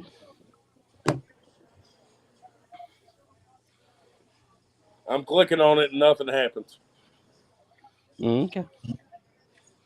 I don't know. I think only you as the host can do that. I mean, I can make it show all of them on there, which is a terrible idea. Definitely a terrible idea. I mean, Terry Radford alone will, and Nathan Vance will keep you from doing that. Oh, yeah, because he knows we'll have no choice but to ignore it. Or we won't have a choice to ignore it. Yeah, it'd be terrible. I don't know how it does that. Will Stevens, that loser. That was a funny joke. That was pretty good. Okay, Let's see how it does that. Oh, look, this is how it does it. So it brings them up on the. We're definitely not doing that. Terrible idea. Rest of the time. Terrible idea. I do like that though. I've been wondering how that went. Let me get it off there before Terry Radford responds. The people on Facebook can see what the people on YouTube are saying. Yeah, they could. Yeah, you're right. Although we usually only have a couple that comment from YouTube. You know, if we didn't have idiots on there, you know, Terry Radford, you know, Nathan Vance. If we didn't have those people on there, we'd probably be okay. Timeout. Those are the best ones you want. Here's what we do: we make them pay donations. Yeah. You have to pay 99 cents to get your comment on. That would be great. It's definitely not raining anymore. Kimberly letting us know what everybody says. She said Looney's been blessed, got tore up, knocked a toe out, 2 inches, running better than thought. Might be possibly it's his last race at Martinsville, which I knew that you know he's not planning on racing a whole lot more going forward. They're going to change the tires for the last 25 and going to pass someone tonight. No, he can't end it like that. I mean, that's just how it works. Do it one more time. Nobody gets to go out like they think they're going to. I don't know, man. Out of racing or out of life. So. Lee might be able to. Well, I mean, you're not wrong, but he's not going to. He's gonna race more now. I don't think so. I think so. I think he'll race more. You just said you thought he was going to Xfinity, so he's going to race more. I'm just saying that somebody is going to say, hey, Lee he hasn't raced for X amount of years. He comes back, he wins the biggest Martinsville race, and somebody's going to put him in a car or something. And you know, he's put too many of his drivers have gone there. And there are some guys, and I think Colleague's one of them that would put him in that other car that he funds all by himself, right? So I would agree. Who knows? Maybe he can run the Clash. Apparently, they're putting absolute nobodies from the local scene in the race cars. So This guy's an idiot. he can run the Cup Series in the Clash. I mean, Burt Myers did. Jesus, and he had to go there. I'm just saying, you know what I'm saying? Like, he just really has any other experience. He knows Bowman Gray, but I'm just saying, I mean, He sucks everywhere else. I get exactly what you're saying. I would put Lee in the same class as a Burt Myers. That's what I was saying. Yeah, I wouldn't even say that. In the car that they normally drive, I would say Burt's won a lot, Lee's won a lot. Listen, So Noah's a hater. He's a Burt Myers hater. You know what I call him? And I'm going to say it right here. I 100% can. Hey, babe. I call Burt bitch ass Burt. That's what I call him. Damn. We just went there, didn't we? Lord of mercy. We just went there. I can't stand that guy, and you know what? I used to be a fan, man. Is there another? So there's a legitimate. Whose phone's dying? No, I don't know. Yours. It's got to be yours. Oh, you know what? That's that's my earpiece that's dying. I'm like, whose phone is dying? I'll just put the other one in. I've had mine plugged in for an hour because this damn thing destroys your battery. Oh yeah, for sure. I heard that and I was like, I'm looking up because my phone's plugged in so it wouldn't die, and I heard the do do do do. I'm like, oh shit, whose phone's dying? It was my earphone. Here's a question for you, Mike. I got you. Come on. Wilt Maxey said qualifying Peyton Sellers was DQ'd for a skewed rear end. I don't know. I don't understand the last part of that. So is that what he disqualified? Mike was in. Maybe. No. So his rear end was too far over. His rear, so it wasn't forward. It was too far hanging out. It was too far over, off center. Yeah. You know what I mean? That's what it was. So, it was too far over by, they say, a quarter of an inch. So and again, Peyton is saying, he just said, hey, you know what? Everyone checks it. He said there's a discrepancy on how he checks it versus how they check it here, and that could rightfully be so. But and the rule book leads you to some certain interpretations on how quarter of an inch and a quarter of an inch, and it could be out by a quarter, quarter or an eighth and an eighth, and some people might just put both eighths on one side, right? So yeah, you know how that is, Langley, right? Yep. With the whole I got you. A question, an eighth and an eighth. Anyway, you just got that. I just got that. Yeah, you did just get that. Yes, you did.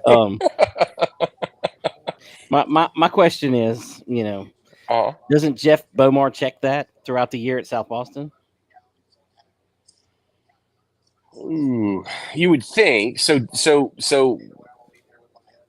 You would think, yes. Do they measure it differently there than they do at Martinsville? They might have. So they may have. They may have done it. I wasn't there at Martinsville to see how they did this time, but they may have done it with. They may have they may have put the car up. I don't know how. It was definitely after qualifying. So since it was after qualifying, they may have checked it at some way different than normal. Jeff's usually hell bent on the camber, right? In his little gauge that he built, which I think his gauge it's so simplistic that it can't lie, but that's the whole thing with like where I feel Sobo's call earlier when they just tossed Waltz, I think, right? Mm-hmm.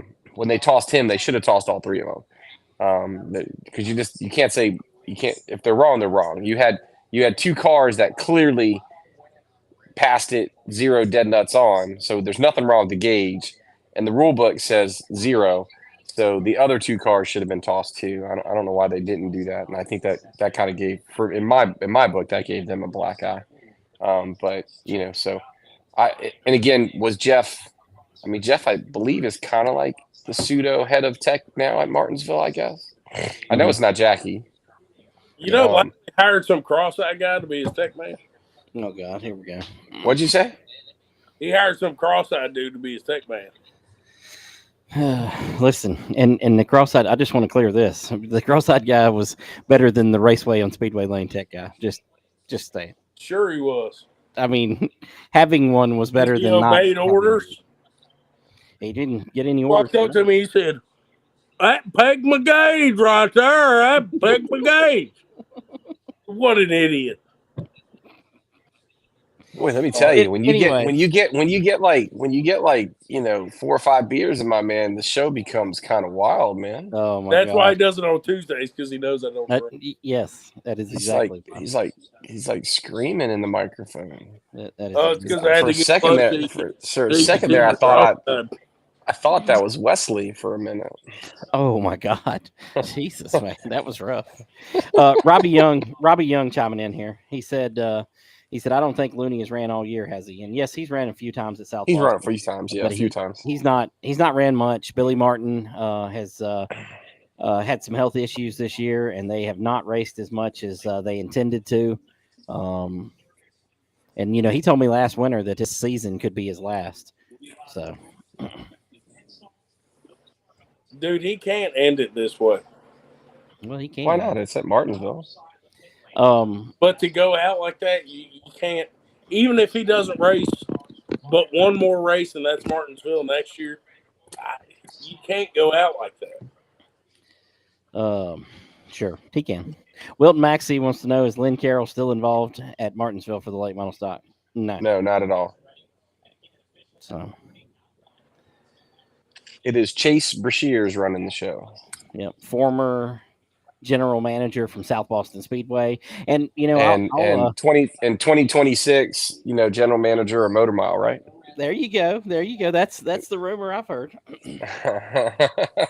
Langley hasn't said it on air publicly. That's why I said it. That's why I said it, because I had a feeling he wasn't going to say it. So no, I was going to say it right there. Oh, were you? Okay, I just want to make sure, Yeah. Because I don't have any problems, passing along all the crap that people call and tell me about. So I don't either anymore. Robbie Young said, wonder if it's because the likes of Junior and Harvick are making it hard for small teams to be competitive. I guess it depends on what you consider a small team, number one. Well, why is he saying that? What was that? He was commenting based off of Mike Looney, retiring or not racing anymore or whatever. I just think, what Mike's kids are pretty big, and I mean, it's just been a minute, right? So well, I think I don't know that it. And when he ran at Sobo, it wasn't like it was Harvick drives me far more nuts than Junior does. I think Harvick what now? For Mike Looney. Go ahead, Langley. What's going on here? Who's talking? No. I think for Mike Looney, good Lord, shut up, Noah. I think for Mike Looney, it's more about, he doesn't have a late model stock car centric track close to home anymore. Dominion's a long ways away. South Boston's a long ways away. Motor Mile's not open. Franklin County doesn't run late model stock cars. So I think that that's the biggest thing. It's hard to race, and if you're not racing all the time, you're not going to be as good as the next guy, except for in one-off appearances like Lee Pulliam is having tonight. You know what I mean? They just called the drivers back to the cars. So, but I can agree with you on that one, because you could be, let's just, for what it's worth, Mason right now is struggling like crap on qualifying, but yet, if he doesn't get caught up in some shit, he'll make it all the way to the front. So if you don't race all the time and you're not in the seat every week, this, that, and the other, things that you're normally pretty decent at, you struggle with, right? So, well, in Mason's instance, no, we're gonna blame this on Dad. I already if his dad knew where this would was put coming. him in a good car. This dude would be winning races on a regular basis. So which car? What's a good car? Who with who? They're full. Well, I mean, and there's a certain number. There is a certain dollar amount that is what you should pay for a late model stock ride. And some of these guys are they're charging way too much, and it's just not worth it. You know what Langley told me Listen. earlier, Mike? Oh God, this ought to be good. This is bullshit. I can see it in his face. This is gonna be good. He said if you had put him in a better car, that stuff in the heat race would have never happened because he would have been way. I didn't say that, but that's true. That's what he said. Direct. No, direct quote. but hands down, when I talked to Mason took 100% took the blame. I said, "Is the car good?" He goes, "Yeah, Dad, the car's really, really good." He goes, "I don't know what it is. I just can't qualify right now." And he can't. He goes at Ace in the Cars Tour race when he got the pole in the Cars Tour race. He goes, "I don't know what the hell I did. I'd like to know because I'd like to do it again." But he goes, right now he's just really struggling with qualifying, and that's what's killing him, and it's been his Achilles heel for the last like 2 years. I don't know what it is with some guys with qualifying, like Jimmy Mullins this year. Obviously, you ask anybody, he's the king of super street racing at Franklin County, and to be honest, he sucked all year in qualifying. Yeah, like he was terrible, not terrible, but I think maybe he got the pole one time. Every other race he was, I say towards the back, but 3 cars he could burn to the back.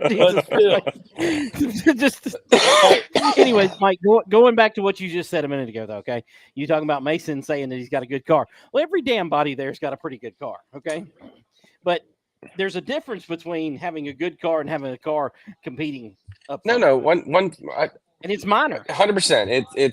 It's not just one minor thing. It's at the level that these guys race. It's several little things that all these guys do that equate to one big thing, which makes them up front, right? So, and I'm not one of those.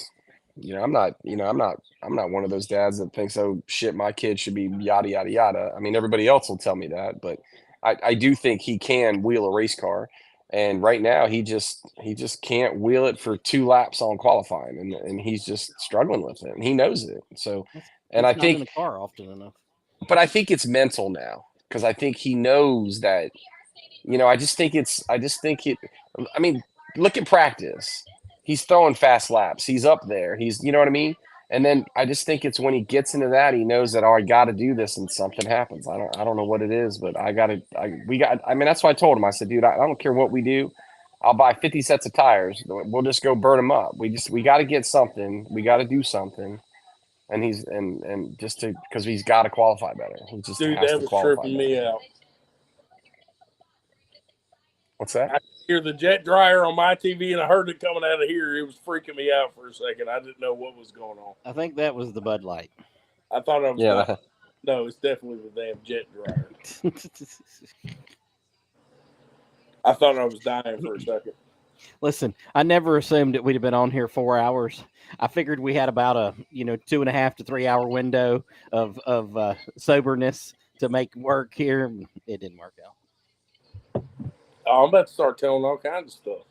Oh, I have no doubt. Oh, I'm feeling that. I mean, I no doubt in my mind. One more drink, and I'm gonna tell everybody what you did to me with that bounty. Listen, go ahead. Feel free to tell. What Langley did to you with what? With my bounty. Oh, it was paper towels. Bounty paper towels. That's what he's talking about. Oh, I thought you said booty. That's what it felt like. It felt like I got screwed right in the booty.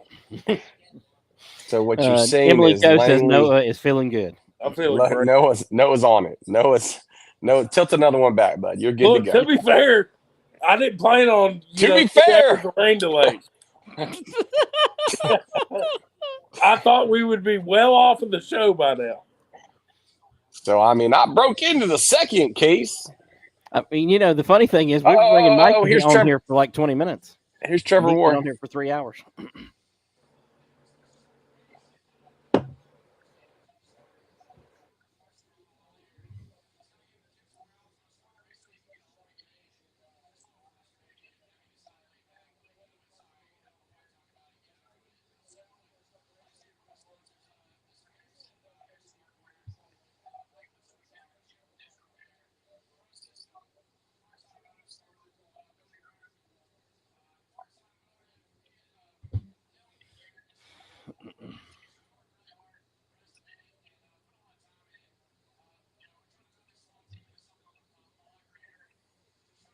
So is that his car? I think that's his car, isn't it? Or is it? Or he has a car. Does he just run? Or was it Kevin Powell's car? Or whose car is he in? I'm not sure. I I think mean, it's he has Kevin his. Powell's stuff. I think You think it's him and Kevin Kevin Powell Powell's late together. model stock? I think it's them together. Maybe I'm not really sure. He has a very good attitude considering he was royally screwed. Yeah, Yeah, but so it's a zone, and if you go back to that replay, like he was he was leading him out of it though. So he was what? he was already leading Carson out of that zone. Oh yeah, but what I'm saying is I'm like he went at the beginning of the zone and didn't even give Carson an opportunity. Carson can start anywhere in that zone, Yeah, but where the problem is, Carson didn't maintain speed. And that's what the rule states. You have to maintain speed. So if Carson is doing, let's just use if he's doing 20 miles an hour leading up to the box, and then he drops to 10, that's him not doing what he's supposed to be doing. So I therefore, agree. you see what I'm saying? He's to maintain speed and not just all of a sudden let off the, you know what I mean? You can't do that. You have to maintain a speed and then go faster. And he didn't do that. And that's what the rule book states. And that's where the problem is. Right. Yeah, I agree. I might need to look at it again, but it looked like he didn't go till the very end. Who? Ward. No, I mean, when you look at it again, I mean, I'd love for him to show it again because I really think Yeah, they're Ward not went going right to. at the beginning. I think Ward went right at the beginning of the box. Yeah, now I'm second guessing myself. I don't know what I saw. I'd love to see it again. Yeah, well, we know why. It's not a matter of. I mean, you can second guess, but I mean, we all understand. I mean, that happens. if we're trying to understand that there's a line that you have to look at right now, if you have to look at a line, you're going to see 5 anyhow, so it doesn't fucking matter. There goes that bomb again. Damn it! Trust me, I'm a professional. I know. Cover one eye and you'll see half. You're good. Wilton Maxey said, "Aren't they teammates at Nelson?" Yes, they are teammates at Nelson, but not tonight. And not that it would really matter. I'd say screw teammates at Martinsville. Well, they're not tonight anyway, so it doesn't matter. Even if you were, I don't care. I mean, I'm with you. Like, I won't wreck you, but dude, they definitely have some track drying equipment there, hands down. Good Lord. You'll be having that at the Classic, right? Oh, they're way too expensive, man. Each one of those Air Titans is $750 for the weekend. Did you say $750? Yeah. Total? Plus your travel and then you have to get insurance on it and your travel for the driver and hotel stay and everything else like that. Yeah. Oh, okay. I mean, that's not bad. I mean, it's not to have one. Yeah. I was getting ready to say if it was $750 total, that's not as bad as it sounds. But I don't really know if I don't really know if they're available to me anymore because I'm not NASCAR sanctioned. Yeah, so. Yeah. You're on the blackball list. Yeah, probably.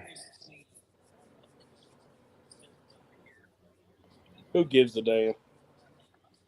So I wonder if they'll bring them out onto the track to bring them back in so they can go into their pit stalls so that they can do their 10-minute stuff. I don't know. Why not give them their 10 minutes now? Because that would make too much sense. I mean, I don't know what the hell they're doing. Hold on.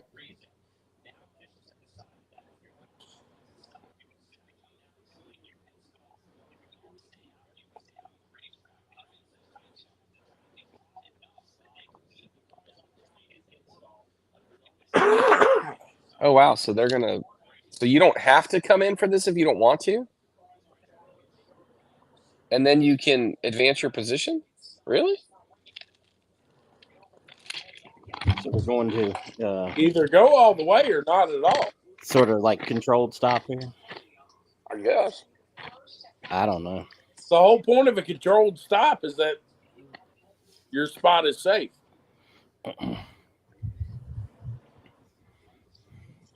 But your spot's going to be safe getting it as you leave pit road as you entered. If the cars want to stay on the track, they advance ahead of you. That's in any controlled stop. So they're able to go in the pits now. That's what they said. Yeah, there's Crumb.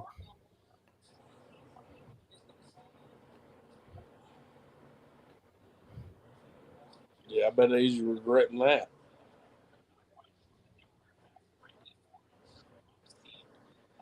He probably needs some crew members. I was going to say, what the hell is going on here? I mean, I'm like Mike Darn kind of like, not there for him. Is that Mike's car? That's Mike's car, yeah. Oh, okay. I didn't know that.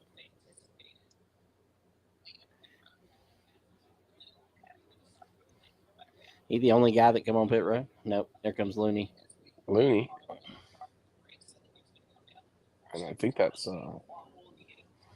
K Brown behind him. That's Chase.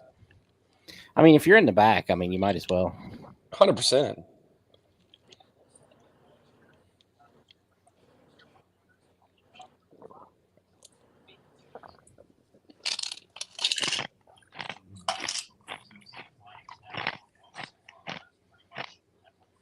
They have to just stand there.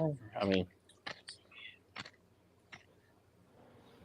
so some of these guys can work on their cars, but others can't. What the hell is going on here? Oh, they told him no, back out. Oh my God. They really got this under control here. Did they make him put it down? Yep. And now they can work on it. What the hell?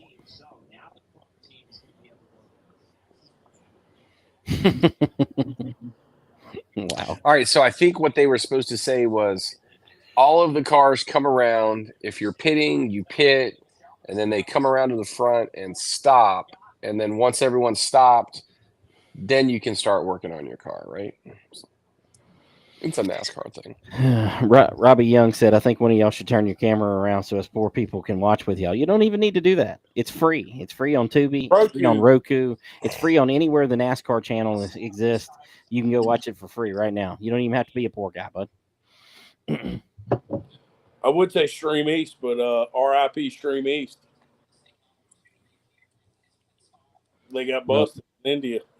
Blake Melvin coming in. He said, more entertaining listening to y'all three than listening to the three in the Fox booth for NASCAR. Well, that wouldn't take much, and that's not even really a compliment.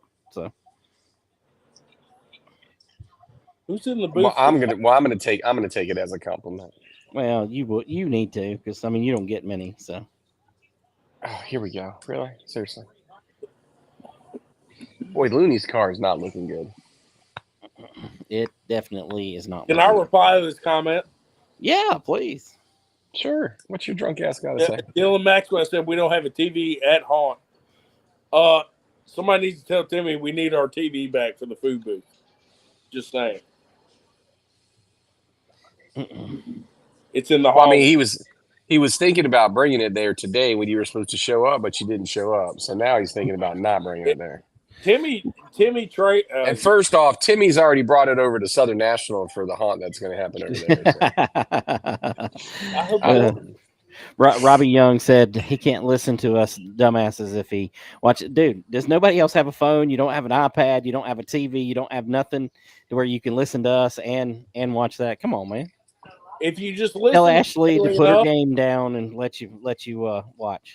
Langley will just sit here and bully you so much that eventually you just buy Flow Racing. Flow should be paying me, okay? Flow doesn't pay anybody. That cuts in the Harvick. Actually, and they junior, do. Junior They do have a affiliates program where they do pay people. Oh, really? Because I got invited to participate in it, and they wouldn't pay it enough. So I'm just saying. Well, that's because I think aren't you getting Ultra Broadcasting out there to do your racing?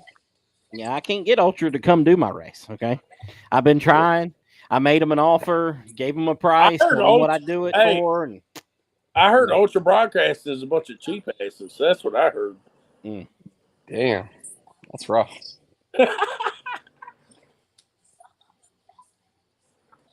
They got to pay top dollar for that kind of entertainment. Dylan Maxwell, that is unacceptable. Do not cut us off to watch. Timmy said he'll rent you a TV. What are we doing? Don't worry about it. And Wilton Maxey said, so Langley, Air Rat, and Oak Level going to be on Ultra Stream next year. I mean, the 10,000 to win race should be on Ultra Broadcasting. Should be on Ultra Broadcasting. There's no question about it. Why you're not? I don't know what's happened. I'm not sure what's going on. You know. Langley, so I can put you on the spot. Are we going to get some badass driver introductions for the people that make the main show? Yes.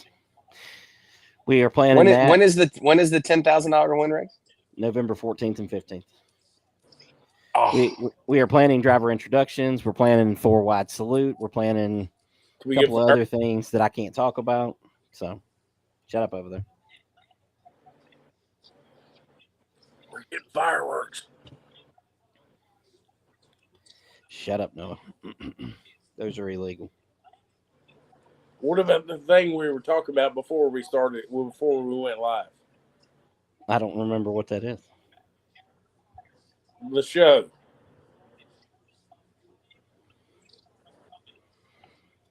Okay. I'm trying to rack my memory here. It's bad that you have a better memory drunk than I do sober. That's what I didn't want to say that, but let me say this: you might get it. Chris Lilly. Oh, yeah, I would love to do that. Yeah. We got to make it happen. That'd be awesome. Yeah, I would love to do that. This is making for great, entertainment for the people that don't know have any idea what the hell we're talking about here. Well, usually we've had our private conversation by now, but it's been 4 hours and 21 minutes, so we haven't had the chance to do that. Dude, let me tell you that they really did a good job of drying that track. That track is like dry. You know, Timmy Meadows is a saint. He told me it's his job to supply the concession tools to make them money. He's a saint. What a good guy. Can I just come do the concessions, Timmy? I'll just come do the concessions for the rest of the year. Yeah, you got this guy won't even show up. Dusty dogs. So, dusty dogs all the way, baby. Look, Langley, I promise you, Timmy can say whatever he wants, but really, Jordan runs the show down there. She will kick you down. Hour or two. Probably hour or two, you'll be kicked out. Nah, we'll be all right. You'll be too mean to the weird variety of customers they have. The weird variety of customers. Look, I'm good with weird people, okay? It's all good. I deal with Mike all the time, so I'm good with weird people. It's all good. John Coe wants to know, with all this rain, Air Rat Bull Ring still there, or is it washed away? It ain't rained a whole lot there, if you want to know the truth. It never rains a whole lot there. That's how it got so dusty a few weeks ago. It never rains, and we just couldn't get enough water in it. So, what's the Virginia Triple Crown pay to win now? I don't know. About $800. Is it 20 grand? I think it's 20 grand. Yeah. Kimberly, all excited about the 4-wide salute with stock 4s. Oh, that's going to be so awesome. Yeah, I think during the Friday event, I'm going to get every car out there and do some photos with them all on the track at one time, all 60, 65, whatever's there.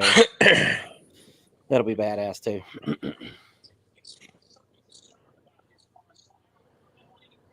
Front-wheel drives, they're the future.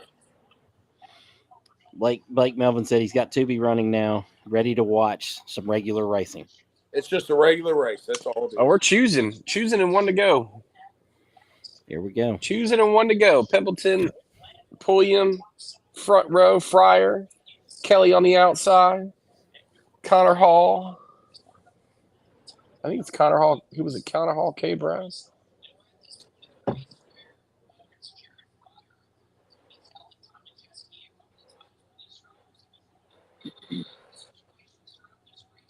Oh, it's Carson Lofton on the outside of him. Timmy Meadows says, if someone is caught with a Pepsi, Noah might get ran off. I thought Pepsis were allowed. I don't think your variety of Pepsi is allowed. Just saying. Sorry. They never specified which kind.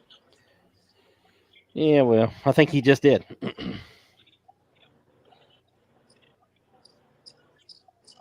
23 to go. All right. Yep. 23 to go. Lee Come Pulliam on. and Landon Pimpleton front row here. Come on, fat guy. That was a really good restart that Pembleton had. Oh, and Lee put him in the wall a little bit there. They did not bounce again off each other. Pembleton went into the wall. It's done. It's over. It's done. He's going to have to get to him and move him.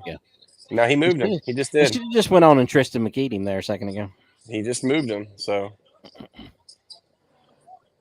I am real delayed over here. I'm a little delayed now. I don't know how that happened. Come on, fat boy. Jesus. Fryer's not going to let him in there. I mean, he better not. Pulliam just roughed the shit out of him. Come on, fat boy. And Fryer just pushed him up. And Pembleton's out.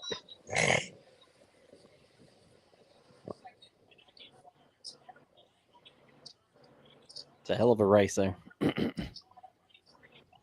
Maybe I'm a little behind you, Mike.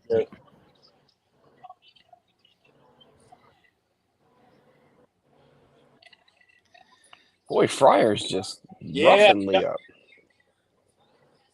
Y'all keep fighting back here. Let Fat Boy get ahead.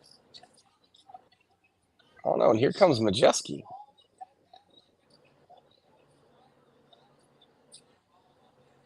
There'll be another caution. Oh, yeah. Connor Hall's done pitched a damn anchor. Holy shit. But to be fair, I said that last year too. I think it was like 25 to go. Oh no, you're about to get a caution. I can see it on my race pass. Thanks for ruining it. Sorry. Yeah, dude. right? Jesus. Sorry about your luck there, bud. You're an ass. Can't be like what? I don't even want to watch anymore. I've ruined your whole night. He did. You ruined it, dude. What the hell? Caution.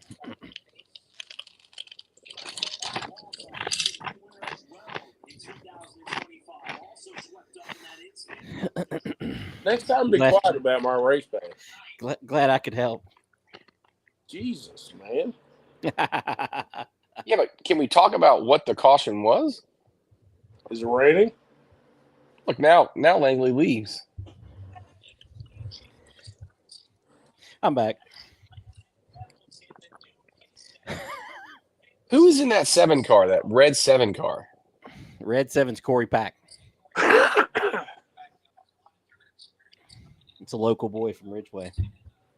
And he's like running like 6th. Is he running 6th? No. What's going on?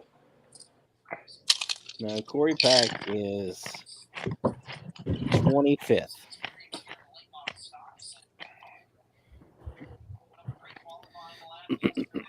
I don't know what this caution was for. I don't know either.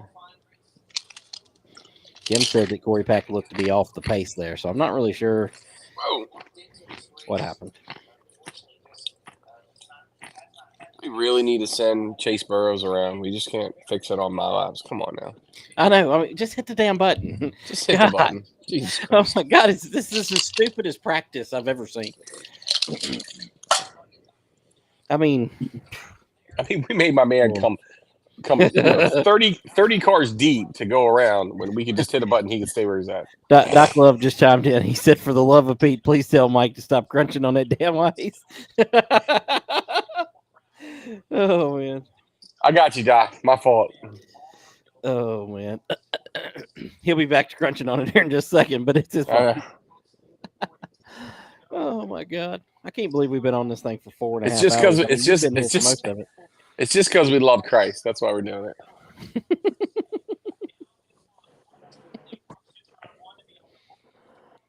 Oh my god. So my question here is: Are we burning laps off, or do these not count? I don't think they count inside. I No, didn't I think guess they do.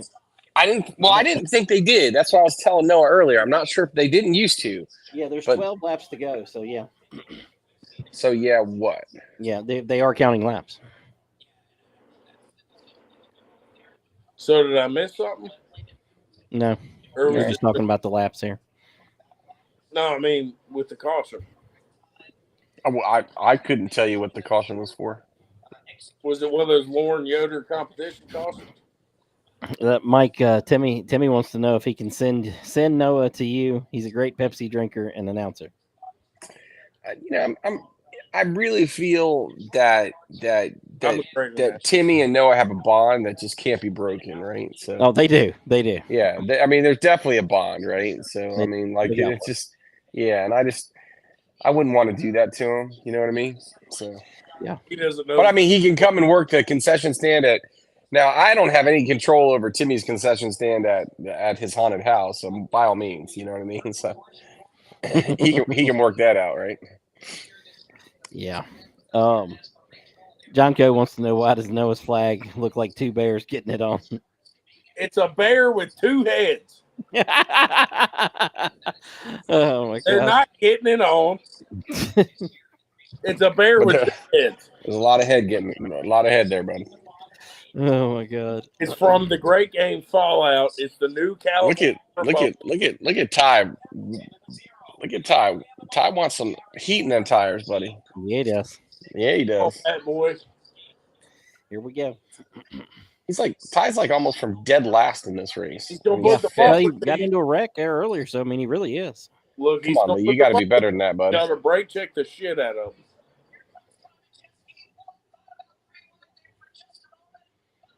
You got to go, Lee. Anthony, there it is. Set up. I've never seen someone say hell no in such a way. Over. Here he goes. He's gonna move him. Over. Told you. See ya. And he's going to let Fryer. He's going to brake check a little bit, drag his brake, let Fryer in. And that's what he's going to do every single time. It was beautiful. And Fryer's now going to put a bumper to Pebbleton because he wants second place. Oh, no, he is going to drive away. There isn't going to be anything. Pulliam is not even going to look behind him. But I don't know. What's going to happen here, Noah, is Langley's looking at my race pass, so he's going to ruin it for us. I mean, don't say a word. Shut up. Can't help you yet. Shut up. Blake Melvin's calling it though. Connor Hall has just tossed out an anchor. Yeah. Oh. I mean, they're racing the piss out of one another, man. Blake Melvin said, Langley, since you say I'm a prophet, I can see a big caution happening before the end of the race. I'd say he's probably right. I mean, maybe not, though. They're beating the crap out of each other and continuing on. So Hamilton just got too excited. He reined it in way too hard. He didn't have it. He didn't have it. I believe he said earlier that he was better on longer runs. Yeah, but he should have dragged his brake. He left too much room for Lee to get behind him in order to do that. Yep. Oh, that's what Lee did when he got into the corner. Lee dragged his brake so that Jared could fill the spot before Pebbleton could get down to put the bumper to Lee. Yeah, you could see as he almost got to the flag stand, he almost stalled out. That's right. It was beautiful. If I know somebody's trying to move me, I'm smacking the brakes as soon as they get right up on me. I think old Blake Melvin is going to be a prophet. I'm just saying. Oh, that means you are. That means you're watching. That means you're watching fucking My Race Pass. Jesus Christ, dude! It was funny the first time, but shut the fuck up. Oh no, it's better. It's better this time. Because it's got to be like one lap to go. It's close. Stop! Be quiet. No, there's a yellow coming. Langley's watching My Race Pass. There is. Oh, I know he is. That's what I'm saying. Stop ruining it. Oh my God, this is great. Have we talked about Andrew Grady being in the top 5? I mean, what is going on here?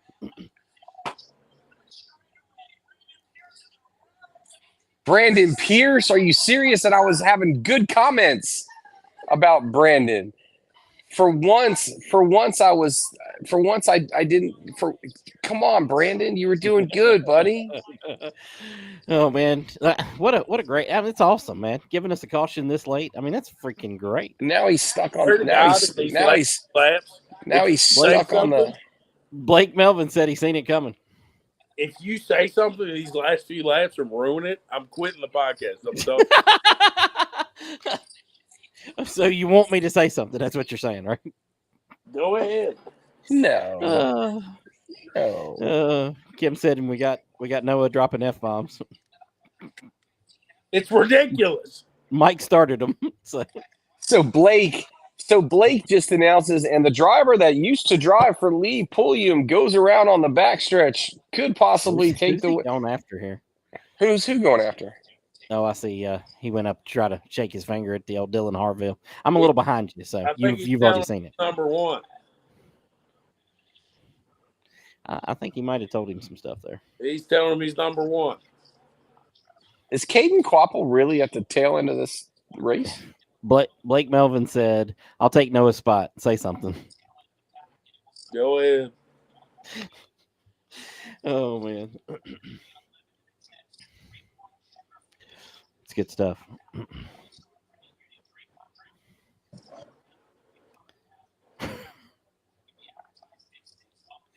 We have unlimited green white checkers, right? Unlimited, buddy. Unlimited. Now, are they gonna so like ARCA, you have to take the checker. Like you could be wrecking coming to the checker and they will call it. They'll call the yellow and you will go back. But if in ARCA, if there's 2 laps to go and a caution comes out, you'll go back to a green, white, this, that, and the other. But if you're on the final lap and the caution comes out, you just get a 1 lap to the checker. You don't go back to a green, white checker. You get a 1 lap to the checker. Yeah. Emily Coe chiming in. She said, "No, it looks bad." I mean, like, as opposed to what? I mean, She said mad. Oh, she corrected that. Mad. Oh, he is mad. He's mad that I called that caution a second ago. Yeah, stop ruining it. Just ruining it. Or he's either mad about that or he's out of beer. One of the two. No, I got plenty. Yeah, he don't run out of beer. That's not happening. That's not happening. Hang on, I got to get me a drink. Yeah, don't come back. Or just turn your phone off of my race pass. I mean, what an ass.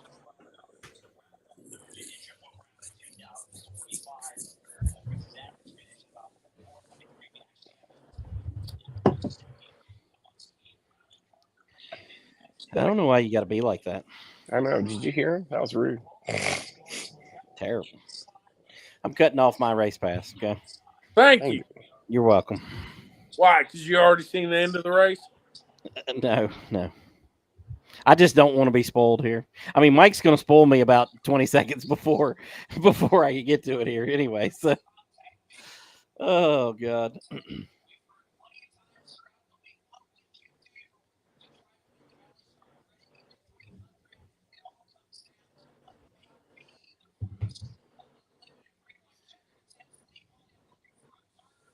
Look, now he's getting on my race pass. Yeah, he is. That's what he's doing. He's going to see what's going on so he could call it, idiot.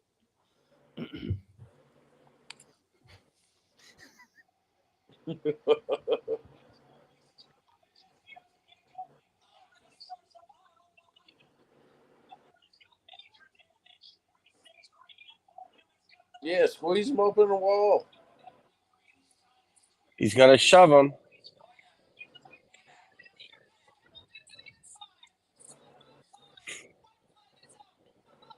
Oh, come on, fat boy!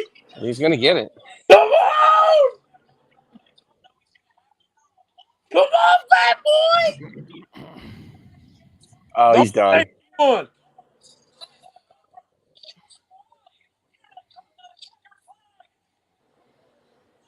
Hamilton got it. did! Fat Beautiful. boy! Come What a on! race. Let's go! What a race. Holy hell. What a finish. That was beautiful. I'm glad when they waited. Yeah, me too. Even though I would have ended this thing. We all would have, but that was a hell of a finish. Well, at least Landon Pimpleton's not a one-hit wonder there for his entire life. Because I thought that was what was going to happen. You know, he won in his first attempt, and I didn't think he'd ever win again.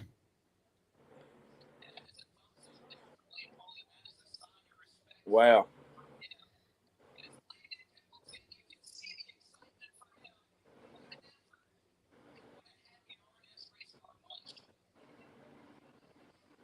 Wow.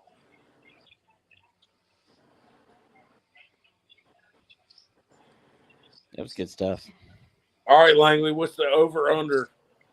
How many seconds they make him stay in his car before they let him get out? I don't know. I don't think they will here.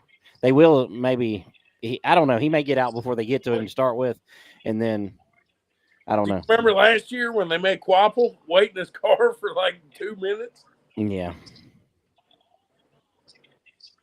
Yeah, they got to get set up.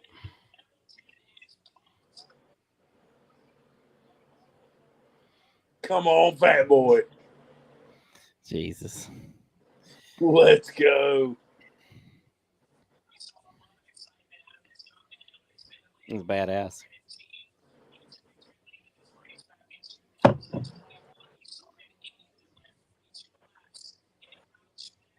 You know, and to beat Lee Pulliam, you know, that's pretty awesome. That's It huge. takes a lot to beat him. All it takes is the bumper, baby.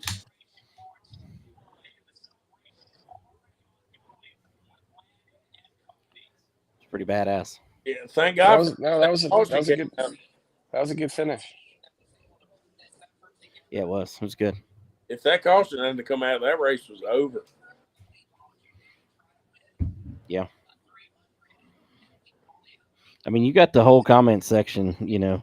If fat lives matter, we fat boys got to stick together. Lord have mercy. Lord, no. Come on, fat guy. Oh, God. Kim said it was 1/1000th of a second. Pulliam was he was very easy on him on that last bump. Watch this. He doesn't shove him like. If I'd have been, but I know, you know, hindsight, you know, but if I'd have been Pimpleton, I'd have tried to, you know, hold him up above him on that turn 2 there. I don't know. He hit him pretty good. Pimpleton got in there way deeper. Almost all these guys in the top 10 ran their fastest lap right at the end. Yeah. Well, that's because those damn tires, man. Pimpleton ran his fastest lap on 181. Pulliam ran his fastest lap on 191. Andrew Grady, 193. Where did Andrew Grady finish? 4th. Wow, good That's for badass. him. That is not. Prior, he normally has terrible luck, finds a way to get into a wreck or whatever. Parker Eatman finished 5th. Wow. It was pretty good. So Landon Pimpleton wins, Lee Pulliam 2nd, Jared Fryer 3rd, Andrew Grady 4th, Parker Eatman, Ty Majeski, Landon S. Huffman, not the Sheets car, Cody Kelly with 8th place finish, Doug Barnes 9th, and Carson Lofton in 10th.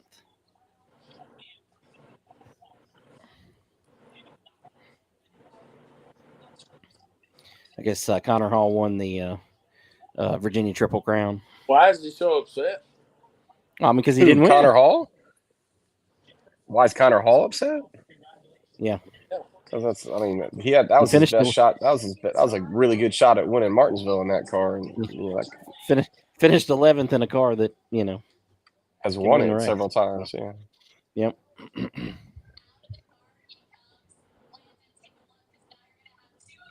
Good for Landon. Tyrell's there. Yep.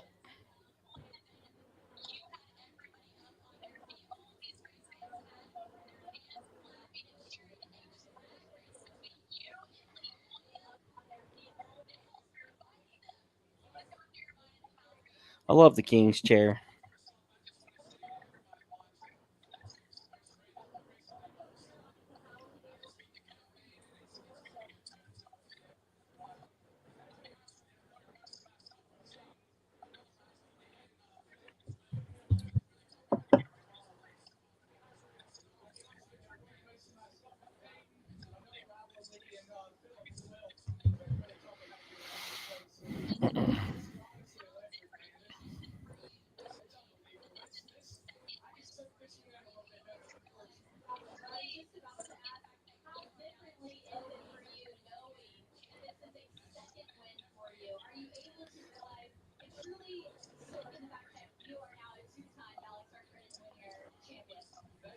It's pretty awesome.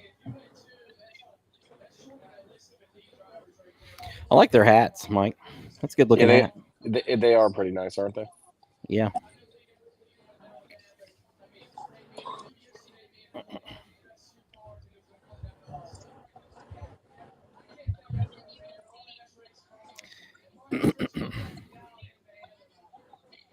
Well, I mean, did anybody pick Pimbleton at the beginning of the race? I don't think they did. I don't think so. not a single person. Yeah. It's the way it usually works. That's great.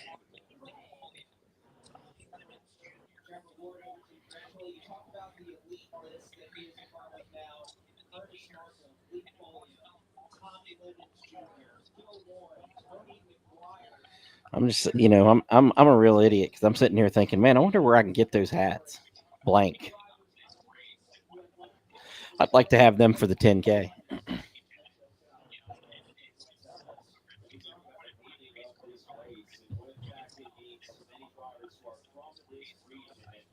Yeah, that'd be cool. Trophies are cool. Who's but in the purple jacket? Who's he shaking hands with right there?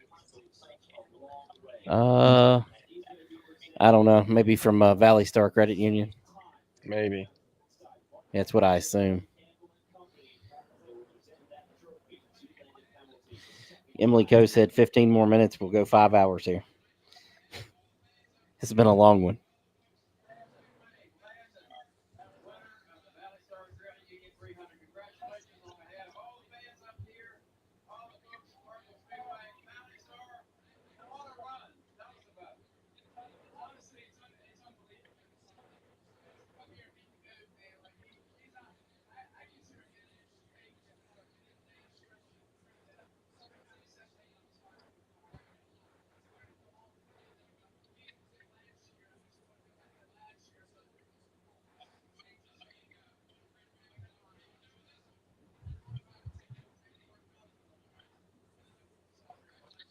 Of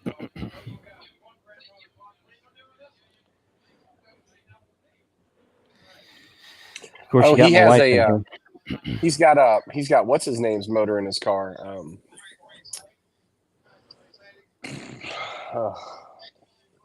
Really good. Just let anybody post race. They're really good at Fords. I don't understand why I always forget his name. Who you know really good with Fords? He's really good with Ford motors. The motor Charlie builder. Long? Yeah, it's Long right there. Okay.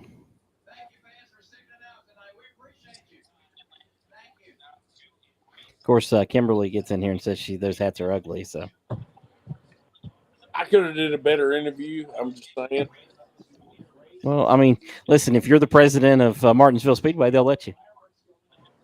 I guess. I mean, Is that one of the stipulations? yeah, it's one of the stipulations. Andy gets to stand right next to him in the picture. Yep. He's not even looking at the right camera.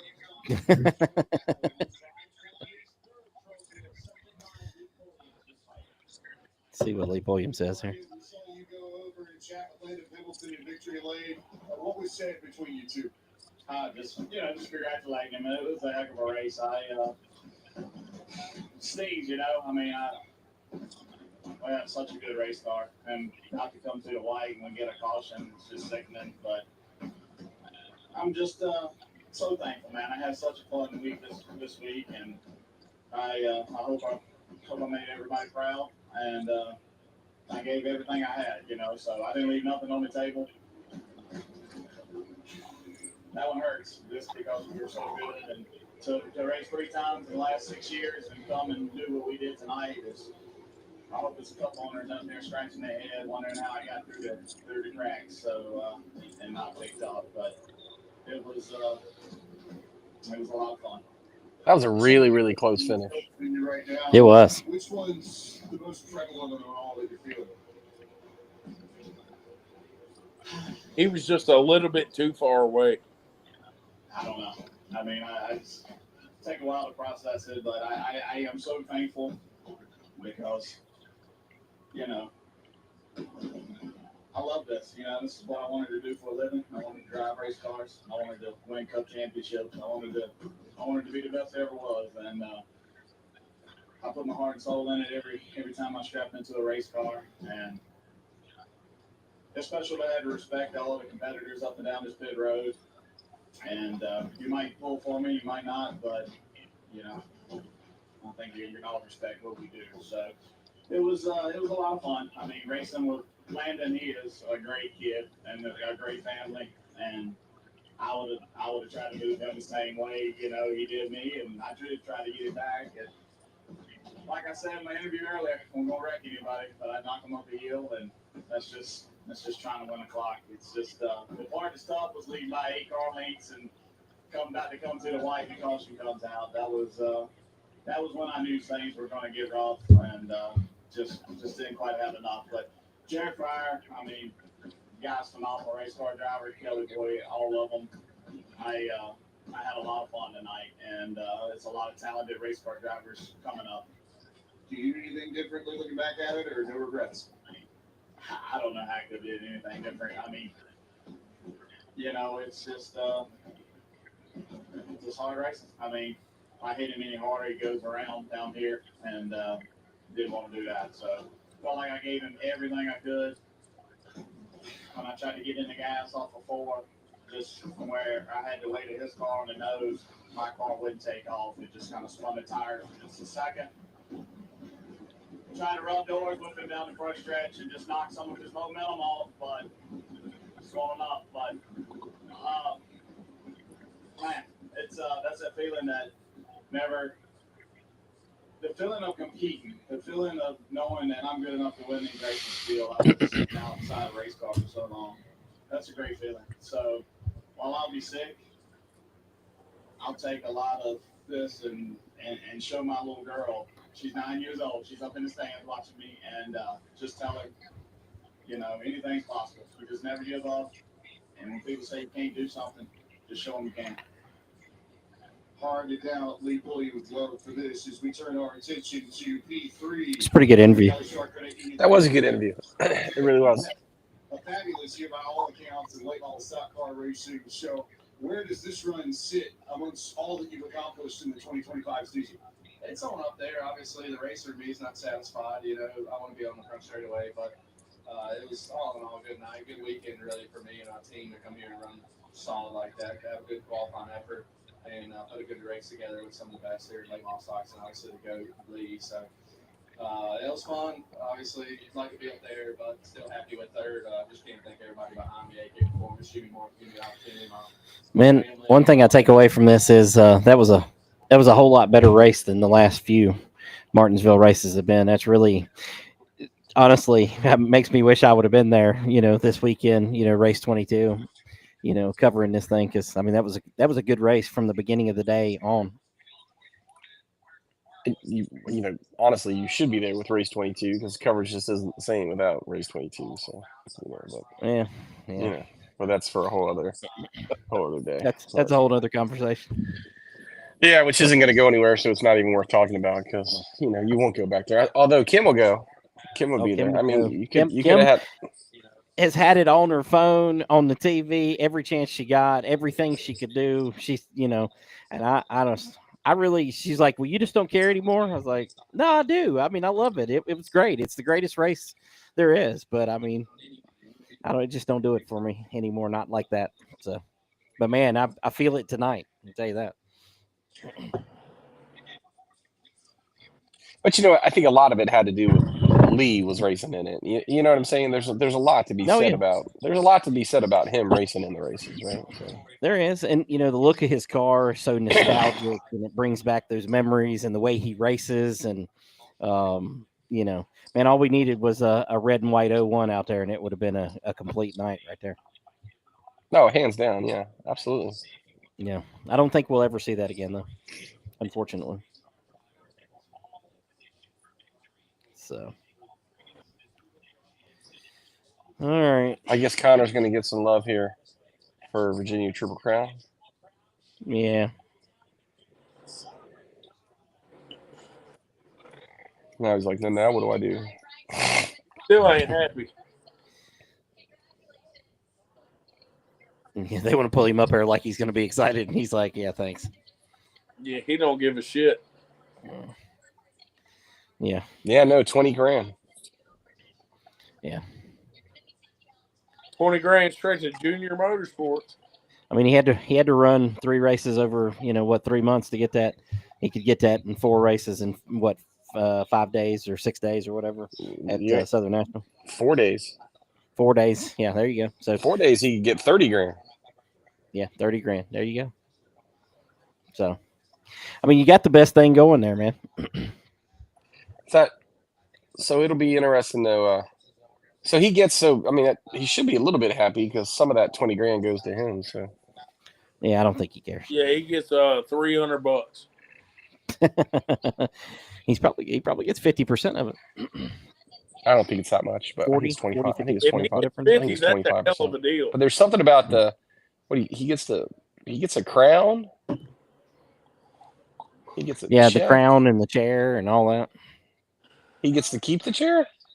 I don't know if he does. That one looks like it's identical to one I've seen on Etsy that is $1,300. So if he does, that's another $1,300 worth right there. Dude, if I get that chair, it's going straight in the living room. And I'm sitting at it every day.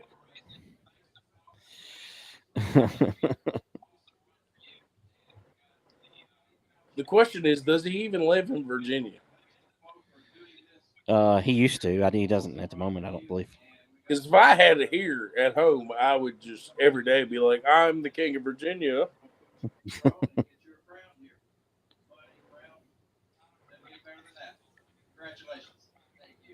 He does not care at all. No.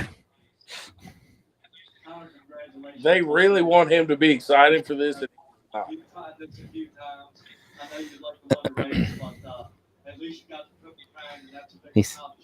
He's not real good at taking this, at all. He honestly seems abnormally upset. Yeah. Like I would get it if it was Lee Pulliam and he got bumped with 1 to go. But he wasn't even up there at the very end. Yeah. And he is upset. So something is going on behind the scenes that he is not. Listen, he doesn't like losing, bud. I don't like. If I raced, I wouldn't like losing either. No, I get it, but there has to be something else that he is not happy about whatsoever. Yeah. I hate that they haven't interviewed Andrew Grady. I think that would have been a good interview after this was over with.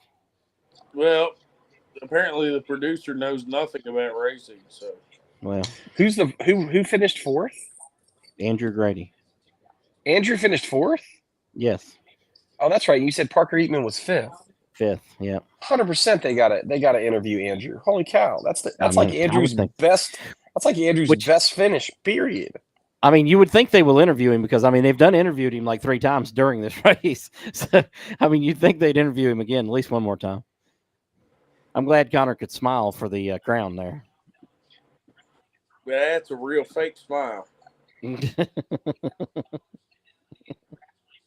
Look, he didn't even fix the crown. It's just sitting on there sideways. Well, it don't fit right. Oh, there he goes. Does that mean So he you know takes what? So Peyton's so crown? like, don't you think it should be like a crown with like the red? You know what I mean? Like the big red top and everything on. Or, you Well, I know, think it should be one that has 3 crown jewels in it. You know what I mean? right? You know what I mean? Yeah, but I mean that one's. I'm sure they got that off of Etsy or something. You know. That's a cool trophy though. That trophy is badass. Absolutely. If I've learned anything from racing, You somebody's haven't. wife made that. No, yeah, that one came from Etsy. I'll guarantee it. Because I'm pretty sure that chair came from Etsy. We ordered a part. I won't say who from, but one of the big name racing teams that sells a pretty common part for Cavaliers. And they said, well, you know, you order something from Jags or Speedway, they send you a sticker with it. Yeah.